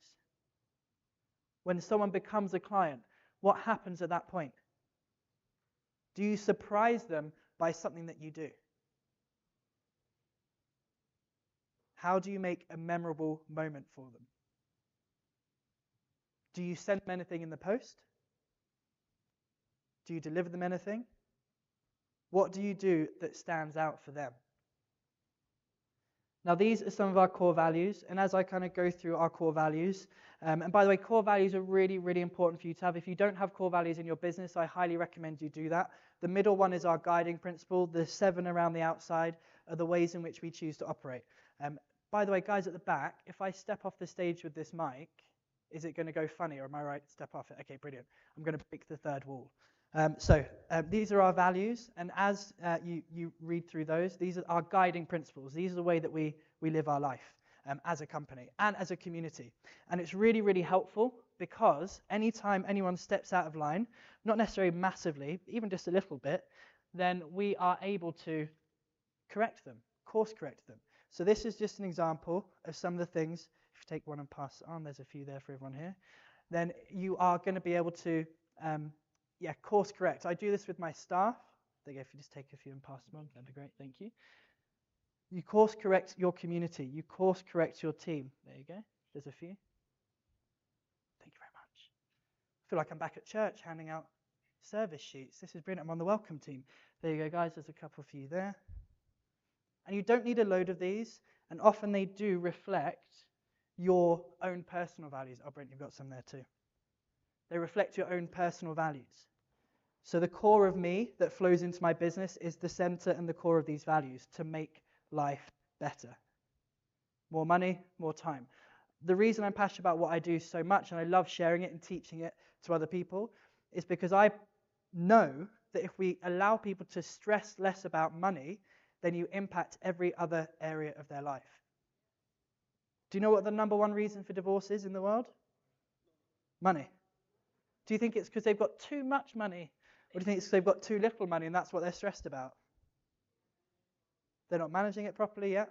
But guess what? If you've got enough, you don't have to worry too much about how well you're managing your money, do you? You only have to really stress about how you're managing your money if you have more month than you have money. So if I can change and transform the way that people handle their money, deal with their money, to the point that they have more of it, so they don't have to stress so much, guess what they become? Better parents, better partners, better lovers, better workers. If you don't have that stress in your life, you will be the best version of yourself. No one wakes up in the morning thinking, right, I'm going to be a problem today. I'm going to cause pain in all the areas of my life to all the people that actually care about me. No one wakes up thinking that. The reason people end their day like that is because they're stressed out, because they're worried, because they're nervous about money, because they're nervous about this. They're nervous about the future and the global economy. This is why I actually really agree with, I think his name was Jeff, who was talking before. If you have a skill set like trading, which me and him both have, that means you can make money as markets go up and as markets go down and as they go sideways. Do you think you worry a little bit less about money? You do, right? So these are my core values. And as you can see, one of them is that we like to be fun, generous, and communicate like a family. Honesty and integrity. We go the extra mile. How are you going the extra mile for your customers? How are you creating community? Are you breeding fierce loyalty? So I've got 3 minutes for questions in case anybody does have any questions. I want to finish on time. I saw you come in. Anybody got any questions? Yep.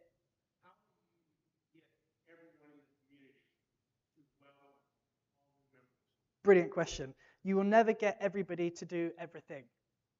So we make it an expectation, but you're not penalized if you don't do it. Some people are more interactive, more social. They like to do that type of thing. Some people are less so that way. We have a lot of people who are sat in the community almost like voyeurs, but they feel very much engaged and part of it because it's an active community. So they'll read everything, they just won't necessarily engage. So if someone joins the community and there's not very many responses, then we've got some other chat groups where I kind of kick them into action and say, hey guys, don't forget, welcome the new guys who've just joined the community, and then they'll see a lot more people welcoming them. But I don't expect every single person to always welcome. Yes? What recommendations do you have for starting like a new community if there's only a small group of people? Smaller is easier than bigger, as long as they're the right people. So one thing what I did in the early days is I appointed people to be active in the community. We came up with concepts of excuses to post in the community. So we do trading.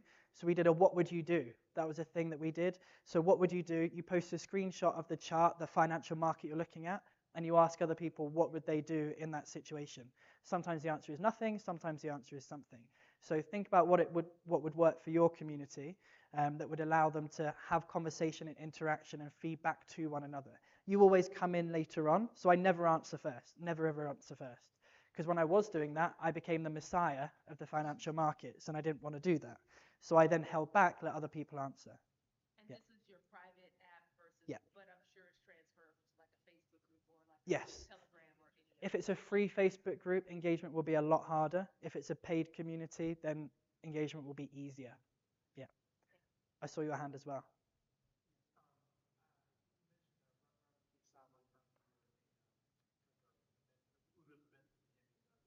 Not to him, that would be another level. Mentee of his organization, and then I mentored on behalf of Robert Kiyosaki, yeah. Yeah. Yeah.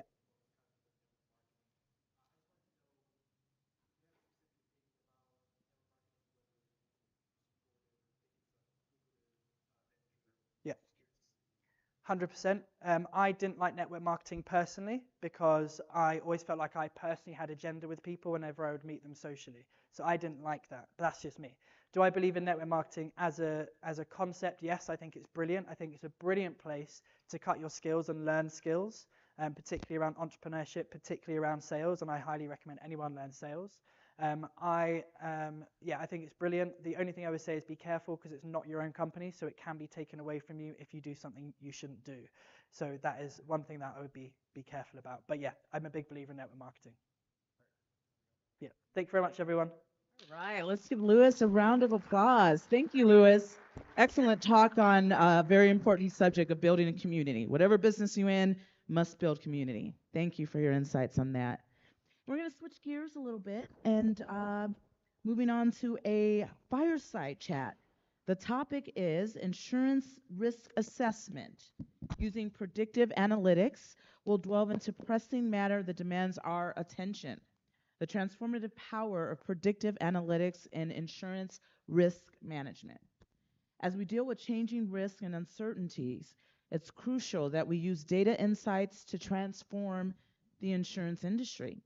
With predictive analytics, we can improve our understanding, assessment, and reduction of the risk, promoting a safer and stronger future. Let us see what our speakers would like to say on this subject. Please join me in welcoming to the stage John G. Shindy, member of the Board of Advisors at MyVeda, and Chris McCraley, founder and president of SRS Platinum Incorporated. Gentlemen, please take the stage.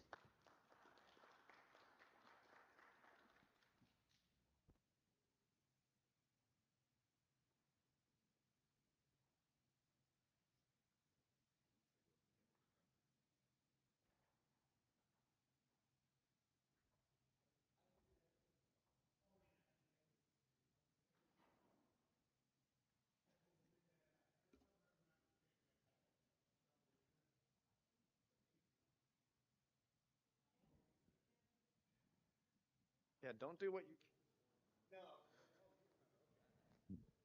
Didn't look well. Beautiful. Okay, that's good. Well, you want to have an event sometime. This is John. I'm Chris. Test. Test. Same thing this morning. About 6 inches away, I think. Like a singer. Yeah, like a singer. You want to lead the song? Sure. So hello everyone. Thank you very much for joining us, and thank you to the MoRE conference for asking us to come and present to you all. My name is John Shendy. I'm a board member and original investor in this company called MyVeda. It is a identity risk analytics SaaS platform that has integrated machine learning with it. And Chris and I are going to talk a little bit about machine learning, a little bit about predictive analytics. But for me, the key thing when it comes to risk assessments, I think we should sit, Okay. are, the data and what we are actually trying to do with data. So to frame it, I'm thinking everyone understands what risk assessments are. I'm a former chief information security officer, and risk assessments meant multiple things for me, as follows. We would do testing, technical testing on our systems, our applications, connected devices, and so on and so forth. But we would also look at the quantitative aspects of risk. For me, when it comes to risk assessment, it's key that we understand what the cost of risk is and the impact on a company's operations, as well as the cost to remediate those risks. And in risk calculations, we have things like single loss expectancy and annualized loss expectancies, which we use to calculate our risk, whether we're going to invest, how we're going to run investments, as well as how that affects the actual business operations itself. More so when it comes to insurance companies, it's really key that insurance companies have a keen understanding of risk itself, looking at all data available, and that's where predictive analytics and so on comes into place, where that impacts pricing, that impacts how they write policies, that also impacts whether they decide to underwrite or how they're going to underwrite risk to a business. I'll pass it over to Chris so he can add some color.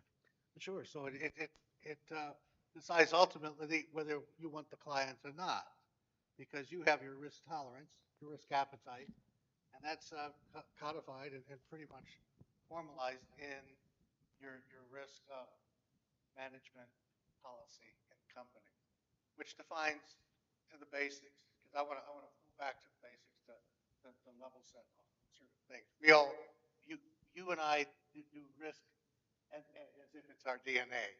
Does everyone do risk analysis out here, or is there anyone? Can you hear me better now? Should I just talk louder? Okay, I'll talk louder, and I'll let them catch up to the noise. That noise. I will be talking about noise.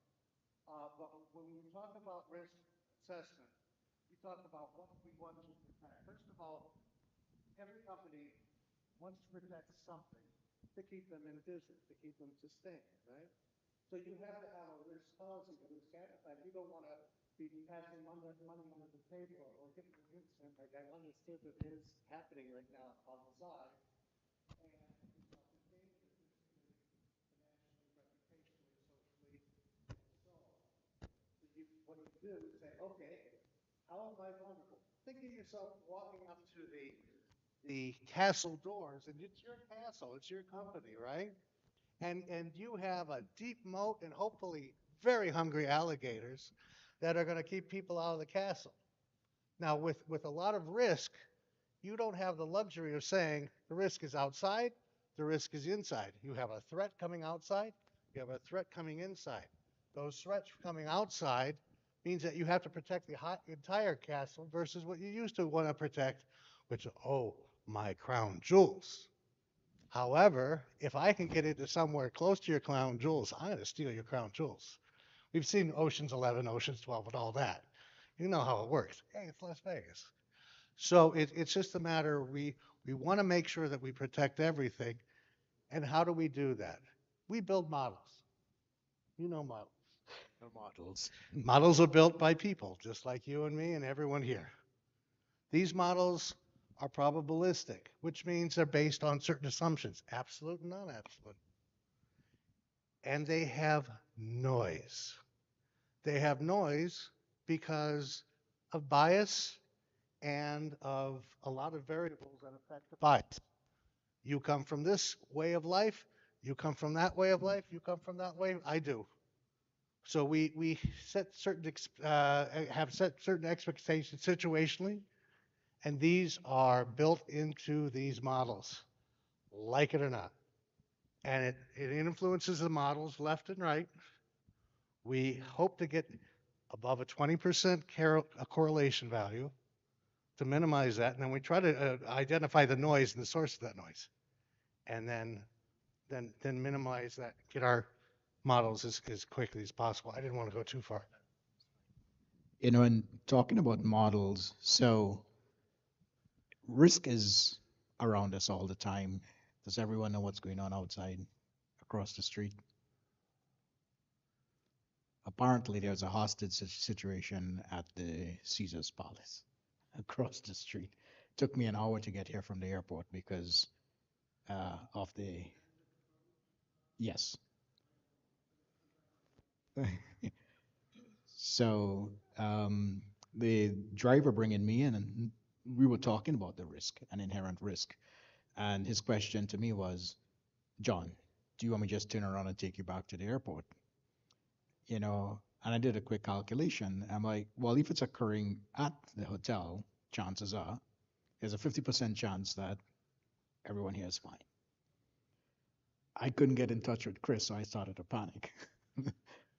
So I'm emailing him, Chris, are you okay?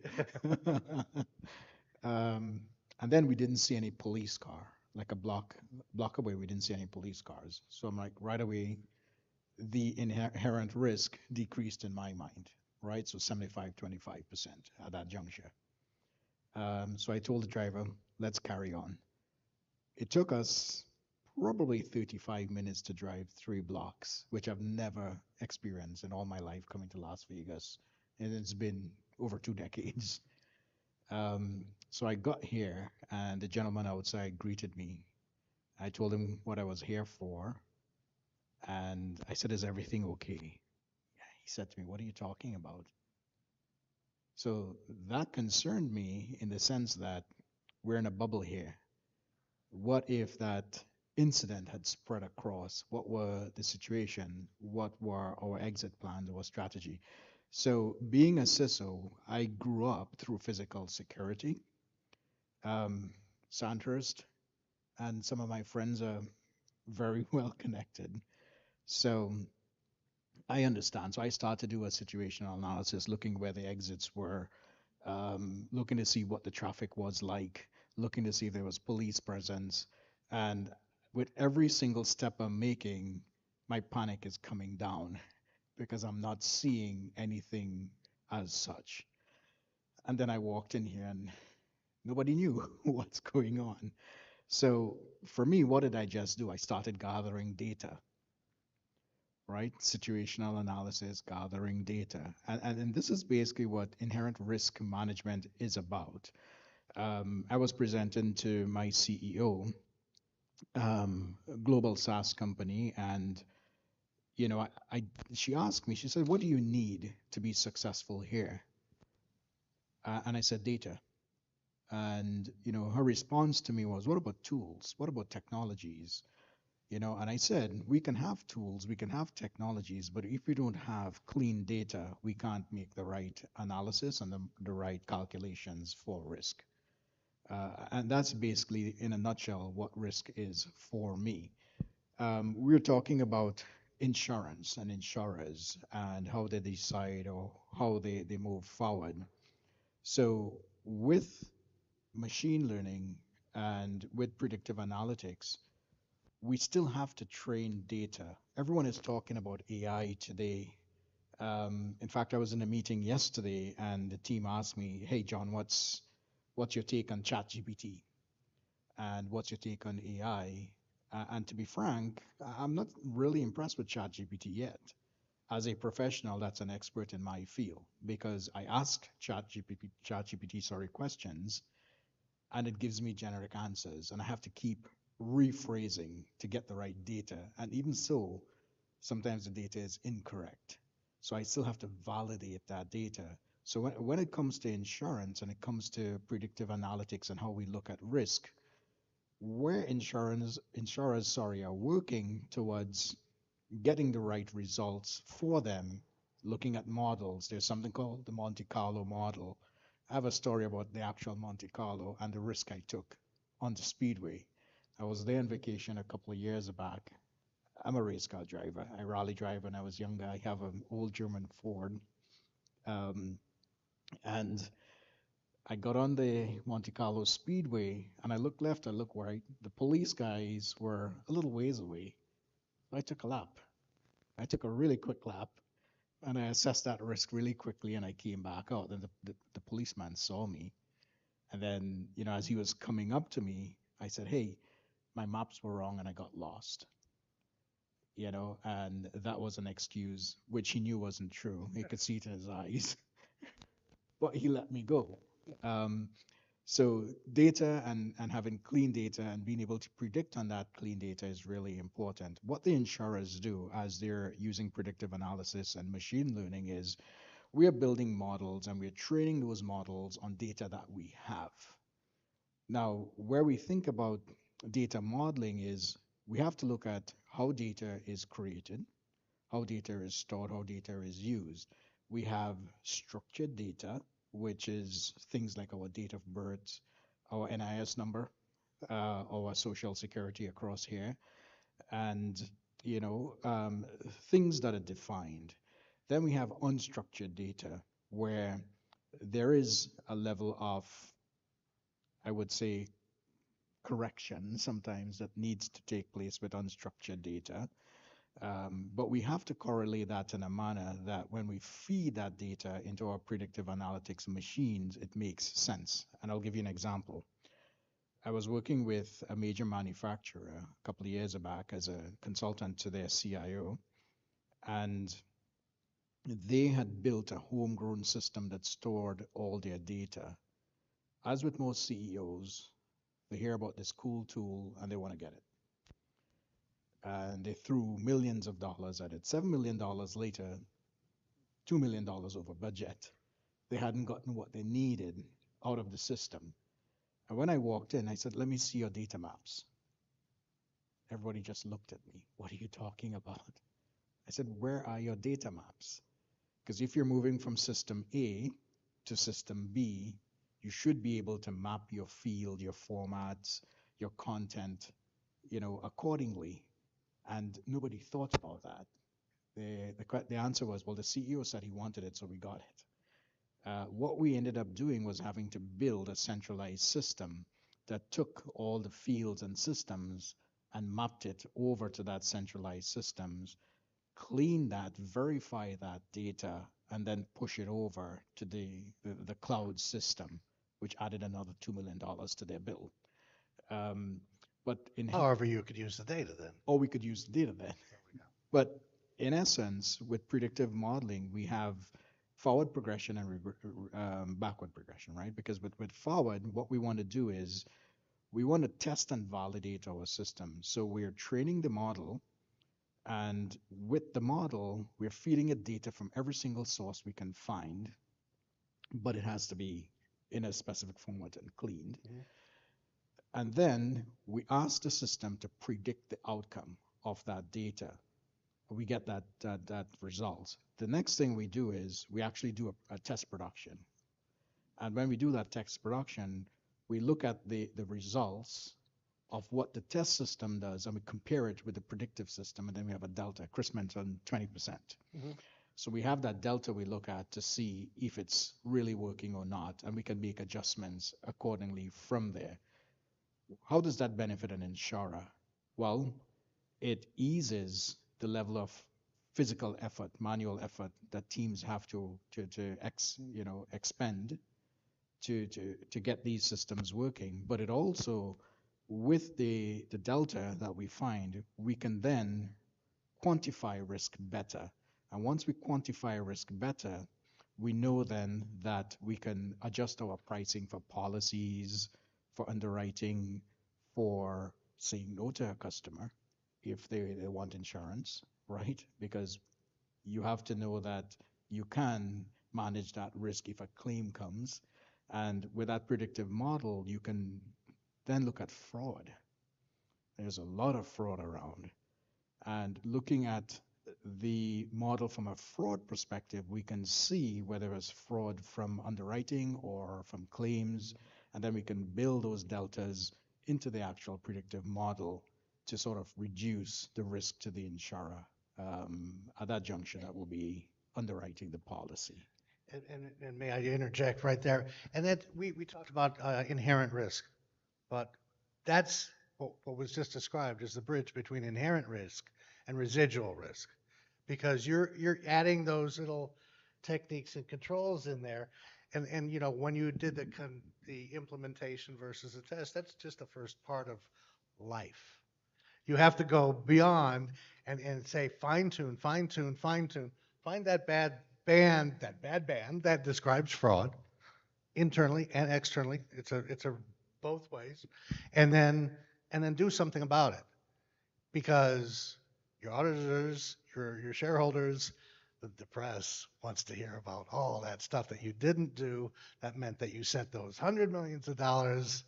Like there's some consent decrees. I'm not going to mention which bank out to people that it didn't belong to, or in an insurance company, your treasury department is wacko. They don't know what they're doing. The money's going out, and it's like how, what, and why. So that's the kind of thing that between an inherent risk and a residual risk, you're trying to put those controls in place so you could prove to everyone, hey, I thought about this. You thought about it. You were brought in to think about it. You thought, you said, here's what we need to do. It's going to cost money. So what? It's going to cost a lot more if you don't do it because you may not be able to sustain yourself. That's, you want to stay in business. You want to grow. You want to remove those. I usually use this word a lot more, vulnerabilities, so that you can sustain. And I have a model it's called maximize scale, minimize vulnerabilities, MSMV. MSMV is very simple. It's what you have to do. Yes, the scale comes first in the model, but you have to minimize the vulnerabilities, but you have to always remind yourself. I have to keep on minimizing these vulnerabilities or I'm not going to be able to scale. I'm going to get the wrong clients. I'm going to have too much fraud. I'm going to have too much uh, homogenization of my, if I can use that word, of my profits. So they're going to be not too strong and not too predictable, and that's not what shareholders and investors like. I try to come from a business and a strategic standpoint. You come from an implementation. I appreciate it. You need a lot of people like him. So it's just a matter of getting that to where the CISO talks to the CEO, the CEO, oh, okay, I see what you're saying. We didn't, it's not a bad judgment. But yeah, you hired me to tell you you're wrong. And that showed me that you're listening. If you say well, you're right all the time, you're not listening to anybody. This is saying, I'm wrong, you are wrong because of this. It's not because you're a bad person, it's because we had to link it up, and here's how we do it right. And that's never, always, always never, that's never that complicated. It usually comes down to a very basic things. Take the time, look at the vulnerabilities, fix, test, retest, quantify, document, so all the people who want to see those things will be happy, and then move on. That's a great point about documentation because from a legal perspective, I have had I wouldn't say pleasure, but I've had the opportunity to interact with a lot of attorneys over the years, Um, as a technologist, everyone thinks about technology as some murky, pseudoscience kind of thing that sits in a dark corner and make things happen. The reality is security and technology and risk management has come a long way in the last 13 years, especially with the improvement in technologies as we have seen them. When it comes to security, I usually tell leadership that it's a business function. It can't be a technology issue. Those are just tools. And those tools have to be optimized and cost managed efficiently because that is a line item for the CFO. And that line item must be able to be justified from a loss expectancy perspective as well as a spend perspective. When I present to the board, in fact, I shared a slide. I did an entire, it was just a spreadsheet basically that talked about single loss expectancies, annual loss expectancies, cost of investments, cost of risks, and the event of a risk going viral, what do we do? We have to get legal involved. We have to get external consultants and forensics analysis involved. And when we think about risk and risk management, we have to think about what are the legal implications at the end of the day. Because if we go to court over an issue, a vulnerability or a breach or a cyber threat, in court we have to provide irrefutable evidence that something happened in a particular way. And the forensic path that you took to put that evidence together and what you're going to do in what time, right? Absolutely. Right. Absolutely. Do we have to take questions? But I know we have like 6 minutes, and anyone have questions?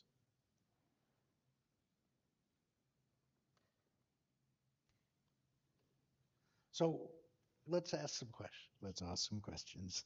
How much let's raise hands. Who's concerned about AI and the impact it'll have on you personally and professionally? Big question. Maybe not. Is there anyone really? Okay. Heat map. Cold or hot? Really hot? Really high. Everyone else high?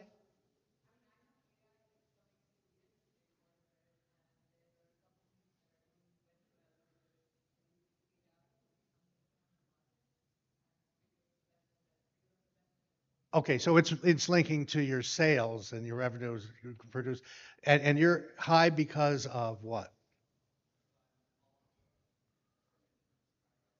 Okay, so you're high because you're concerned about the risks and vulnerabilities and what AI could possibly do to your job? Okay, to automate it, fine. So now we're concerned about AI taking over, right? How you want to answer a question about what should how should their concerns be? We have some time still, you know. To your point about the pricing and the profitability part, what we're using is, a lot more machine learning and predictive analytics and so on. AI has to get really sentient for me to be very concerned, right? And we're not there yet, unless we believe the stuff about Google. So when it comes to that, the key things that we're using from a business perspective is the data that we're feeding into these models. So we're looking at market analysis, analysts analysis, competitive analysis, and then we can do pricing, we can do movements, we can do positioning based on that data itself. To say that we're saying, hey, whatever we name the thing, can you tell me which market I could go after and what's my profitability? And it'll give you a response. We're not there yet. We still have to put data to train the system to respond to us. And even so, we have to have oversight. We need the actuaries still. We need folks like yourself that has a pulse of the market, because this thing isn't sentient. So it can't say, I feel. No, you ask it a question, you give it data input, and it will output data. Like you remember the old word processors back in the day. So it's simple input output, right?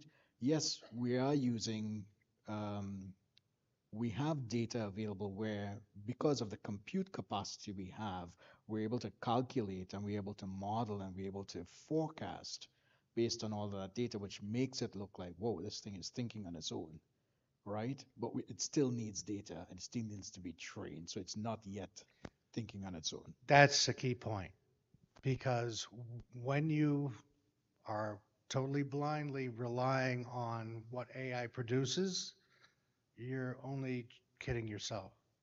It can only deal and only produce data that's reasonable and usable to a certain extent from the data that it has. If it has no data, AI will tend to make it up. That's the danger.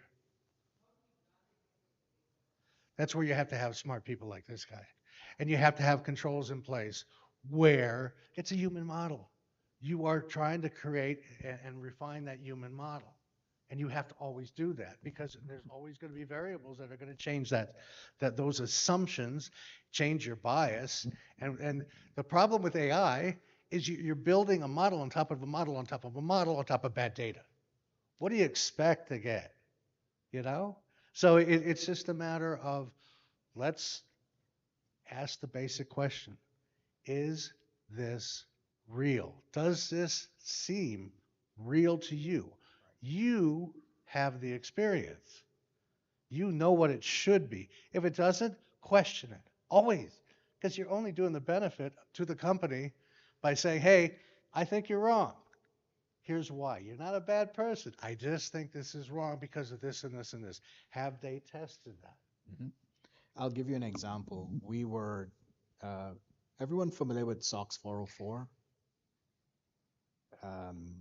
It's basically a regulation where publicly traded companies, they have a third-party auditor comes in and they run some audits on their systems and so on, financial statements, and tech somehow got tied into that with something called IT General Controls, right? ITGC, where you have to prove that you're doing certain things for the auditor to pass you, basically. We were doing something for a global customer where the audit firm that was working with this customer took about 3 months to get the work done, collecting the data, analyzing the data, validating, verifying, cleaning. With our system, it's built on machine learning. We just took raw data and we threw it at the system. And we said, figure it out. And figure it out meant we created a model of how it should analyze the data. We tested that.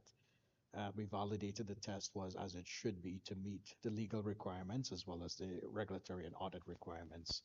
And then we gave it to the auditors, and they took the data, 3 months worth of work from the year before. They did the same collection and they put our system in place, and in 8 hours we were done. But that didn't mean they were done. We were able to do the analytics based on the parameters we told the system. Here is what we want you to look for. This is what we want you to analyze. And here is a suggested output. Add your recommendation from a predictive analytics perspective.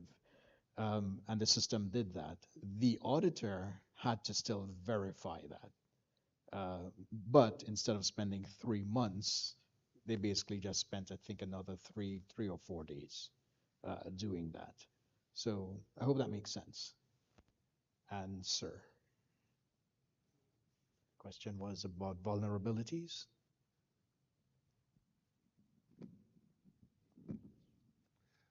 There was a question about vulnerabilities back there. Anyone? We're out of time. Okay. Thank you. Thank you very much. Thank you, gentlemen. Thank you, We John. appreciate your unique perspectives on that topic. Thank you so much. All right, we keep this train rolling. We're going to have another rousing panel discussion. As we all know, in today's highly competitive marketplace, firms must do everything in their power to stand out from the crowd. That's why we're delighted to have some of the most brilliant minds in the business world here tonight to share their insights on what firms must do to thrive. No matter what your business is, this is a topic that you need to adhere to. And the name of the topic is Attracting High Value Clients, What Firms Must Do to Thrive.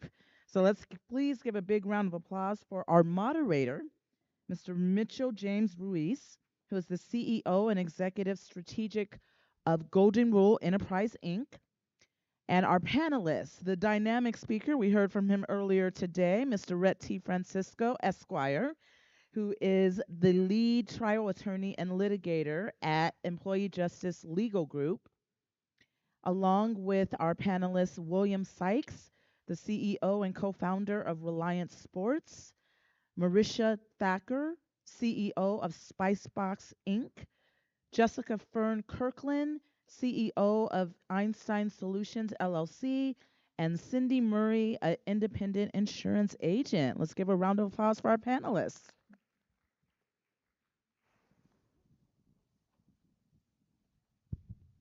Mic check, mic check. Mic check. Oh, there we Mic go. check. We're Awesome. live, ladies and How's everybody doing today? Woo! Love to hear Yeah. Thank you. it. Afternoon, day 2. I was gonna say, anytime I'm in Vegas, I'm always having an amazing time. The energy here is just absolutely different. So Rhett, have you been to Vegas before? Is this your first time here? That's the fifth. I plead the fifth. Are you pleading the fifth? Is it? As an attorney, that's what I'm going to tell everyone to say. How about you, William? How many times have you been to Vegas? This is actually my 3rd year in a row being here. Dope. Between things such as this and working at the NBA Summer League, just coming out here, just utilizing the time and the effort to really just connect with like-minded individuals. I love it. I love it. And what about you, Jessica? I've been here a couple times. Last time I was here for a big conference was NMHC. Anyone else go to the NMHC annual conference in January? If not, if you're in real estate, it's a great one to be at. So yeah, I've been here a few times over the years. Nice. I'm taking notes. And how about you, Cindy? How many times have you been to Vegas? It's my second time for the same similar conference before. So I love Awesome. it. Can't win any money. Yeah, for me, this is probably like, I think my 5th conference that I've been to in Vegas. Just, I kind of go to a bunch of different conferences, but the topic that we're talking about is how to obtain high value clients. So we're lucky enough to have like 3 different topics that we're going to be discussing. So I'm going to kind of work my way from Rhett down to my left and just go, I guess, on a general type basis. So I know when we spoke via Zoom, Rhett, we discussed the idea of the different kinds of clients that different firms would go after. So would you mind breaking down, I guess, like the 4 quadrants that you explained that, you know, are the law firms' angles? Like who are their target clients? So thank you for being here for everyone. First of all, live audience. I want to reach out to the online audience as well, whether you are live or in an on-demand setting. You are in the right place. This is a fantastic panel. I'm telling you, you're going to get some really good actionable information. Super important. Keep it high energy. I apologize for walking in front of you. I believe motion creates emotion. You may have heard this in my previous talk, but get up, get active, move around before you make a presentation. Smile, jump around, be big. Hit a power pose first, right? Do something that gets you smiling. Great, ma'am. Fantastic. I see smiles in the audience already. I am connecting with you. And just like Lewis Crompton said, who left the room, unfortunate. Lewis Crompton hit the nail on the head. I'm going to follow up with that at the very end. But there are effectively 4 types of high-value clients. You have institutional clients, insurance companies, Fortune 500 companies, Fortune 1000 companies, professional clients who have general counsel offices and senior VPs supporting them, figuring out how to manage whatever their litigation or legal needs are, okay, whatever the risk is. Then you have medium-sized clients, medium-sized businesses, $10 million to about $100 million in annual revenue. Smaller GC offices that may be stretched thinner, not basically semi-professional clients, okay? And then you have wealthy individuals, okay? Those are non-professional clients. Those are just people with lots of money, right? Those are people you want to know, okay? And then finally you have referral sources. And referral sources come in 2 different types. The one-time client who thinks of you and says, I got a guy. You all want to be somebody's guy. No offense to women. We're all guy. You want to be somebody's guy. Be the guy. I got a guy, right?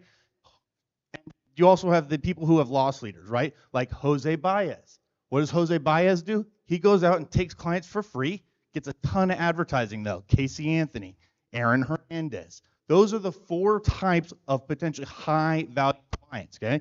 And so what you're going to want to ask yourself is, regardless, across all of these types of clients, would you buy from you? Would you buy from you? Because that's what you're doing. You're selling. You may be selling services or products, whatever it is, you are selling. In whatever you do, every moment you are out here, you are selling. And it's just like the pithy maxim is. In every transaction, a sale is being made. Either you are selling them that you are the person, that you are the guy, or they are selling you that you are not. Don't believe anything else. Either you are selling them or they are selling you. And now sales can be done different ways. I don't believe in high pressure sales, okay? But so you're going to want to ask yourself, would I buy from me? Okay. And on the surface, we're selling services, but what are you really selling? Okay. What are you, fundamentally at its core, what are we all selling? What are we providing? And fundamentally, we're providing good feelings, right? What do we want to buy from? We want to buy from, what do we say? We say, I like that person. I like how that thing or that product makes me feel. I like how they make me feel. And what are you really selling? When you drill it down, when you do the root cause of this, you are selling trust. And that's fundamentally what you should be looking for. You should be looking to provide trust, security for people. If people feel secure with you, they will buy from you, they will refer to you, and they will come back to you. So 100%. I'm going to do 3 quick action items. So I apologize. I'm going to take a page from Jeff Tomasulo, and I'm not going to drop the mic right now because what I have to say is important. I'm going to give you actionable information right here. You have 3 action items. Action item number 1, decide which type of client you are going after. You cannot go after all 4. So decide which you're going to go after. Action item number 2, obtain proximity. So there's the pithy maxim of you miss 100% of the shots you don't take. Very problematic statement, but it makes the point, right? If you are not close to the people who are making the decisions, you will never get that decision in your favor, okay? And number 3, and the biggest one, connect. Everybody communicates. Few connect. Connect. Go back to Lewis Crompton's talk. Review this video. Go back and find the YouTube. Look at what he said about connection, because that is fundamentally what it's about. It's about connecting. Connecting with each other, connecting with the decision maker, making them feel good, making them feel safe, making them feel secure in that what you can do for them is what they need and that they are heard. If you do that, you will be remarkably successful. You will have no one to turn to. You will do great things, and you will spread that to everyone who you come into contact with. And now I thank these people for indulging me. They are fantastic individuals who we've met with before. This energy comes from them. I call this guy Mayor Mitch because he is a fantastic individual. He is a great leader. I appreciate all of you. Go do great things. Right. You're amazing. We appreciate that. Extremely actionable. I definitely want to go down the line and start with William. So William, what are your thoughts with connecting with your target client, and what is your general approach towards obtaining some of the 30 clients that you currently have? Yeah, no problem. So just to give some background, Reliance Sports has been in business for the last 3 years. In the last 3 years, we've acquired 30 clients, both collegiate and professional athletes, playing in basketball, football, baseball, and track and field. To answer the question, in order to do that, we like to attract and recruit our clients as early as possible. We're based in Baltimore, Maryland. A lot of our players come from the state of Maryland. So in the state of Maryland, we can sign a student athlete as early as his junior year in high school. And to do that is 2-pronged. Obviously, the kid, we would like him. He has to have a high ceiling, play well, has a good future, right? But off the court, we also want to check his moral compass. Who are you as a person? What are your family like? When adversity hits, what's your mindset? What's your mind frame on the court? These things. We want all of those factors to be a positive one for this mesh and this partnership to be well gelled. And then on the other side is us coming to this student athlete with a plan already set. We like to be proactive, not reactive. So we like to come to kids and say, hey, you know, we really like you. We want to build with you. We want to build this foundation with you for many years to come. And that can look like you sign with us today. We have numerous marketing opportunities for you right now. When you're ready to go pro, we can assign you with this trainer. We have connections to these teams in this respective league for you. And just really laying the map out for this student athlete and their parents so that they can feel as though, wow, Reliance Sports is a transparent and reliable sports agency, and that we can call home. And so that's really the strategy in that. I love that. I love that. And I think that I could even tell just in the name, something that I've done as well, is that it really speaks to, the core values that you hold. So when, the people are looking at your company or you're sharing it, it's in alignment with that overarching theme, which is you're a reliable, dependable partner to these young athletes that are getting a lot of exposure to different things that they're unfamiliar with. Yeah, exactly. Go ahead. No. Oh, I was saying exactly because at the end of the day, we have to remember that these are still children. When we're approaching these kids, they're 16, 17, 18 years old, with the world at their front door, excited to meet them, excited to know more about them and see their future unfold in front of the country. And we want to be able to unload a lot of the obstacles or hard conversations that may happen that a child shouldn't have to partake in, so that way they can just focus on their craft, focus on what makes them happy, whether that's, shooting a buzzer beater to win a March Madness game or holding up a Heisman Trophy at the end of his illustrious collegiate career. Whatever the case may be, we want you to really enjoy that without having to also worry about, okay, so I have this meeting at this time. Well, I have to meet with this coach or this trainer. We want to lay all of that out for you so that when you wake up, it's already there for you. You can call me and I say, hey man, this is boom, boom, boom at this time, at this time, at this time. That's it. 100%. Well, I mean, as an athlete, I was a fitness instructor for 5 years, believe it or not. And, you're tired, like when you're training all the time, like you really to have that mental capacity to learn these things, like they're really walking through the dark and you're basically the light for, these individuals. So I commend you and what you're doing, especially in the city of Baltimore. It's super dope. Thanks. I'm gonna go to Jessica and say, hi, Jessica. It's finally nice to meet you. Real estate, I was a realtor for a couple of years, and I mean, it's just such a cornerstone of wealth in general. So, what is your story with getting into real estate about 15 years ago, I believe? Yeah, so I work in multifamily housing, property management, apartment communities. Anyone else? Is that your jam? Oh, yeah. Welcome to Crazy Town. I'm actually new in this next phase of my career. I just finished a project as president of a NMHC top 50 Congratulations. company. Thank you. And I think when I think about attracting high value clients, for me, this is the first time in my career that I've ever been an independent person, a consultant, going after, high value clients. And when I really think about what a client is, I have to think back about my career and my experience. And I think when we add high value to people, we become the type of person that somebody feels like they can benefit from being around. And we all have clients. Your employees are your clients, your consumers are your clients, people you touch who you make an impact on, they're all your clients. And like it's been said a couple times here already, people do business with people they like. And integrity, who you are when nobody is looking, is going to build character. And people, in my experience, like to do business and give opportunity to people who have good character because another theme I've heard, right, is trust. Everything comes down to trust. You can't even have a conversation with someone if you don't trust them. And so you have to put in the work to have the conversations, right? So what is it? What is a client to you? Do you want to attract high value employees? Well, if you do, then you better be doing high value things at your organization.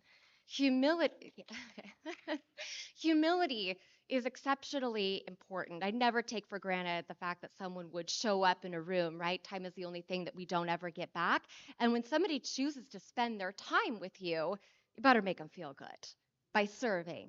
Servant leadership, adding to others, because that intrinsically and then implicitly motivates you to add back, those are the things that will allow you to attract the people who want to be a part of what it is that you're doing. Passion is another one. And I think that there's multiple instances and iterations of our businesses. I mean, when you think about consultant, to me, I think about I'm the type of person who has messed up enough stuff so you don't have to find out.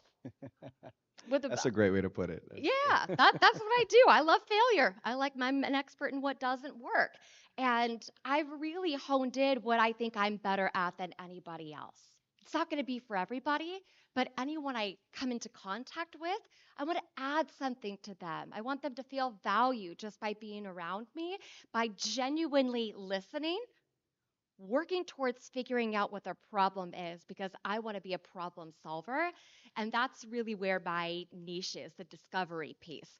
I also love psychology. I just actually finished my degree in industrial organizational Congratulations. psychology. You're Yeah, but winning this year, I 2023. know. This is my year, man. New year, new me. I love it. But I know the things that make me light up, the things that I'm passionate about. And so to find that alignment, a lot of it comes through this network that I have built over the past 15 years by being my authentic self, by operating daily with integrity, even when it's hard and even when it's not popular. Because when I'm going to be in a position to advise you what to do, you better know I'm going to do the right thing. And so, doing the right thing every day, regardless of who you're with or who you're around, maintaining your values and maintaining your authenticity, it will start to attract the right people. 100%. I mean, you really hit, I feel like, the main key points of what, any type of client relationship should look like. And it's the relationship that you have with yourself at its core and how that extends to how you treat people. That's why I named my corporation Golden Rule Enterprises, because it's not a marketing ploy, but it's a constant reminder of like the standard that of care that I want in this world of service. Because if you're in business, you got to be in service. 100%. So I want to pass it to Cindy. Hey, Cindy. Um, Tell me a little bit about, because I know you have a multitude of things that you work on as an entrepreneur. So I guess in the insurance space and also it's the equestrian field that you also work in. Would you mind sharing a little bit of your story with the audience and how you deal with clients? Right before I got up on the stage. Say that one more time. I couldn't hear you. Could you? Oh, I'm trading a American Saddlebred show horse Billy. I was working on it right before I got up on the stage. A lot of selling, you have to be in the right place at the right time and make the right recommendation and you've got to be ready to do that when the people are ready to buy, not necessarily when you're ready to get engaged and talk with them. I sell Medicare insurance too. From home, take on nonstop inbound calls.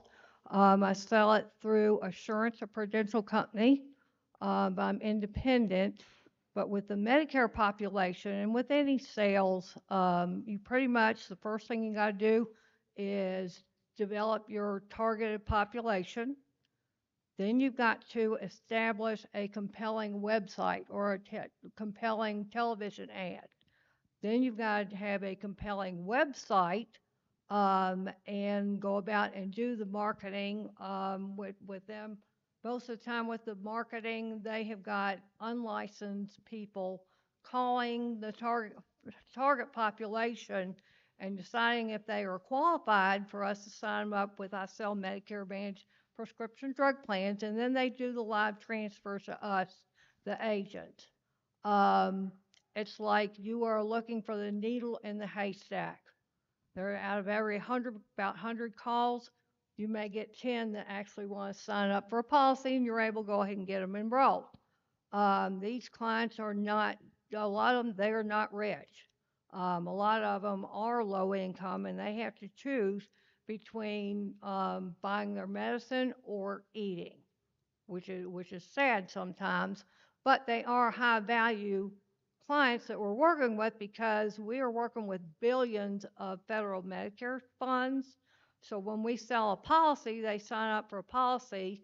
um, then the federal Medicare agency starts sending the insurance company a monthly amount for each person, and then the insurance companies turn around and say, okay, for this amount every month, this is what we're going to provide. They all have to provide a base core number of services, but in addition to that, then they can compete with each other and do extra things, different amounts for dental, vision, hearing, stuff like that. Um, but I love selling. I love helping people. I don't like the administrative part of it that much. So, Comes with the territory, but right? the You gotta. challenge of making a sale and knowing that you have really helped somebody, absolutely, you have to connect with them. You don't talk just about Medicare. You ask them about their families, how they're doing. Ask them about the dog you hear barking in the background. So, No, I agree with that. And thank you, Cindy. I really appreciate you sharing that. I feel like what I've noticed, in not only just the conversation that we're having now, but in the conversations I've been having with everybody that we've been meeting, is that this idea of treating people like people and really connecting and listening is going to allow you to, like Red said, connect and, make an impact. You really want to, listen to people's story and share your story fearlessly, because you realize that you have so much more in common with people that come from different walks of life. And when you share that common theme of the impact that you want to make, we all want to take care of our families and be better human beings every day. And externalizing our story, we connect and we find ways to support each other. So to bring it back to Rhett, which is the law firm side of things, legally, when you're looking for a client, like what is your main funnel, I guess you could say, of like how you obtain clients? Like what is it, like a referral based type thing, or tell us about that? Yeah, I appreciate the question. So I do no advertising. It's all word of mouth and referral, and that is the best source. Advertising costs money, and the pithy maxim applies to all of you. If you advertise, you have no idea what 50% of the advertising is being effective. So 50% is effective. What 50%? That's why you get these surveys. That's why you get these comment cards. Where'd you hear about us? Those are not reliable. We've all filled them out, and we've all provided false information. I heard about you on the internet. I heard about you from a friend. But the thing is, I don't do any actual marketing. Okay? I haven't told you about who I am. If you want to look me up, look me up. I'm here to provide you with information. That's my marketing. My marketing is providing you with value. I will provide you with value. I will make you feel safe. I will make you feel secure. You will know that I have expertise in my industry because I will communicate that to you through our conversations. You'll understand that I know what I'm talking about. And fundamentally, as Jessica's talking about, I will tell you when I don't know what I'm talking about. I will tell you what I know, but I will be honest with you, and I will tell you if I don't know something. If I need to look it up, or if I need to refer you to someone else who has more expertise, that's how you get more business. That is the best way to get more business. It doesn't matter what business you're in. We are in the people business. It's a pithy maxim, people. We're fundamentally here to remind you of what you already know. You already know this stuff. You are already amazing people. Just satisfy it. Remind yourself daily. Write things down. Put them on your bathroom mirrors. Put them in places that you cannot forget. Put it in your rearview mirror in your car. Put it in places that you cannot ignore. Do not ignore your greatness. Do not ignore your ability to attract and retain and secure high-value clients. Any clients. You all can do it, and you all will do it. Thank you. Appreciate that, Rat. I mean, he's bringing the energy. I'm not gonna lie. We're having drinks after this, so you know. So I mean, just to tell you guys a little bit about me. So I was born and raised in New York City in the South Bronx, raised disenfranchised, and when financial literacy, I feel like was just a natural thing for me to discover, because that was like a solution. We really are sharing ways to put out fires for other people. And, for me, venturing into a world where, you don't have exposure to these high level types of individuals, it really was the mindset shift for me that allowed me to create a vision that attracted people who are of the magnitude to facilitate. So, Yeah, no, it's interesting where I wanted to do it a little bit later, but I really wanted to open up questions now to the audience because we have three different sectors that we're discussing, and we're all in sync, but we're a little divided. So, does anybody have any particular questions in reference to high value clientele obtaining? Sorry, before you do that, so I have to give this man praise, okay? I don't know these people beyond this conference and the prep for this conference. What I know about this man is that this is Mayor Mitch, right? That is how I think of this guy. Because from the moment he started talking, he took the leadership role. He said, I'll be the moderator. He stood up and said, I can connect people. I can connect each of you. I can share your stories, help you share your stories, get things out. And that's what the mayor is, right? The mayor is the guy who shakes everybody's hand. The mayor is the I'm guy honored, who brother. makes you feel good about you. And he sold me, right? That's what I'm telling you. I call him Mayor Mitch because I like the guy. I don't even really know him. But this is Mayor Mitch. This is a guy who makes me feel good. And that's fundamentally what it's about, right? Mitch makes me feel good. Make people feel good. Hey, like you said, Maya Angelou. Maya Angelou said people will forget what you said, what you did, but they'll never forget how you made them feel. So I really appreciate that. Your personality is your calling card. Like that's your best business card. And I don't know if anyone's got questions or if you're still marinating, but I wanted to touch on advertising since Rhett brought it up because if anyone else is new in their career, some of us need advertising, like your girl. And I think that it's important to, when you are crafting your marketing and your messaging, my ad is on page 14. And I've got some, yeah, go ahead, take a look at it. It's very simple. I also have a background in product management. And one of the things that drives me crazy is advertising and language that is ambiguous, jargony, but you don't really know what anybody does, right? Organizational efficiency, is that something y'all are interested in? What in the world does that mean, right? Part of owning and developing your personal brand so people know how to interact with you, they even know that they should be your client, is by developing very clear words that identify what it is that you actually do. So yeah, page 14. I love that. Well, so I was discussing with a couple of my partners who are, high value clients of many people. But one of the things that they mentioned to me was my friend Tony Doty. Tony, if you could see me, love you. Was that a stranger becomes an acquaintance becomes a friend, and then a friend becomes a trusted advisor.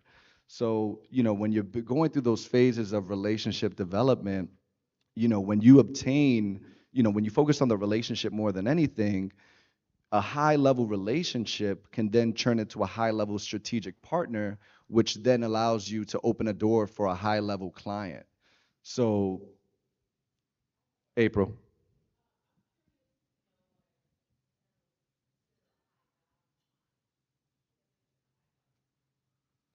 I'm From- going to jump on that really quick Go because ahead. so I start off with there's 4 types, right? That's rough because of I'm trying to compartmentalize. That's not entirely true. If you can't get any of those, if that's not what you're looking at, what you really should be doing is you should be looking at everyone as a high value client. There is the famous story of the retailer who had someone come in and the sales rep looked at the lady and said, this is a dollar item, you're not worth my time, and walked away. Somebody came back and helped that lady out. What they find out later on, after looking at the records and reviewing her history of having patroned that store, is that that woman spent thousands of dollars. She was there for a one-off hit. But over the course of time, over the course of repeated business, if these people feel good about coming to your establishment or for your services, to see you, to hear you, to trust you, to get good advice and services and otherwise products, that they will aggregate the value exponentially over time and also be the guy. Ask for the business. Close. When you do something good, what do I do after I win a trial? I care about you. I'm glad this happened. But make sure you let your families, friends, acquaintances, and everyone else know who has a problem that they have resources. I want to. I'm not telling you to call me, but I'm telling you I'm here. And I get calls. Hey, no, as you should, Rhett. You're amazing. My definition, and we could go down the line. My definition is somebody who has more money than time. Time by being our most valuable asset. And so yeah, so that's my definition of my target client, where I'm looking to solve high level problems for people who, are focused on really preserving their time because they're in high demand. And that's my definition. How about you? I would say it's a duality. In the traditional sense, it's looking at the student athlete's rankings coming out of high school. Oh, he's a 4-star, he's a 5-star. And to make an example of that, we do have a client right now. He will be playing at the University of Maryland to play basketball this fall, coming out of St. Francis Academy, a kid named Jonathan Lamont. Jonathan is a 4-star recruit. His senior year of high school, he averaged a triple double as a point guard. So that in itself, you would imagine he has a high trajectory going into college football. But on the flip side of that, it's also a client that can help us advance into a tier that we have yet to touch. To give an example of that, in our beginning stages of Reliance Sports, we met a guy by the name of Andrew Quorum. He played collegiate basketball at Virginia State University. For those that don't know, Virginia State University is a HBCU. Prior to us, he was with a different agency for about a year and a half. And in that time span, that agency failed to secure him a playing opportunity. So obviously they parted ways. I met him at a pro-am league in Virginia one summer. He said he was looking for an agent. He just wanted to play overseas, things of that nature. So we talked for a couple days, and we signed him. We brought him on as our first professional basketball player. In 48 hours, I had him a job in Portugal, and that was our first time even doing that with a team in a different country.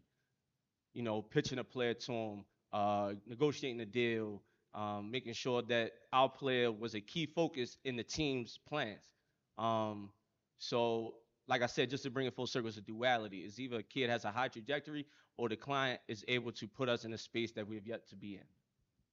Well said. Very well said. I appreciate that. How about you, Jessica? So for me right now, I am really looking for clients that I can partner with on a long-term basis. I love the projects that not only would allow to work with someone for 2, 3, 4 month period. I do a lot of change management. I do organizational revitalization, and for me, not only is that great financially, but it's also good relationship wise. So I think understanding what your solutions are and how either the longevity of a relationship or what type of people that you need to work with in order to meet your financial goals, I think it is important to identify how you want to measure that success. So I've worked in organizations where we measured based on ARR, right? Like the clients who you've got the most annual revenue with are the ones that are serviced a little bit differently. When different real estate Like assets. 80/20, kind of Pareto's principle. Yeah, for sure. Or if you just have, is my microphone even on? You sound great, honestly. Everybody can hear. That was my, I don't even need it. There's been sometimes it's the one who's got the most units, so identifying how does this specific client or individual really match up with your organizational strategy, your business strategy, and what's going to support your both long-term and short-term goals, and how do you want to measure that? Because I love clients that I love to work with and they're happy, but if I'm just doing a bunch of really short projects, that might not help my business grow, right? And I want to have relationships. So I try to gather and maintain both so that way I've got a funnel of different types of clients because that is what aligns with my business strategy. 100%. And it speaks to the due diligence that you're doing of your client, respecting their time, and it allows you to, I feel like, connect with them to show the value that why you guys are the difference makers. Um, for me, I feel like I want to give Cindy a chance as well. Cindy, I was gonna add 2 cents, but I want to talk to you first. So for Medicare, a high value client doesn't necessarily mean that they are rich. A lot of times they're not. Some of them are dirt poor. They have to qualify for Medicare Parts A and B, which means you're either 65 or you've been receiving disability payments for at least 24 months. People that meet that criteria, if they also have Medicaid as well, which is state low income insurance, then all the better because we can get them, even a like Medicare Advantage prescription drug plan on steroids. We can get them the most benefits. So what assurance wants is the ones that qualify and want to sign up and let us sign them up and then sticks with it at least 3 months, if not more. And like I said, the insurance companies are the ones that are going to be getting the monthly payments for the Medicare recipients. And they've got tons of actuaries or whatever that work on it to make sure that they can provide the services that they're supposed to and that they promise, but yet they're still making a profit. If there wasn't a profit out there for them, they wouldn't be there. So, 100%.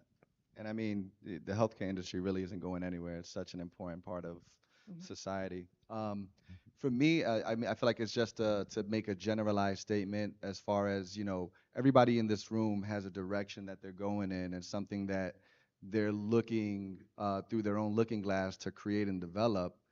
And I'm sure we've all like heard of a Grant Cardone or somebody who just encourages or dares us to be uncomfortable and think bigger. So, this concept of be, do, have is something that I've adopted pretty seriously. And I attribute that to my upbringing in the Bronx, where it's like, you kind of, you dare. And so luckily, we got 4 minutes left. There's going to be a drinking component where we can share some beverages, really connect with each other. But what I would love to encourage everybody to do is to really think about, what you would do if you were past the learning phase. Then the earning phase, what would your life and legacy mean if you were returning? Because a lot of high level individuals, high level clients, people whose time is more scarce than the resources that they have to deploy, they're already at that point of returning and reinvesting back into things that are important to them. So learning their story, knowing your story, how to share it, and find the ways that they connect with another human being that is of that magnitude. I feel like it really starts by you using your imagination, as Einstein would say, knowledge to take you places, but your imagination to take you anywhere. And being able to really think bigger and remove the idea of resources or scarcity from your thought process will allow you to not only vibrate in a different way, it's a resonant frequency where, somebody who everybody's trying to get their attention, you'll say something and they'll look at you through the room and be like, I need to connect with this person because his soul is speaking to mine in a way that I feel like we're going in the same direction. So we have 3 minutes. Does anybody have any questions? You have a question? I saw your hand kind of go up. Yes.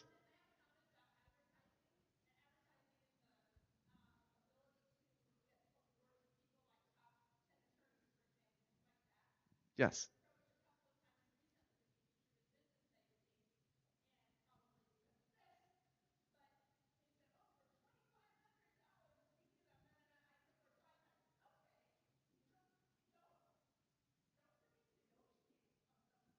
For sure.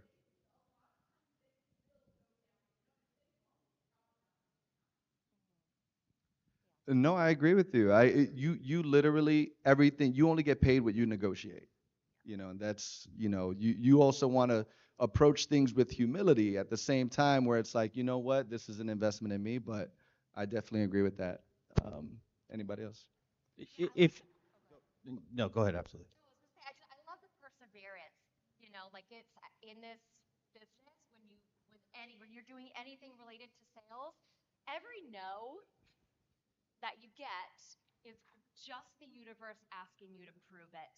Next opportunity, right? Next opportunity, right? All those no's, they're going to lead to a yes. And who you become in the time that it takes to get the yes is going to make you so much more capable of going after the next one.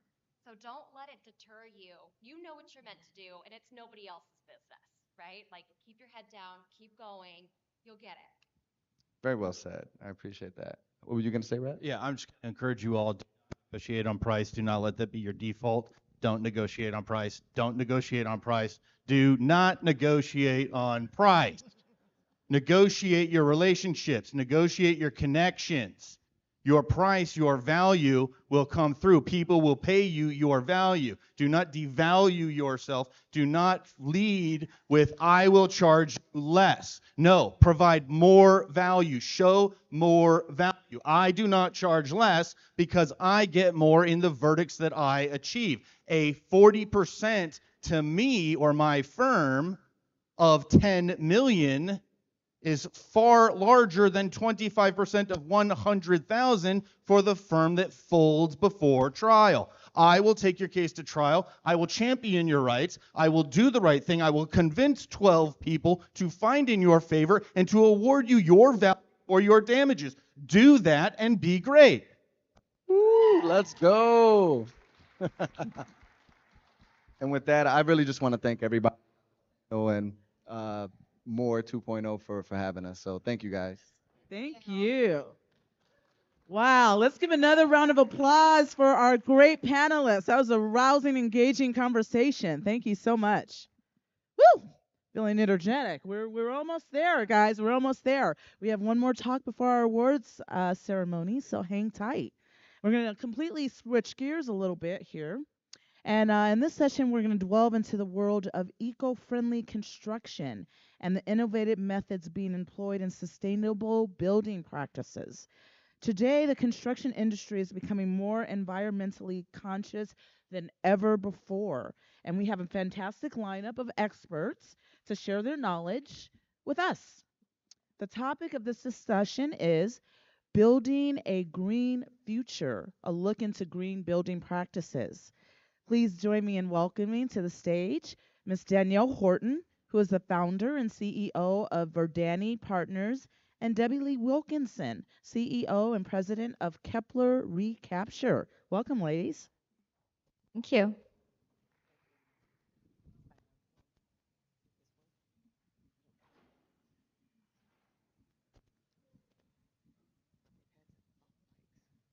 This mic is dead, so we might need another one.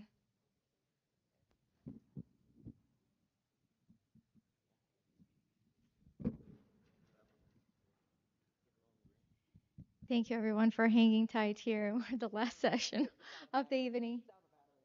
Yeah, he's bringing another one.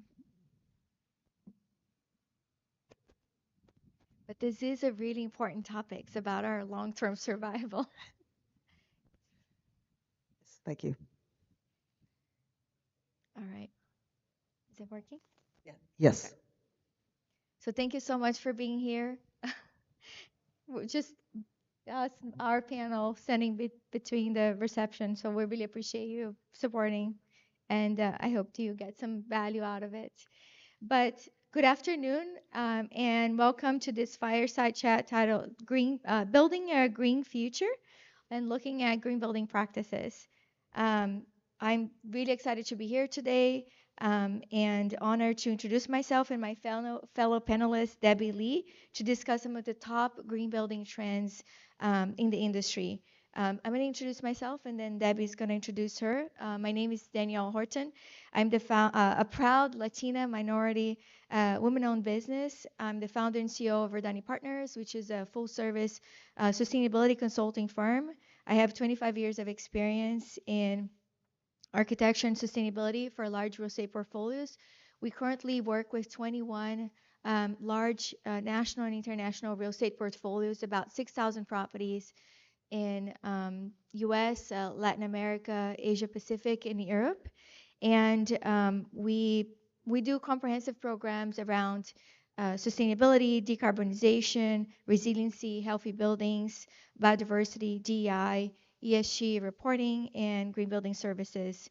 I'm also very committed to fighting climate change through the built environment. This is a lifetime commitment. And to advance sustainability fast beyond the work we do for our clients, I also founded a nonprofit organization called Verdani Institute for the Built Environment, and we focus on striving to advance sustainability through education and collaboration on a global scale. I'm also an adjunct professor of sustainable real estate at the University of San Diego for the past 10 years. And I published a book called Earth Climate Heroes to uh, teach kids about climate change. And I'm really excited to be part of this discussion with Debbie Lee to talk about innovative solutions to fight some of our biggest climate challenges and really hope to ignite more passion for a more sustainable and resilient world. And Debbie's going to focus more on the climate mitigation strategies, and I'm going to focus more on climate adaptation strategies. And so now I'd like to introduce Debbie Lee so that she can introduce herself. Hi, thank you, Danielle. Yes, my name is Debbie Lee Wilkinson, CEO of Kepler Recapture, one of several founders. Actually, we founded ourselves as a team in response to the Elon Musk Foundation's sponsoring a competition with X Prize for carbon removal. And we've gone so much beyond removing carbon that we've actually dropped carbon from our name. But we do carry the name Kepler from our aerospace company, Kepler Shipyards, named after an astronomer.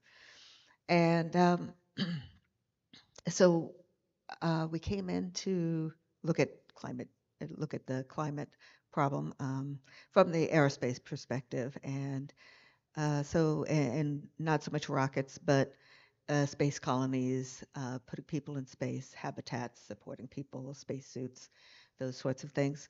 And so when you move to real estate off world, if you will, the idea of just bringing in what you need and, you know, shipping your waste back out does not work. So the circular economics and the zero waste or minimal waste principles were a perfect fit.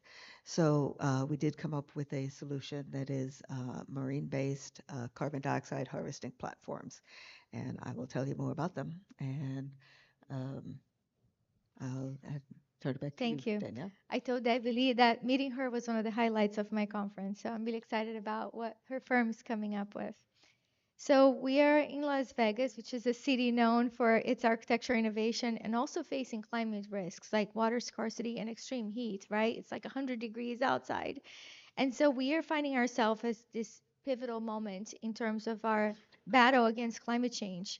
And the built environment is a huge um, a substantial portion of global carbon emissions, and it requires our urgent attention so we can create a more sustainable and livable future. Buildings contribute to almost 40% of global energy consumption and 1/3 of greenhouse gas emissions. And also, like 98% of our buildings already exist and needs to be retrofitted. And carbon emissions need to be cut 80% by 2050. And about 75% of our buildings are 20 years old, more than 20 years old, and ready for a retrofit. And when you think about, you know, our topic in green buildings, and from an embodied carbon perspective, embodied carbon, right? It's all the carbon that took to build, you know, like this chair, these materials. The greenest building is a building that already here. When you think about the business case for green buildings and sustainability, there's a lot of financial benefits.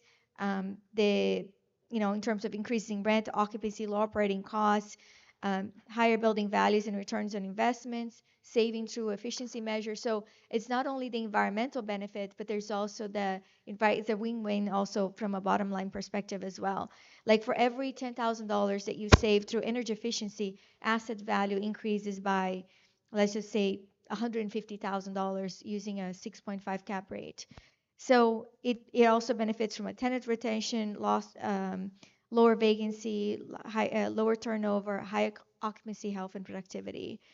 And so green buildings are very critical to combating climate change and reducing emissions, improving efficiency, and also making sure they're resilient.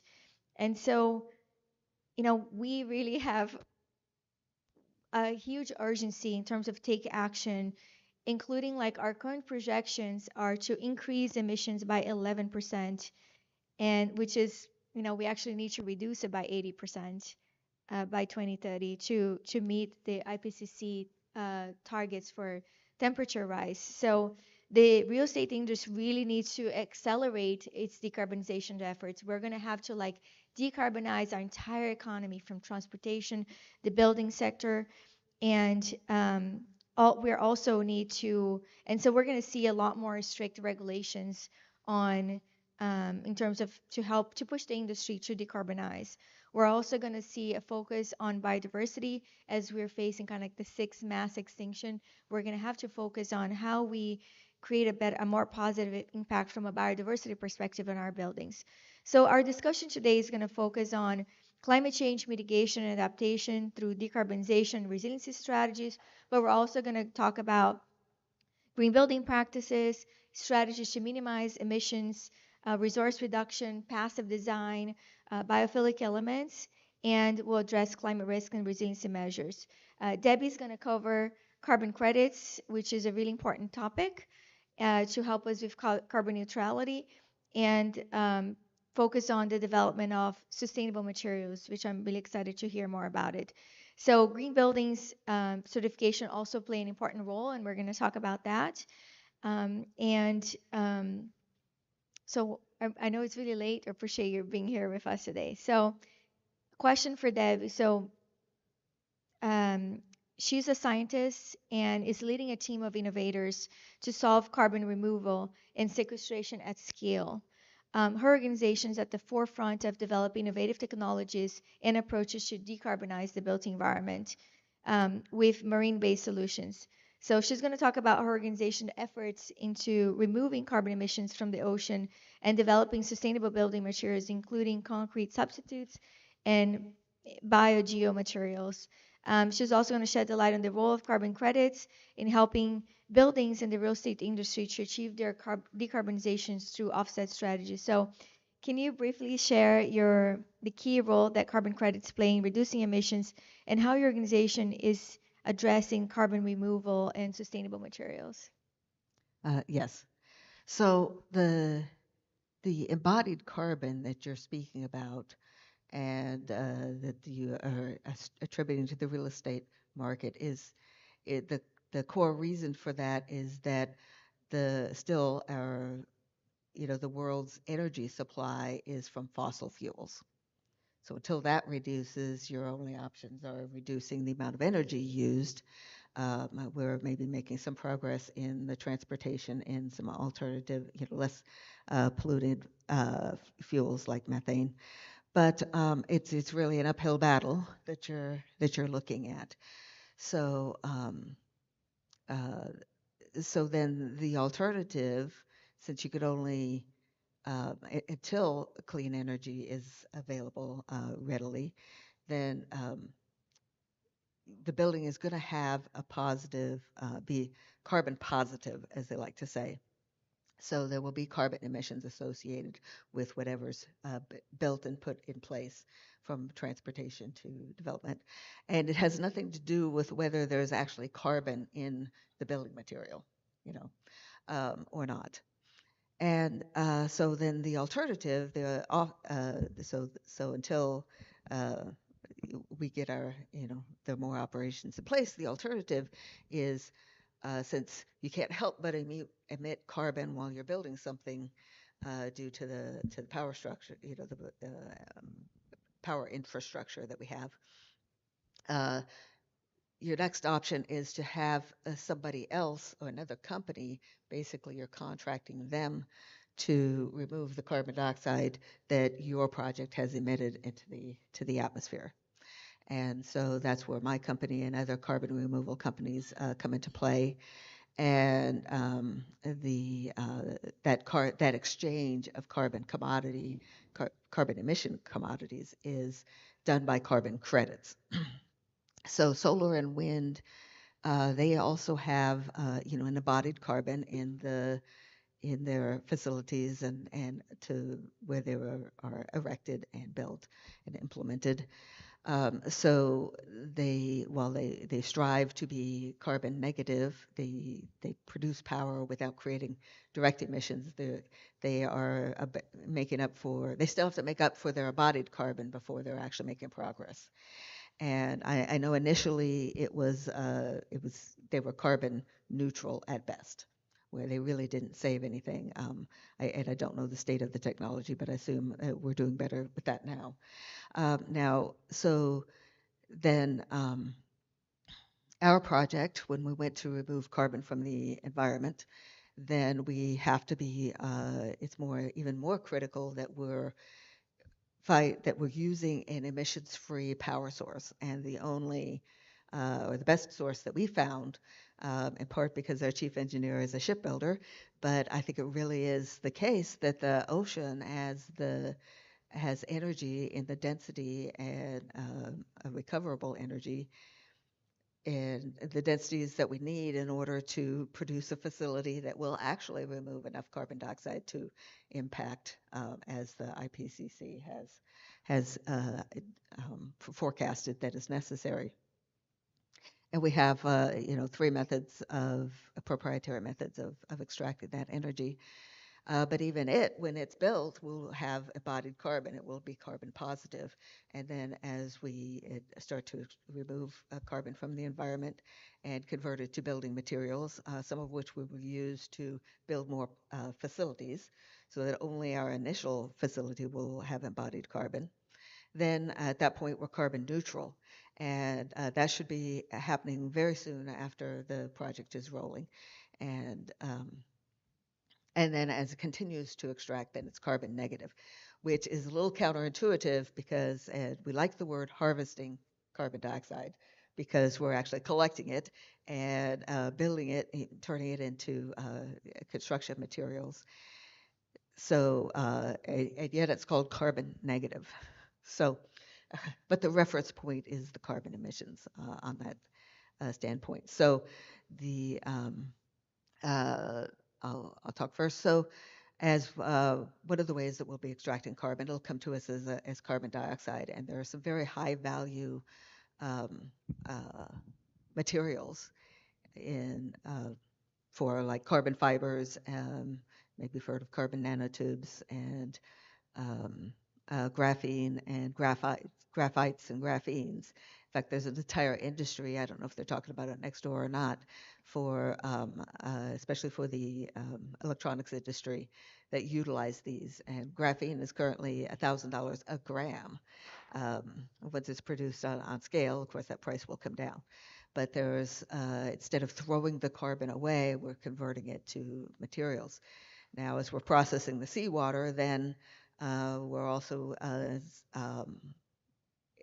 desalinating the water without the downsides and the limitations of other desalination technologies. So we're providing fresh water.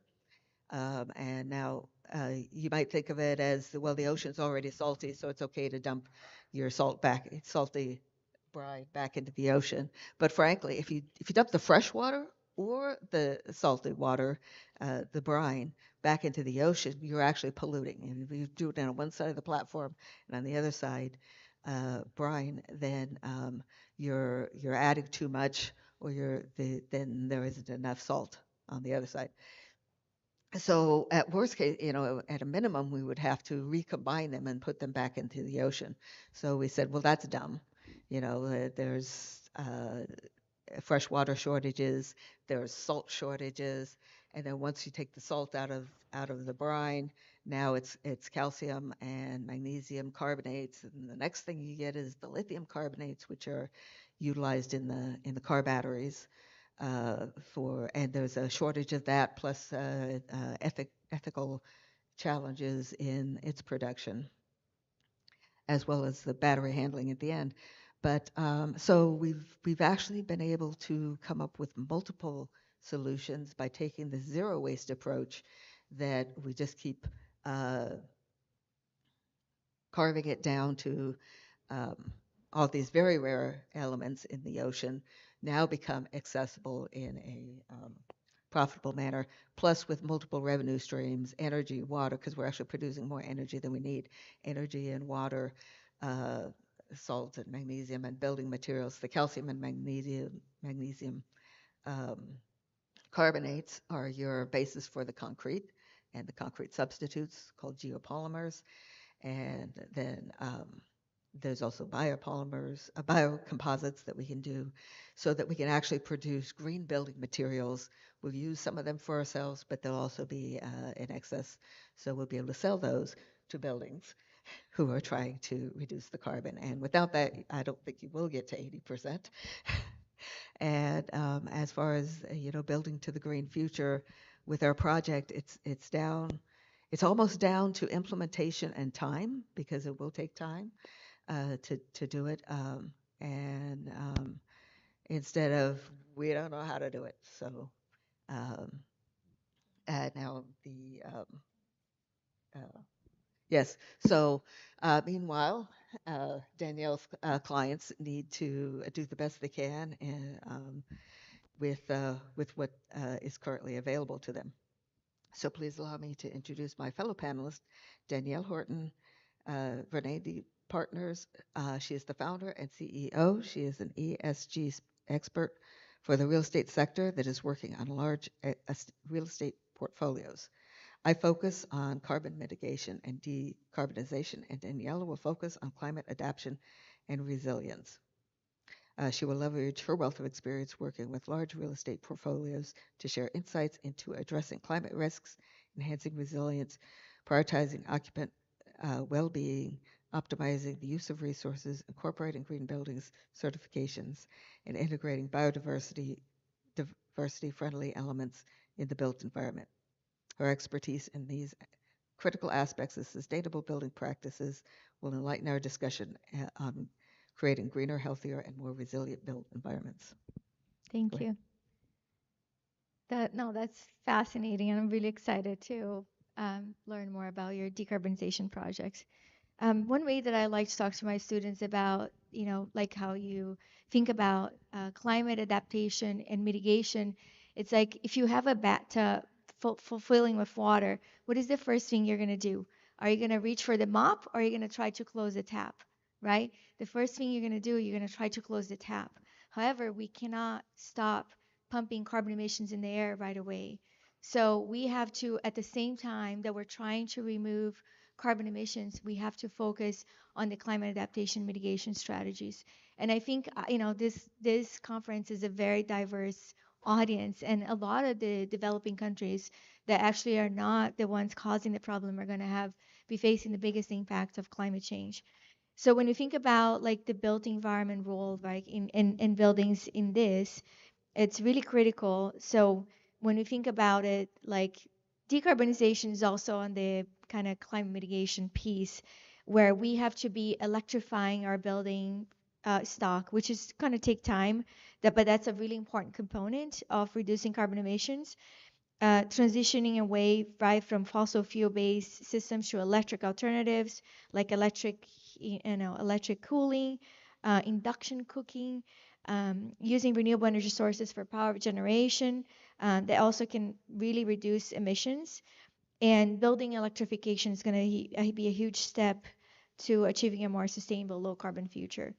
Another really important aspect of green buildings is building health. And we, from a pandemic, we saw what happened with the pandemic, that raised a lot of awareness about the importance of health and having a good indoor environment. So buildings are also having to adapt as well and focus on reducing cross-contamination, improving air quality, and kind of, the pandemics also really reinforced the importance of creating this space that's going to help us protect from airborne infections. And better indoor air quality also has a huge impact on employee productivity and improves cognitive function. The more like outside air, the more air flow you have, you're going to have a better, healthier building. When you think about green buildings, certifications also play a really important role because it adds a layer of credibility to your sustainability claims. And during the pandemic, certifications like Well and Fit Well also gained a lot of importance, especially as people are trying to get building occupants back to their building. They were like worried. They wanted to make sure that the air quality was good. So these certifications helped add that credibility. When we think about climate change mitigation, we are working with our real estate portfolios to do those climate risk assessments to really understand their risks, right? Whether it's sea level rise, risk for flood, heat, like extreme heat. There's a lot of different types of risks that buildings are facing because, and so companies need to really understand those risks from a business continuity perspective, protect public health, ensure social equity and cohesion, and also make sure they have an emergency preparedness plan in place. So we help them come up with a strategic plan, do their risk assessments.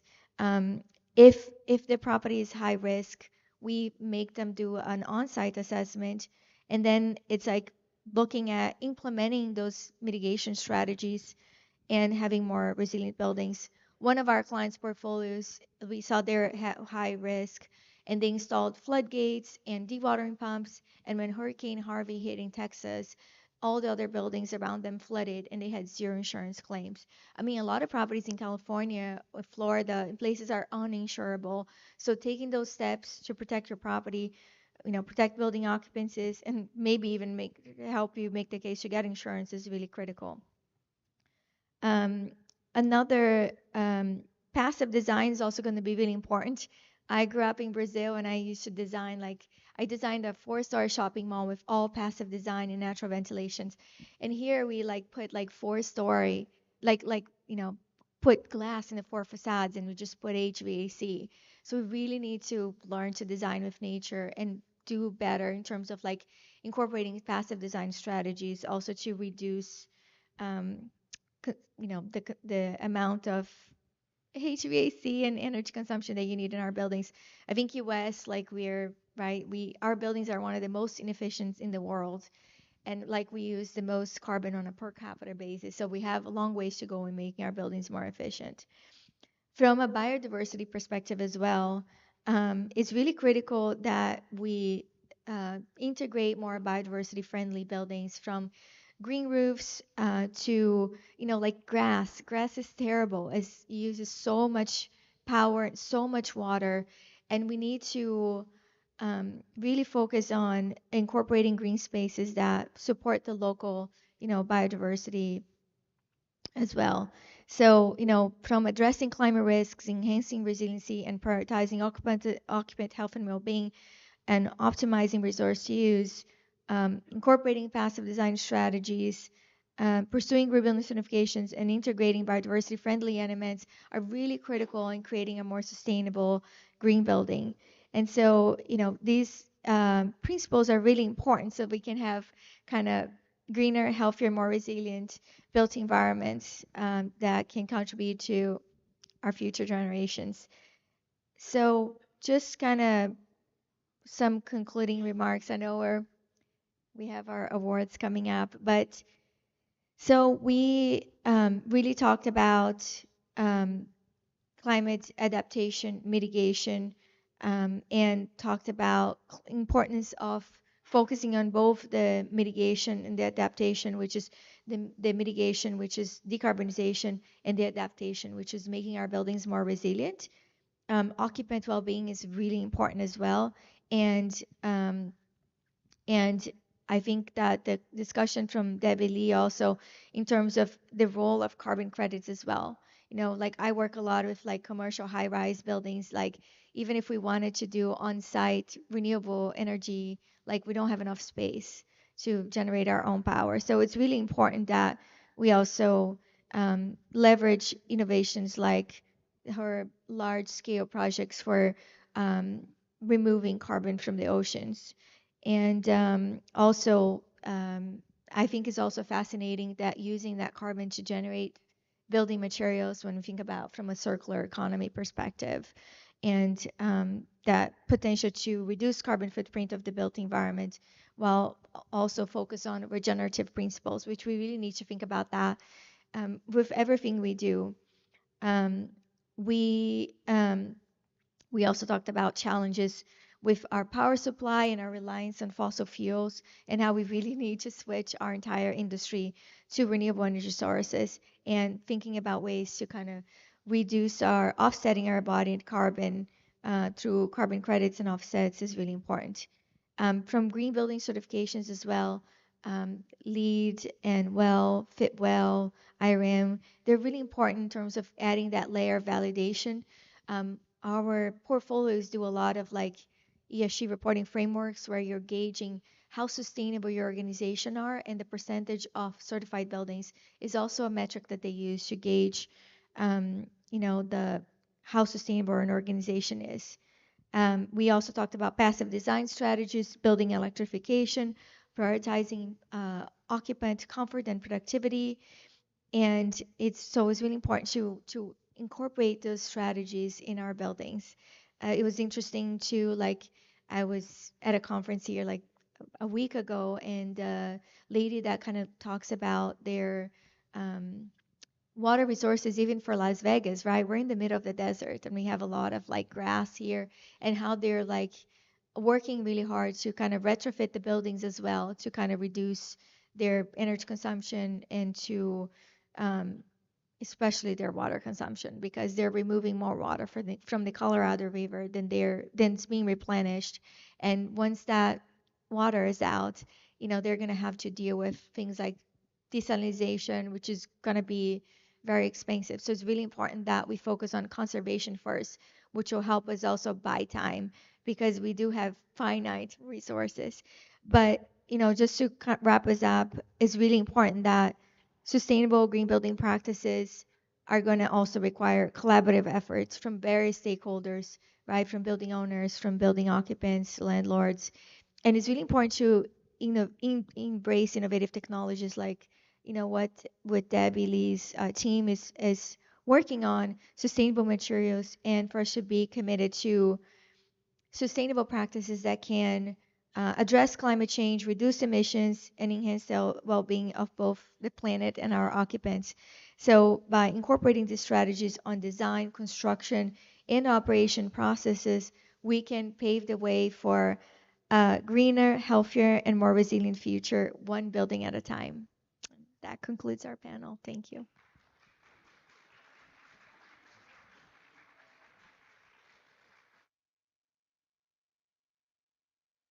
Do we have time for even one question, maybe? Go ahead.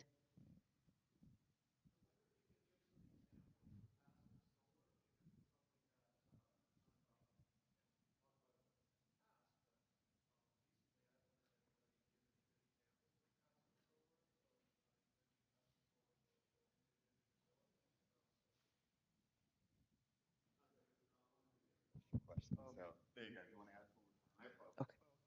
Yeah, I was just wondering if you could give me some examples of passive solar, because I've heard it discussed, but nobody actually seems to know what it is basically. And I've worked a little bit with passive solar in the past, but not recently. So I'd just like to find out what, the state of the art of passive solar is, and, what your favorite passive solar things are. Yeah, there's when we think about uh, energy generation, passive design, there's passive and active systems.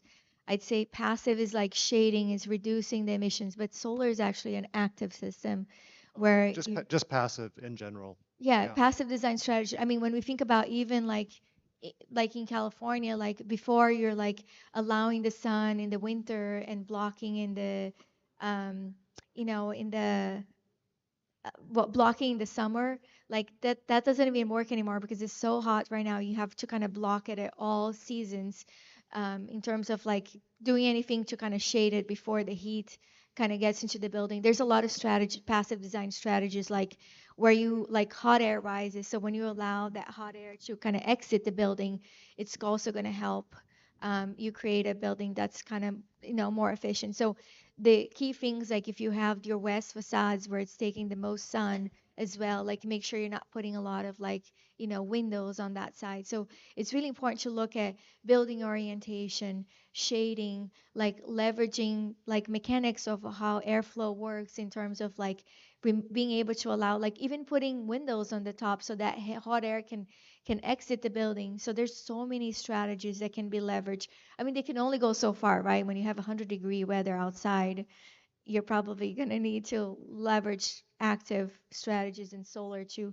But I think it's really important to do all of that first to make your, and adapting to your local regions. When you look at indigenous like architecture and everything, they work with nature, they work with local materials and the local climates to kind of create that architecture that it's going to be as efficient as possible and less harmful, and that will require less, mechanical ventilation to to cool the building. Yeah, so before air conditioning, people would build the houses in such a way that the air would move through the house.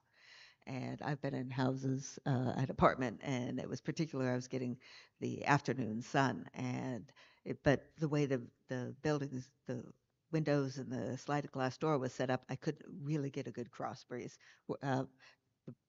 Apartment I'm in now, I'm on the second floor, so it's very nice. The wind comes in towards the bedroom side. I open the window there, and if it got some good air movement, I don't even have to turn the fan on. We probably need to wrap up for the award. So thank you so much for sticking around.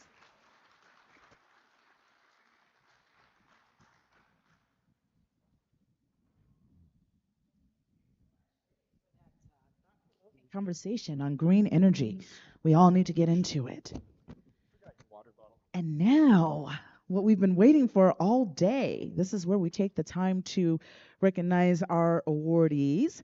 But before we do that I'd like to welcome up to stage our presenter for this awards ceremony, Mr. Jay Harvey from DataPath. Okay. As he comes to the stage. And I'm going to talk. Okay.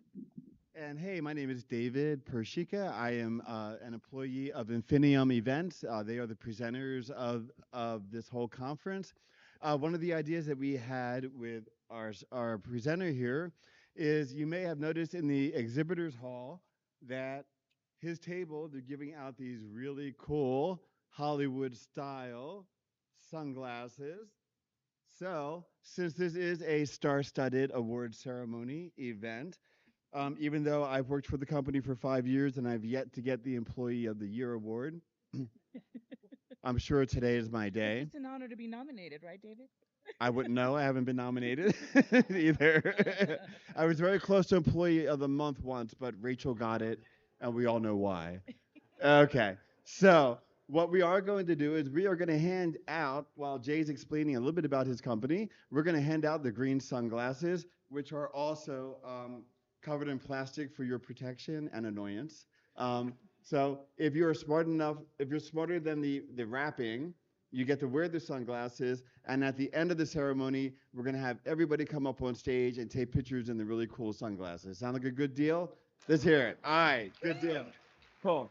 So I'll be coming around with sunglasses. You can go ahead and start. Jay's going to speak for a moment and talk about his company, and then we'll start the awards, okay? So we'll he's got a mic, and I'll be coming around. So Jay, make it long. I'm old and slow.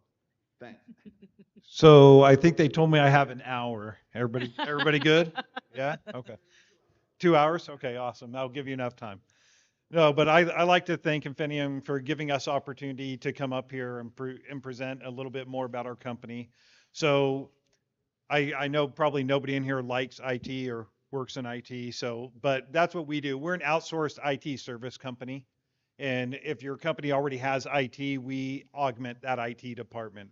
So what that means is your IT staff, if they're weak in a certain area or you need a little extra support in that area, servers, networking, firewall, security, we alleviate that support for your team and act as an augment to them. So they're able to open support tickets with us and we help them.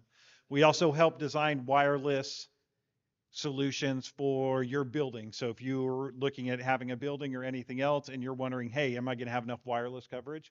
Our team can handle that for that design and solution building for everybody. But we have a table right here. So if you don't get any of the green sunglasses, unless he just ran to go steal all the rest of them from my table, we have them at the table so you guys can come by during the networking event if you want to learn a little bit more or anything else. So thank you. Thank you, Jay. All right.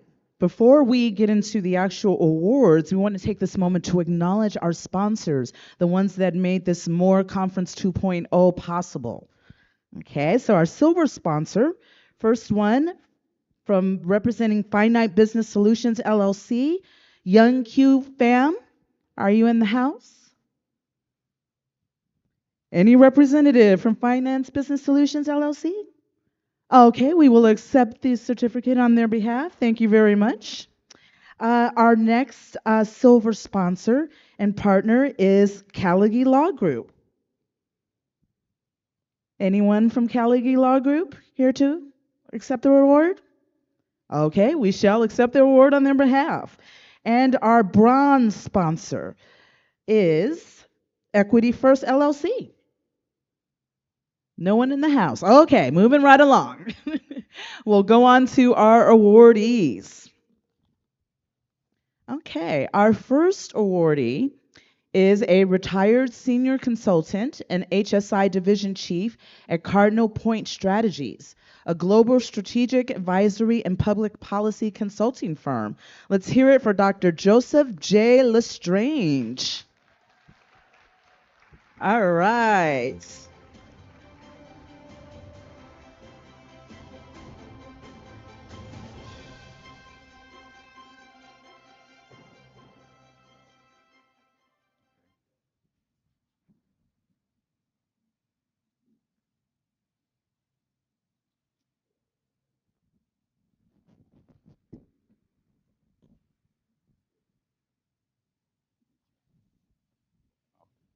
Expecting me to say something. Yes, I'd like to say a couple words. I just want to thank the conference organizers. I think they put a great conference together, and it's my first time here. Met a lot of really interesting people from different conferences. I think it was a great idea that they merged them all together across all the hallways, because I was poking in the health one and came into a couple of different ones as well, marketing, and I'm learning a bunch of stuff and things outside my field. So now that I'm in the private sector after 32 years of government work, the more you can learn, the better. So thank you very much and appreciate it. Awesome. Thank you. Our next awardee is a customer service manager and trainer at Law Bulletin Media, where he designs and conducts training programs for legal professionals. Let's hear it from Michael Dubin.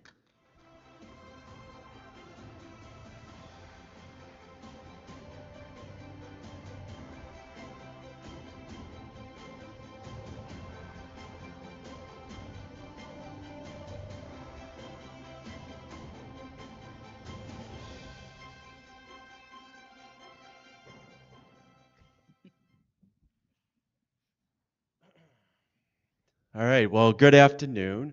I do want to start off by extending with much gratitude a thank you to the 2.0 organizers for the recognition and for putting on such an inspiring and innovative conference with so much great energy and talent.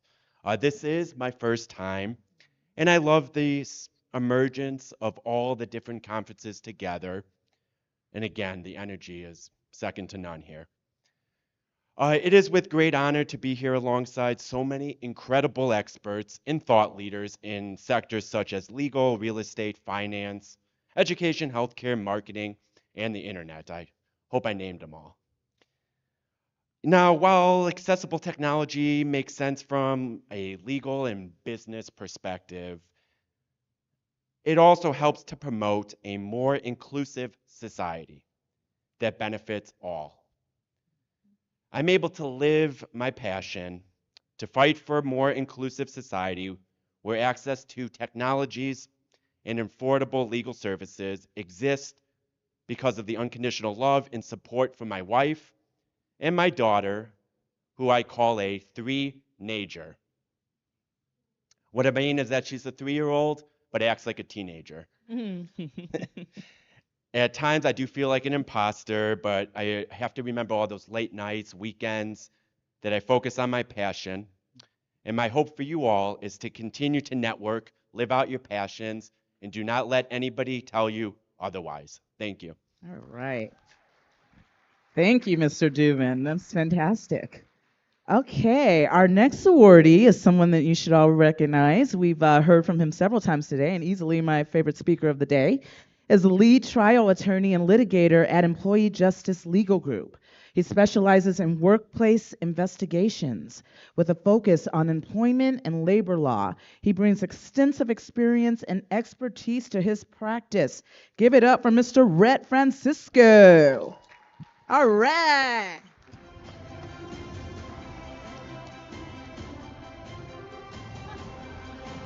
There he goes, bringing the energy, folks.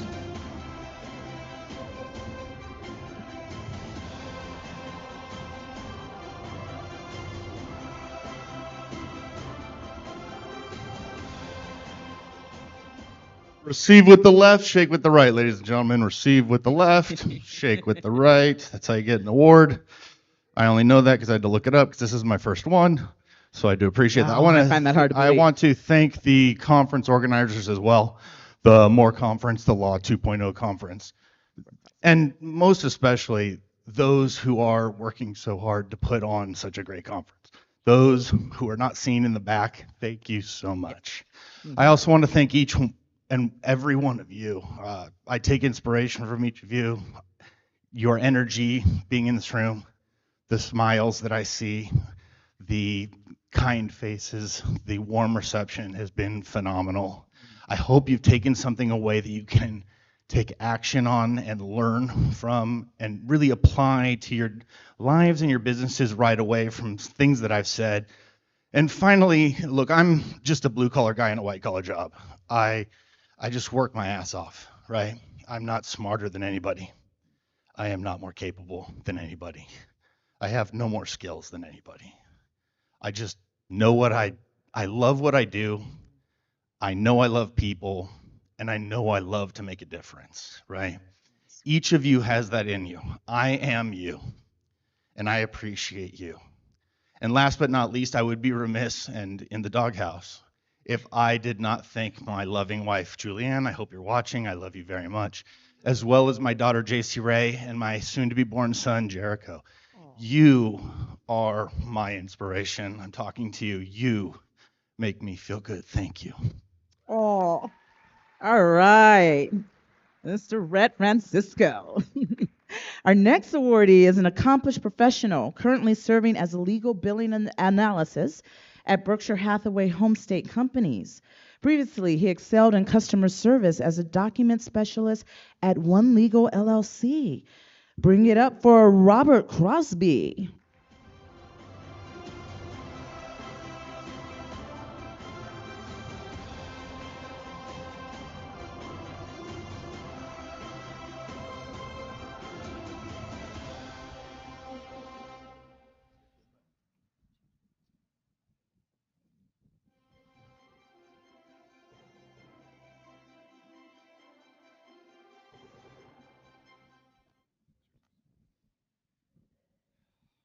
To receive this award is really such an honor because over the last 5 years, I have been a voluntary leader for a nonprofit public speaking organization, Toastmasters International. You probably have heard of it. I started at the club president level, and my efforts were recognized by the district. And only last month, I completed my term as division director for the city of Oakland, California. I oversaw the welfare of 19 public speaking clubs, saw them to success. And because this opportunity was given to me externally from my employment, the valuable lesson is when a leadership opportunity is given to you, you have to take it. I'm so glad I did, and this award is clearly a recognition of my efforts externally, even from Toastmasters. So thank you kindly. All right. Thank you. Our next Outstanding Leadership Award is going to the Adjuncted General Officer in the United States Army. She aspires to enhance her professional expertise by pursuing a Juris Doctorate, equipping her with the necessary knowledge and skills to create and advocate for legislation in both military and civilian sectors. Let's hear it for Victoria McDonald.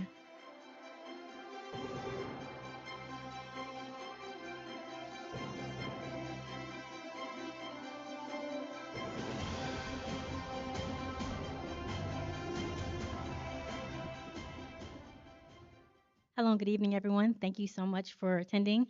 Thank you so much, Law 2.0, for affording me the opportunity to have this award. I would like to thank my friends and my family and my professional colleagues for allowing me the opportunity to continue to write legislation both in the civilian sector and in the military sector. And thank you so much. God bless.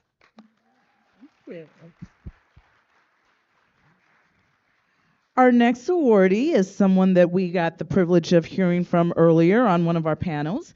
He is the CEO and co-founder of Reliance Sports, a family-owned sports agency. Hailing from Baltimore, Maryland, he graduated from Baltimore City College High School in 2013 and obtained his bachelor's in public relations from Bowie State University in 2018. Let's give it up for William Sykes.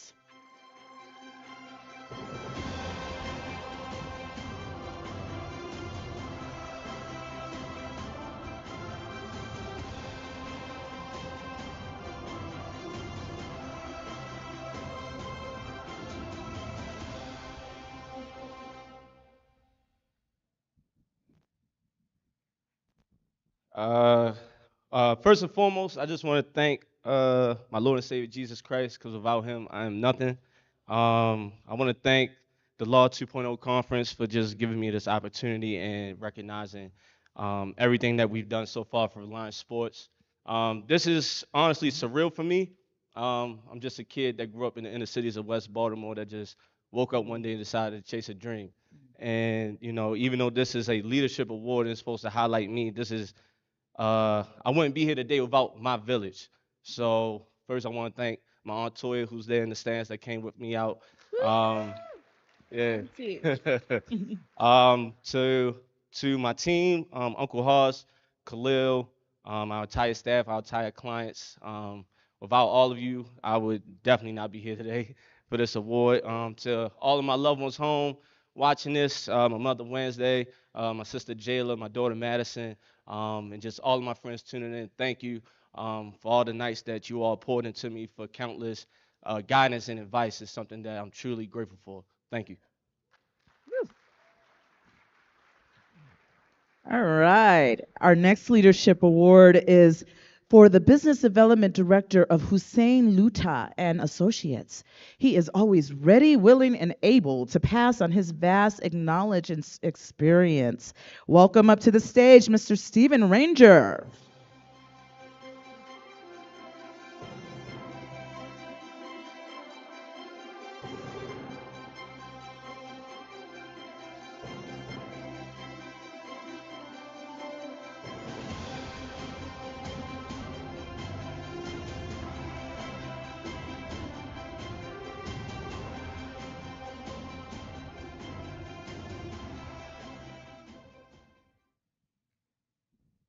Thank you very much. Great pleasure again. Thank you to the Law 2.0 organisers for receiving another award. I had one in Dubai last December. It's a great honour, of course.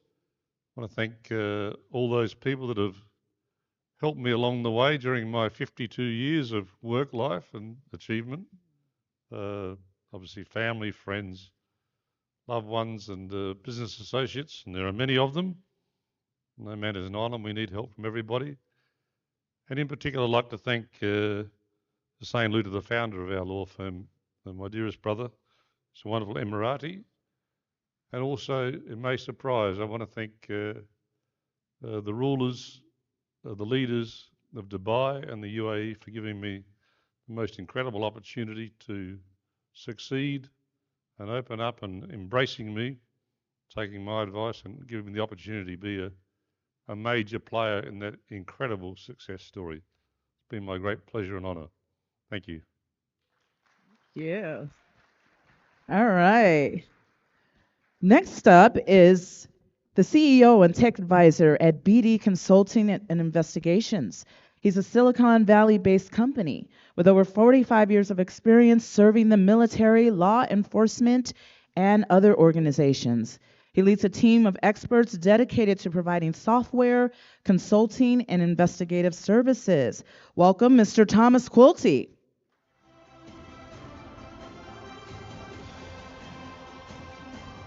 Mr. Quilty in the room? Well, we will accept his award on his behalf. I'll accept accept it on his behalf. If I don't get the Employee of the Year award, I'll accept it on his behalf. Next up is an esteemed presenter that we've had the pleasure of hearing a couple times today. He is the CEO of Vespula Capital Management and co-founder of Tactical Income. With over 27 years of trading experience, he provides insightful market analysis and investing advice on CNBC, Reuters, Fox News, and Cheddar TV. Please welcome again to the stage Mr. Jeff Tomasulo.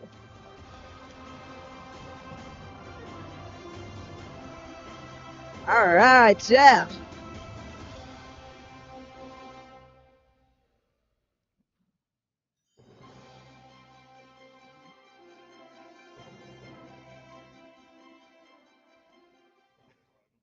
There's really nothing I can say after what everybody up here has already said. I want to thank the conference. I want to thank my staff for making this happen. And I want all of you to come to our booth because I really believe in what we're doing and how we can help people really take control of their financial future in a much different way than everybody's been taught. But so thank you very much, and I really appreciate the award. Thanks. All right. Awesome. Our next Outstanding Leadership Award is for the founder and CEO of Will Be Effect, an accomplished transformational leader with over 2 decades of experience. She is a triple certified project management expert and vocal advocate for marriage equality with a case in the Supreme Court of Panama, supported by the IACHR and the Morgan & Morgan law firm. Let's hear it for Ms. Jessica Atkinson.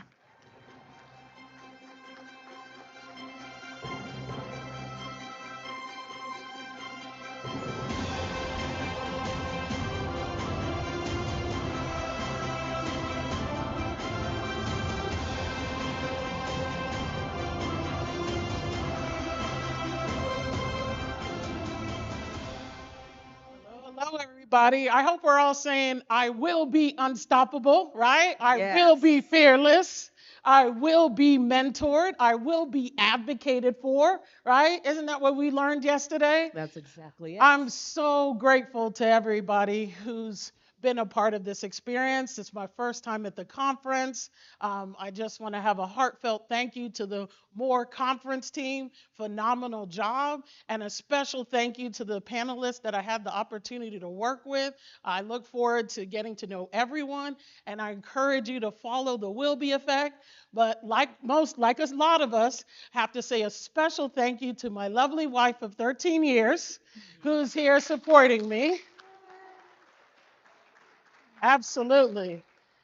And having so many lawyers and influencers in the audience, I definitely want to advocate to ask for your support to amplify the message for marriage equality in the Republic of Panama. And I encourage you, thank you. And I encourage you to follow the Will Be Effect, right? Woman, immigrant, lesbian, Black, those might be perceived detractors by society, but they're also my authentic truths, right? So you will be fearless.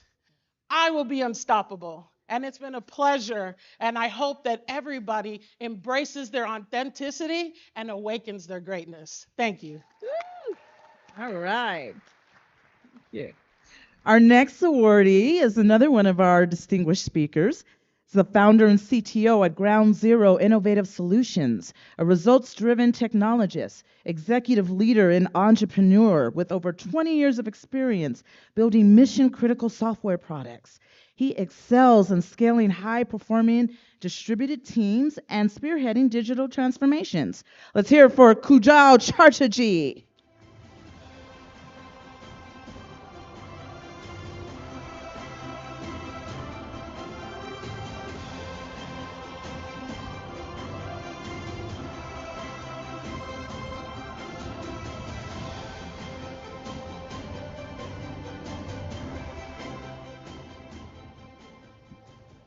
Hello. I guess it's the time for an Oscar style speech, I guess, right? And I'll try my best. Thank you so much.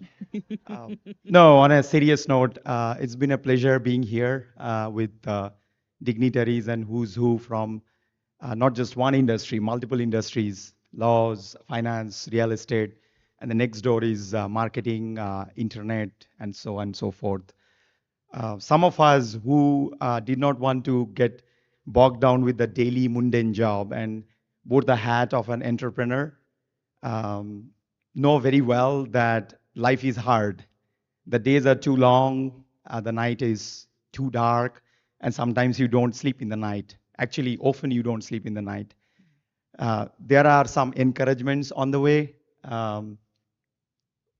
Facebook, Google, and companies like PayPal, Netflix, eBay all started from garage, so all of us can do it.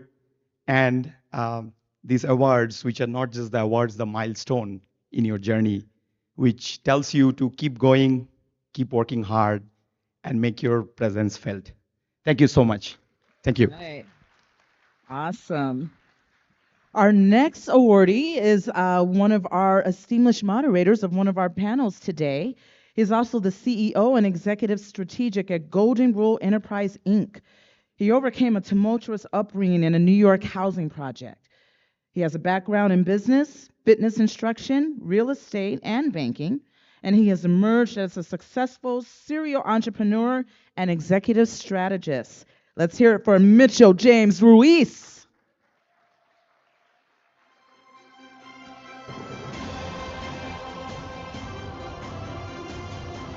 And he's dressed rather sharply.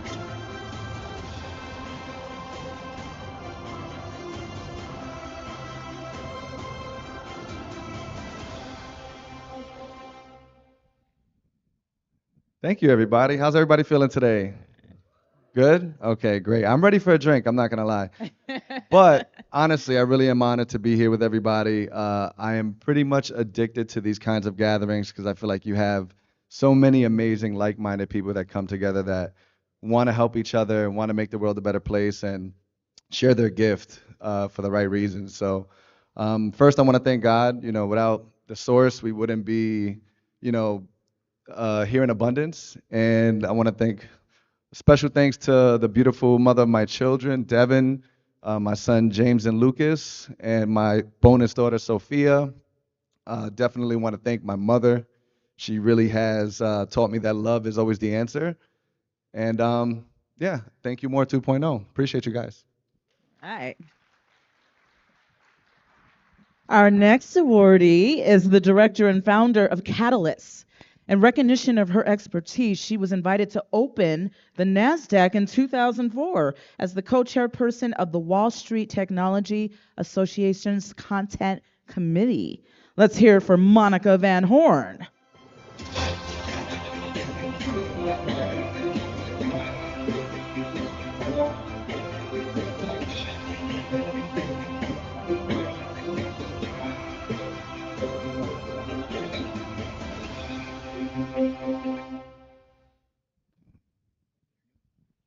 Oh my goodness, I'm so humbled.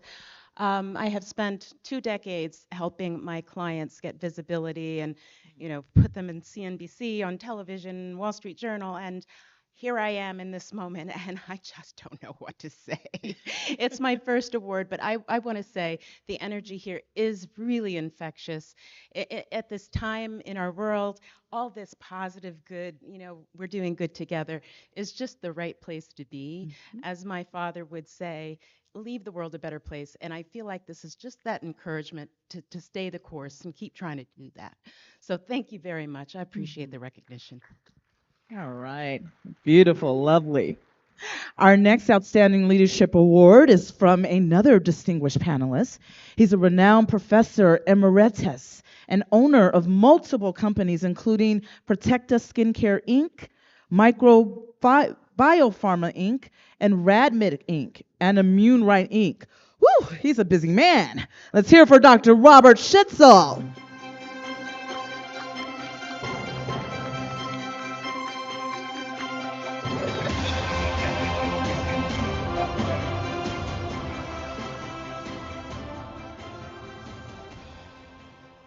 So I thank, of course, the organizers for their selfless thoughts and ingenuity to award me this award.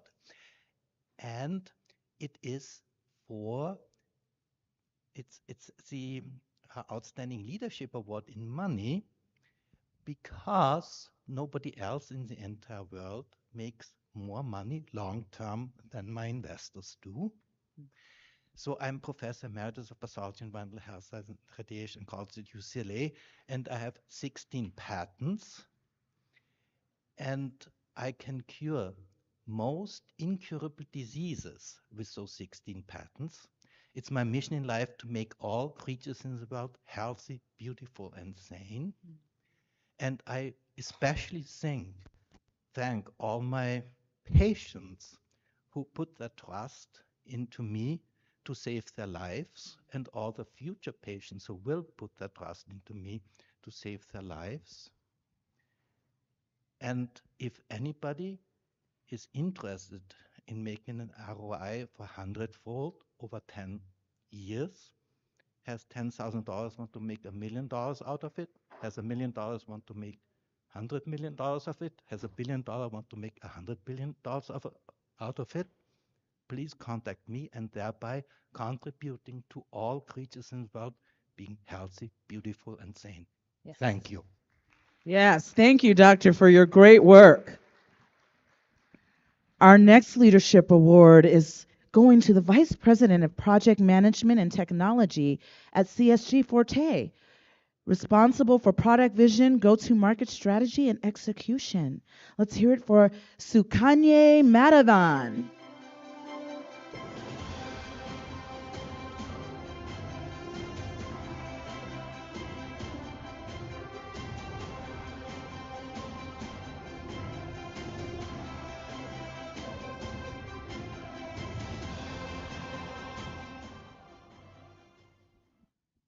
First of all, again, like several other folks in here mentioned, takes a lot of effort to put a conference this size. So thanks to all of you guys. Appreciate it. This is my first one here. Again, grateful for this award. Several folks in here, right? And it doesn't come easy. We have worn midnight oil. When the odds are stacked up against us, it feels like the whole weight of the world is on our shoulders. But it's always the grit and the perseverance and keep it going and the hard work, right? So I just want to go back and dedicate this to my family, my friends, and my team, without whom I wouldn't be here, right? So thanks again. I just looked at all these different conferences. I was like, okay, payments is a fabric that goes across. I was jumping from one conference to another. So our company does payments, basically supporting business to business, over 100,000 customers. So super happy, excited to learn a lot from each of you. Thank you again. All right. Our next awardee is the CEO and co-founder of LP Venture Group, raising over $50 million for business acquisitions. With exceptional financial management and strategic planning skills, he leads LP's long-term growth strategy, contributing to its ongoing success and expansion. Let's hear it for Leon Burks, Jr.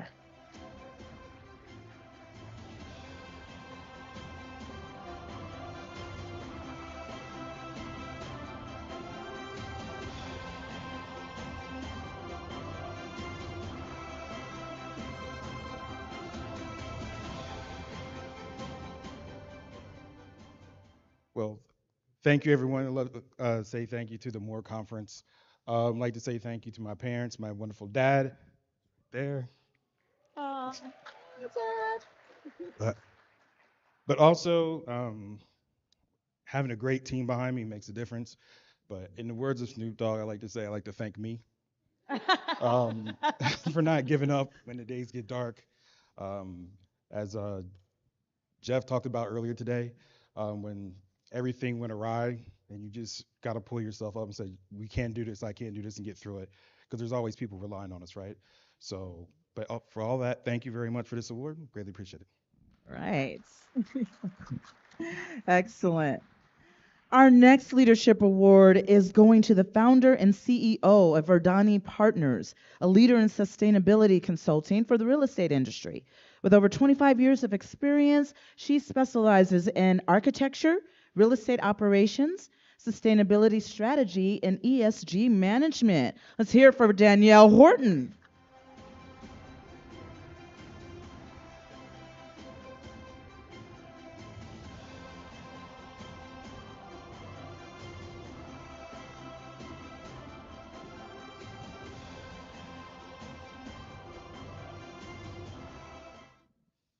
Thank you. I'm really grateful to receive this award. I'm a proud Latina minority women-owned business. I have I still remember immigrating to this country alone, broke 22 years ago, and I'm really proud of everything that me and my incredible team have accomplished. I'm a mom, a CEO, a teacher, an author, and we have a sustainability consulting practice that where we are working to fight climate change to the built environment with large real estate portfolios because we want to focus on strategies that are scalable and can move us faster. And to that effect, I also founded a nonprofit organization called Verdun Institute for the Built Environment to be able to help advance sustainability beyond the work that we do for our clients faster. And have been teaching for the past 14 years. I teach at USC Sustainable Real Estate, and recently also published a book called Earth Climate Heroes to teach kids about climate change. And I think one of the things I, like to say also is that no one is coming to save us. So like we all must be the change. We all must be Earth climate heroes and work together toward creating a more livable and sustainable planet, because alone we are dropped, but together we can move oceans and we can make a huge impact. So it's really important that we work together, and it can transcend generations and it can transcend cultures, but we really need to work together to fight for a more sustainable, healthy, and resilient future. Thank you so much for this recognition. All right. We have another awardee who was also a panelist, and she is the CEO of Einstein Solutions LLC, a multifamily industry disruptor with 15 years of experience as a leasing consultant. As a passionate advocate for organizational leadership and fearless failure, she has held leadership roles in value-add housing environments. Let's hear it for Jessica Fern Kirkland.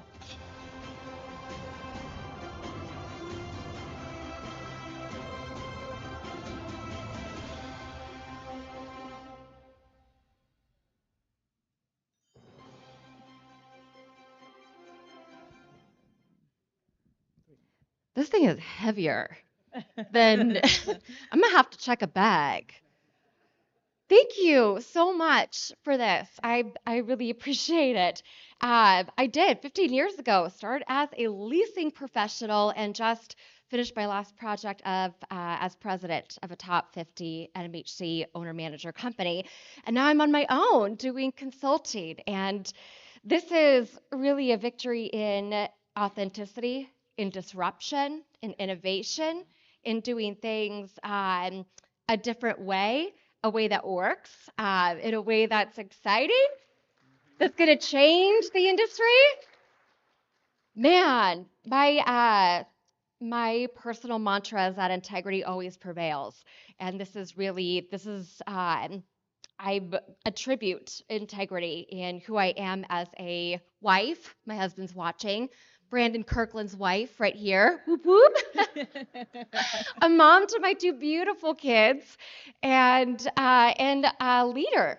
Apparently, I think being called a leader is one of the most wonderful things that you can be called, something that is earned every single day, right? You got to show up. That rent is due every day. Hello, multifamily. So thank you so much for having me, for letting me speak today and share my time with you. Thank you. All right. Thank you, Jessica. Our next award is going to a dedicated broker and proud mother of 3 beautiful children, working at the 5-star team in Houston, Texas. With over 15 years of experience in real estate, she thrives on the freedom and limitless potential her profession offers. Let's hear it for LaKendra Harper.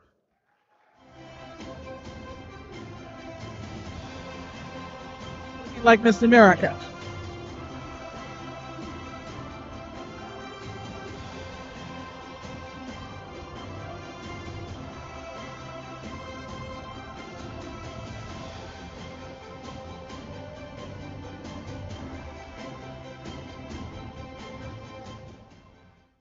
Hello, everyone. How are you?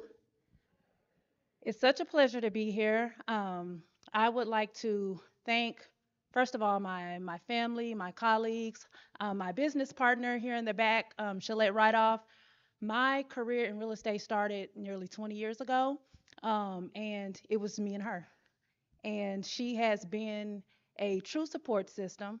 I think that it's important for any of us to have true, genuine supporters, whether that's friends or family, those who see your vision and don't give you the criticism and the negativity initially, right? Because when you have that dream and that goal, it's important that that be fueled. And she's always been that for me. Our team has grown and flourished so much, especially in the past 2 years.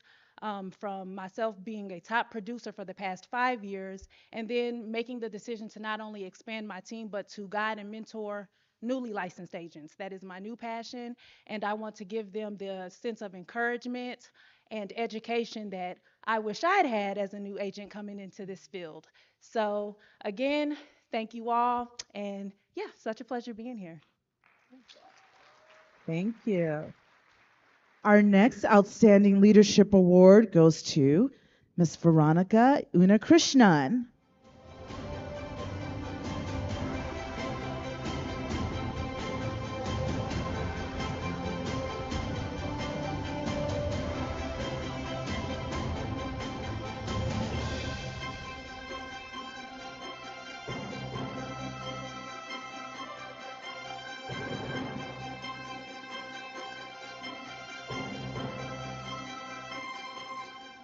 Well, thank you very much, everybody. I'm sorry, I'm very, um, this is very special because I am hearing all your stories and you're making me feel so special because I belong with all of you. So,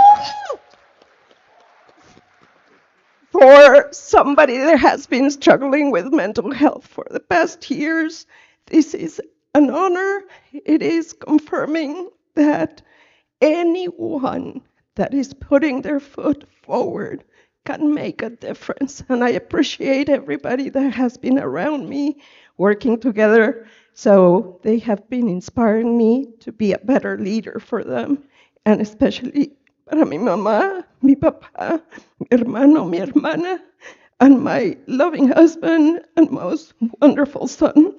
I love you very much. You are my love and drive for every day. Thank you. Okay, and Veronica also gets the award for making everyone cry. My mascara's running. Thank you, Veronica. That was very beautiful.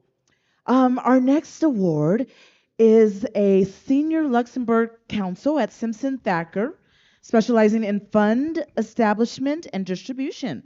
She is also an advisor to U.S. and international sponsors, LVMH and Group Anat. Let's hear it for Nadia Bonnet.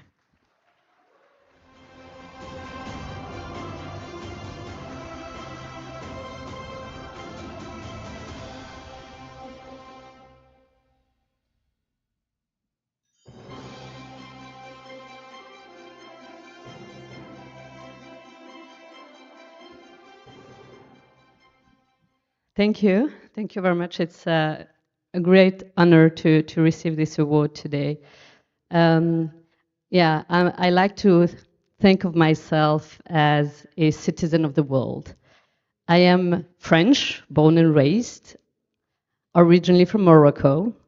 I studied law in France, and I had the opportunity to come to the US for an exchange program during my law studies, so I did. I was in Kansas. And I returned to France, I finished my studies, and I took the bar in Luxembourg, which is another European country, and since 5 years I came back to the US.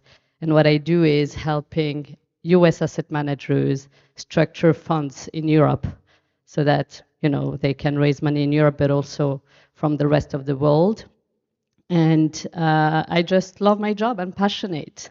So thank you to the organizers of the conference. This was a very insightful conference, very amazing people, and thank you. Thank you to my dear husband for being here and supporting me. Thank you so much. Our next Outstanding Leadership Award goes to a gentleman who we had the pleasure of listening to earlier today. He is a luminary who is the author of several best-selling books. His groundbreaking work has paved the way for organizations worldwide to reimagine and re-engineer their strategies. Let's welcome back to the stage Mr. Bob Niener.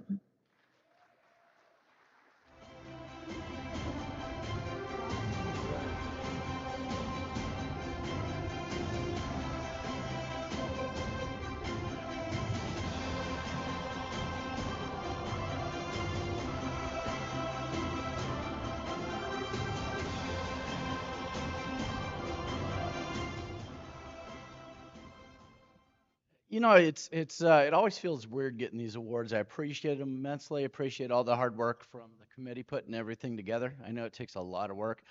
I don't deserve the award. I'm just happy to speak out for my team, though, who works very hard every single day.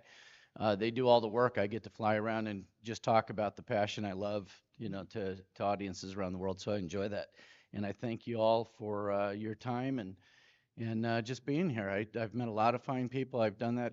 I think this is my third or fourth time out in Vegas with the organization, and it's always fun. I always meet new people, run into new opportunities, get some great new ideas. Made $100 today in one of the committees for answering a question, so that was good too. Unfortunately, I already gave it back to the casino, so that didn't work out well. And then you know, most of all, the prettiest human being I know in the world is in the audience with me, my fiancee Alexandra, and enjoy all this opportunity and just having fun with you guys. And I know it's probably getting pretty close to me standing in the way of drinking and running at the boulevard, so I'm going to give the mic back. You guys have a great rest of the trip and convention. Hey. Thank you, Bob. All right, last but not least is a corporate associate at Inventus Law, specializing in representing high-growth startup companies. Her dedication has been recognized by Let's Talk World, earning her the prestigious Global Lex Falcon Award. Let's hear it for Radija Shah.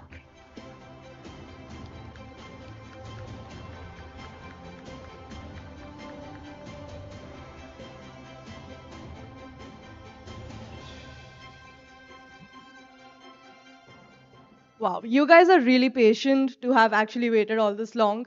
I would have been in the room next door drinking some wine because that's all I've been thinking about after such a long day. Me too. But but I will be really quick. I won't take too much of your time. There are few things in life that I have followed, which I've learned from my father mostly. First and foremost, he's always told me, don't be a paper push lawyer. You have to think outside the box. You have to work hard, and you have to know how to represent your clients, not just by the book, but by being street smart. And the second thing he told me is your network is going to be your net worth. So no matter where you are in your life, if you're a student starting out your career or you become senior, network with people. So thank you so much for organizing this conference, because this has been such an absolute amazing experience meeting all of the different people from all various walks of life, finance, real estate, marketing. So thank you for organizing such an amazing conference. And I'd like to thank few people who this award should actually go to. One is my grandfather, who I lost last year. My father, of course, my family, and my husband, who's recording the video right now. So thank you so much, everyone, and hope to network with all of you next door. Let's have some wine and relax and gamble. Woohoo! Well said, Radija. So we'd like to offer. Yes, no. Oh, is she? I don't know who she is. So while we're pausing for a moment, I just found out there's a bunch of lawyers in this room, and since I didn't get the Employee of the Year award, I would like to hire some counsel. So see me at the end of the room. Money is no object. Rebecca.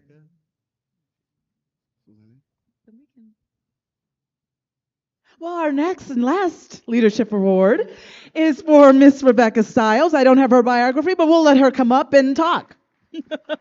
Tell us about yourself, Miss Rebecca. Congratulations.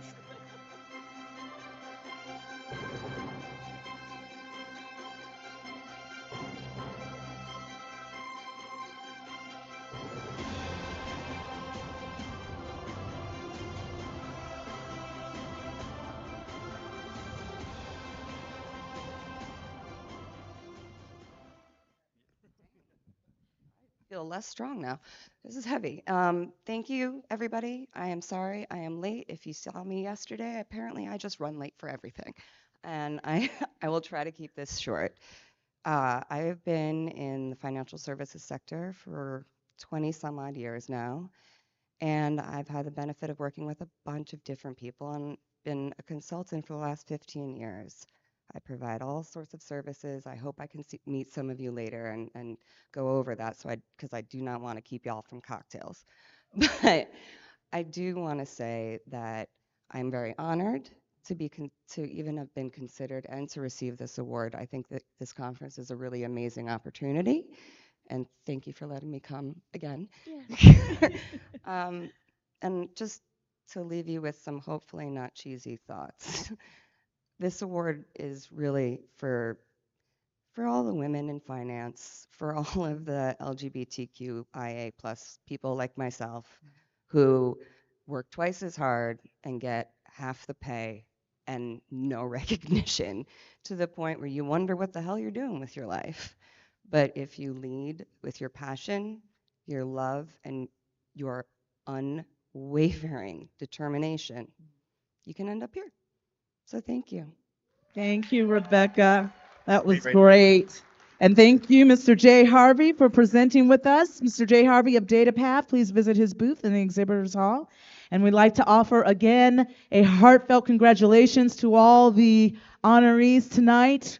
You're all great. You're all leaders in your field. Keep up the good work. And let's have some fun tonight. We'll see you tomorrow at 9 a.m. Yep. And we're going to do, because your future is so bright, we got to wear shades. Everybody come on up. In the building. We are going to take photos with the sunglasses on. Everybody come on up. We're going to take it together. I'll give you a fresh pair. Yep. There you go. There's you. Everybody come on up. And if you didn't get a pair, I've got more here in the bag. So I can give you a pair if you didn't get one. So everybody come on up. We're going to take a group photo with the green shades on. Yep. Watch your step. There you go. Do you need a pair? There you go. Who else needs a pair? Yes, absolutely. I need your shoes. Yes. All right. Come on, yeah, just come on up. Best idea is to make a few rows. We're gonna have to kind of squeeze in. Some people can sit on the foot of the stage. Absolutely. Yeah, you can sit on the foot of the stage. Yep. Yeah, come sit on the foot of the stage. We'll make like 3 rows. We're gonna have to shove in close to each other to be able to do this. You got it? Anybody else? Y'all want to come up? Anybody else want to come up? I have more glasses. Come on up. Be in the photo. Everybody come on. Absolutely. Yep. Can we open up the middle here and let her come right in the center? Can we have you guys slide